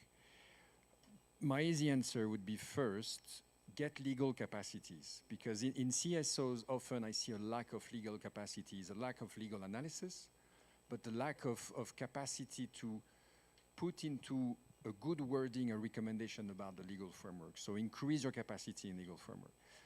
And then if you want a legal reform to be enacted by your politicians, do it for them.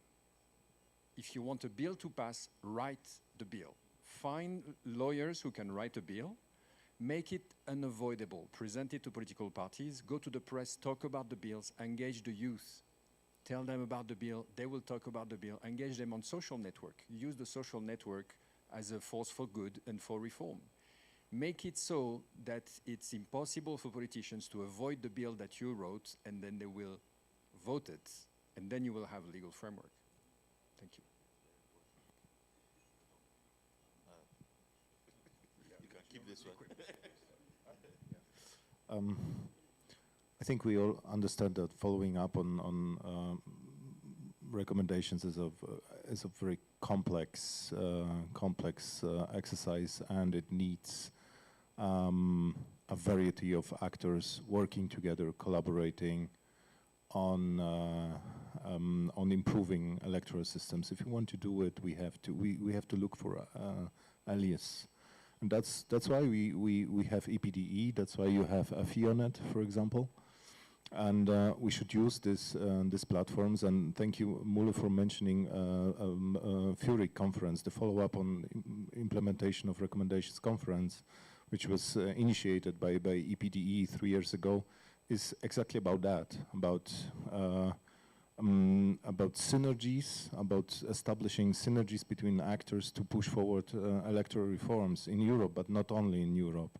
And we are happy to have you and you have AfEONet representatives at this forum, because this is also, I think, one of those forums where you, as AfEONet members, you can directly reach out to EU stakeholders, because the conference is obviously happening in Brussels and partially in European Parliament.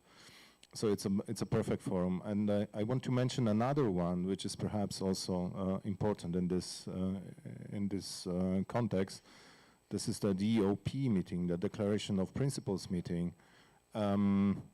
Since 2005, all the signatories of DOP, there are many states, and all the international institutions are actually signatories to it. And so DOP obliges all those institutions to provide recommendations. Since 2012, I guess, there is also a declaration of principles for national citizen election observers, which obliges the citizen election observers to provide recommendations. But, but there is no instrument to oblige the states and the state actors to implement these organizations. I think DOP meetings are a relevant forum where we, as domestic election observers, we should put forward the issue of follow-up. We should use this for following up on implementation of recommendations. And the EPDE recently got observer status at the DOP, and I would encourage also, with the help of our colleagues from NDI and other organizations, and I think AfEONet should try to do the same and use this forum to bring through their recommendations, and use this forum to make a pressure on the governments to implement their recommendations. Thank you. Thank you very much. Finally, we've come to an end. Really, some really great ideas. I've been taking notes, but I know time is spent, so I don't want to go through the whole list. Stefan, I really like your idea about the, doing draft bills. We've used it in Ghana several times, and it's worked very nicely. And I think, actually, the South Sudan case, that's probably one of the things that we should try. Draft the new, either the, we haven't tried it with the constitution, but what stops us from drafting a constitution for South Sudan, and then also the electoral reform bill that we can begin to shop around. So I really like some really great ideas that I hope that the mandate issue, important, but not sufficient. The methodology, shorter recommendations. I have to look at our election report. Really, it's too long, so we'll take your advice on that. Some clarity. The administrative areas, I think we've had a lot of progress on the administrative. Those are areas you can move very quickly. Documenting election reforms, and then all the strategies, Felix, for pursuing reforms like that, the parliament angle and so on. And then how do we connect the spaces, both at regional level and domestic level, partnerships, joint missions, and so on. So let me thank my panelists. They've been really, really, really great. Please hand for them for all their efforts. And thank you very much for being a great audience. So I would like to request the panel to remain standing, or rather to stand. That means I'm getting tired. So could we have the camera? Oh yeah, from there you could take them. Then we go to announcements.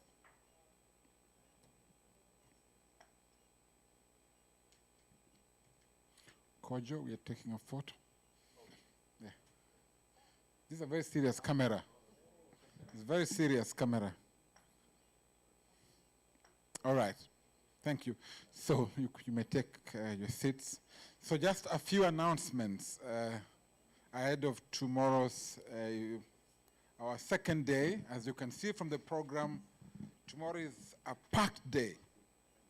So we are requested to be seated by 9 a.m. By 9 a.m. And then we'll have the first session, which is session 5. Then we will go to the last, not the last, but breakaway sessions, 3 of them, from 11 to 1. So please take note of the breakaway sessions in the program.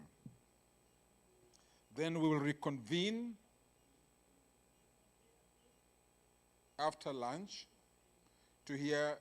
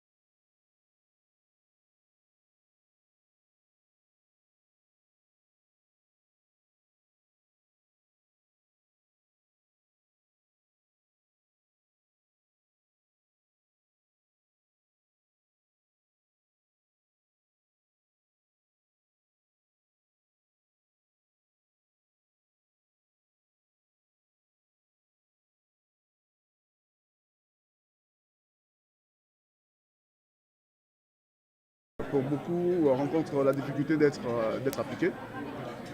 Tout simplement parce qu'il y a beaucoup d'éléments justement qu'il faut prendre en compte. Déjà, il y a la qualité des recommandations qui sont formulées par les missions d'observation, d'où la nécessité justement de former les missions d'observation dans la rédaction de ces recommandations. Vous voyez, il y a des recommandations qui sont formulées de façon brute qui affectent directement les systèmes. En général, les recommandations qui sont formulées par certaines missions d'observation qui sont peu professionnelles touchent directement, ou du moins fondamentalement, au bon fonctionnement des systèmes de gouvernance dans les systèmes de gouvernance pays. Ce qui justement rend difficile l'application de ces recommandations. En plus de ça, il y a le fait justement de cibler les recommandations et surtout de mener un processus de suivi adéquat. Voilà. Cibler les recommandations, c'est adresser des recommandations institutionnelles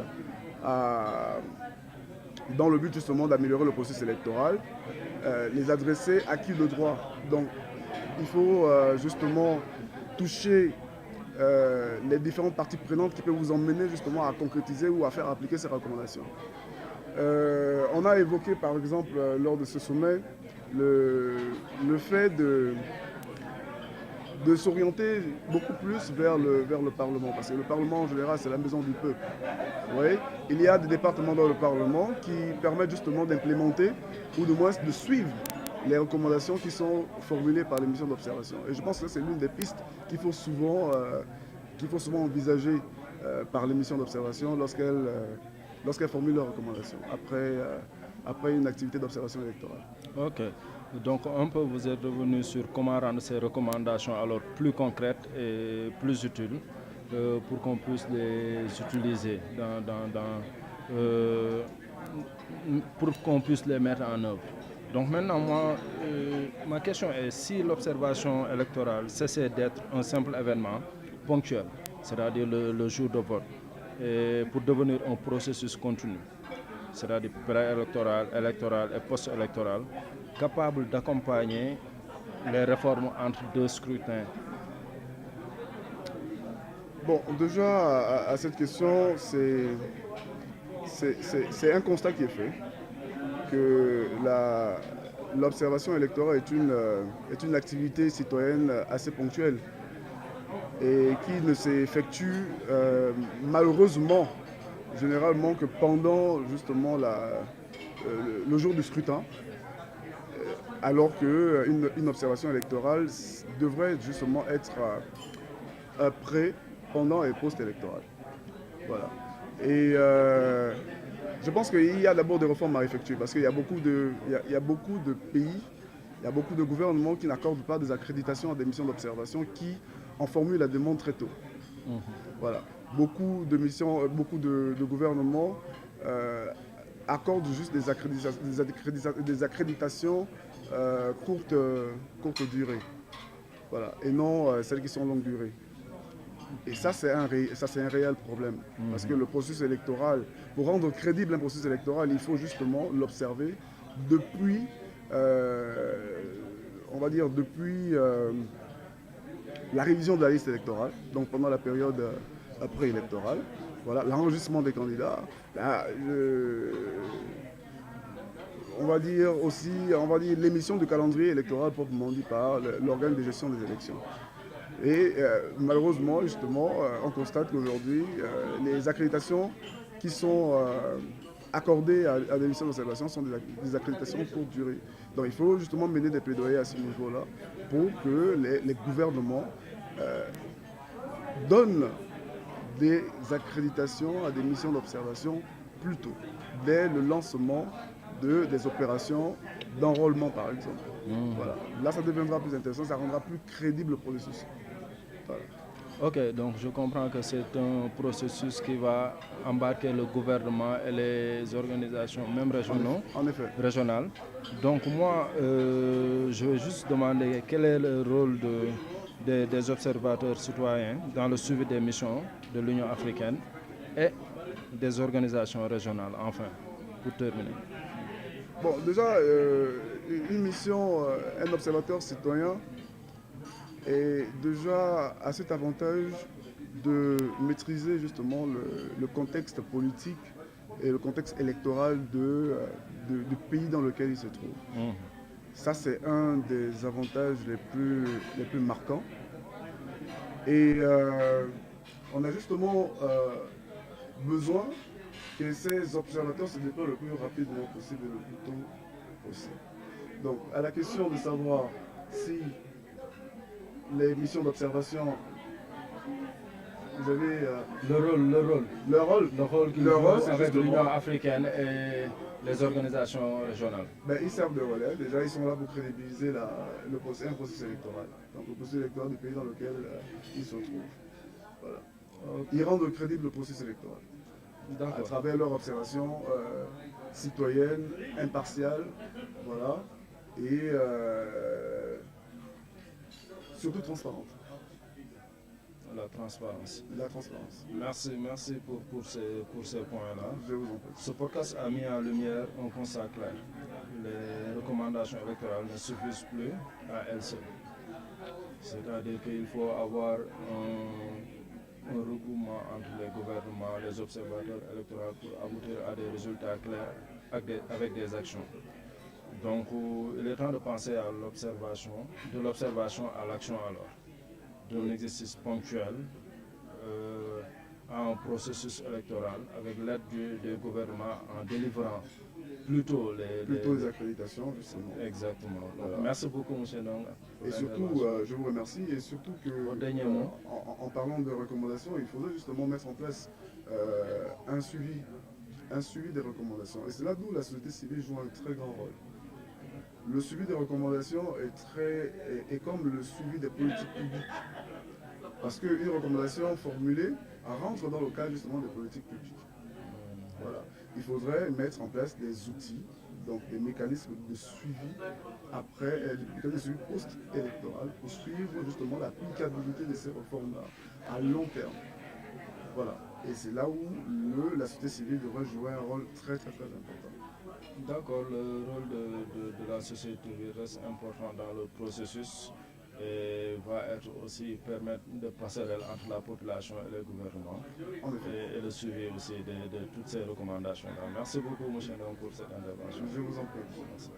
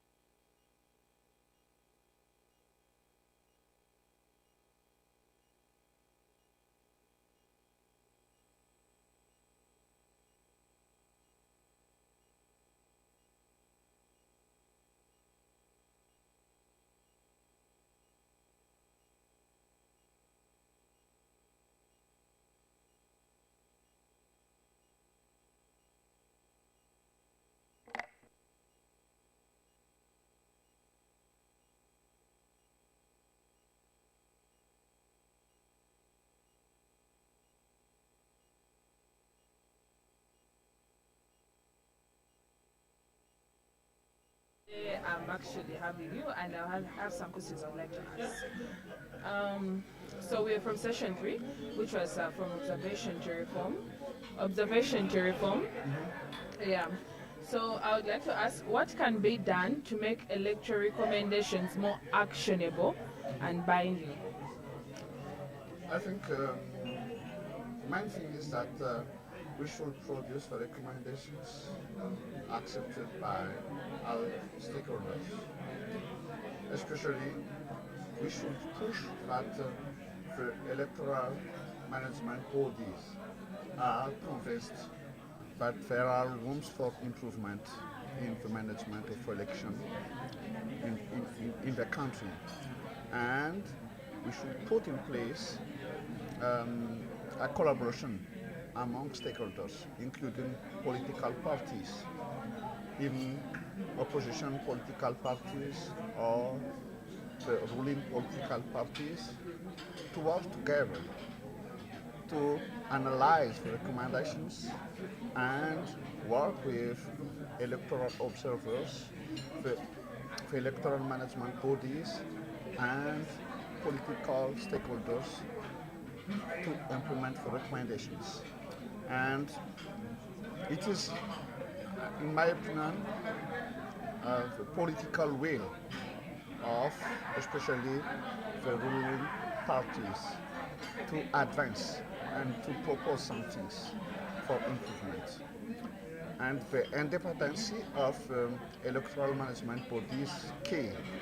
So we should ensure that they take the leadership of the reforms. And of course, we need, international support, and especially from the regional bodies like SADC or the African Union, to push our government to implement all the recommendations following the election observations in one country. Okay, thank you very much. Also, I would like to know, how can observation missions evolve from events like this one to actual processes that drive reform between elections? Mm-hmm. How can observation missions evolve from events like this one to actual processes that drive reform between elections? I think the importance of this kind of event is the exchange of practices and experiences among participating countries, and with the possibility to acquire experience from other countries and to apply these experiences in one country. And from my point of view, it is one of my motivation to participate, just to acquire what is the best practices in some countries that we can apply in Madagascar. And maybe we can take examples from these experiences to push our leaders to advance things in our countries. Because of course, if you have a kind of examples that it is possible in one country. For instance, our countries are French-speaking countries, and if there are good experience in some French-speaking countries, we can tell that the improvement can be implemented in our countries. And that's why having this kind of regional and African exchange will be very key for advance something in one country like Madagascar. Okay, that's it for today. Okay. I will be having you tomorrow. Thank you very much. Yeah. Okay. My English is quite good. No. Okay.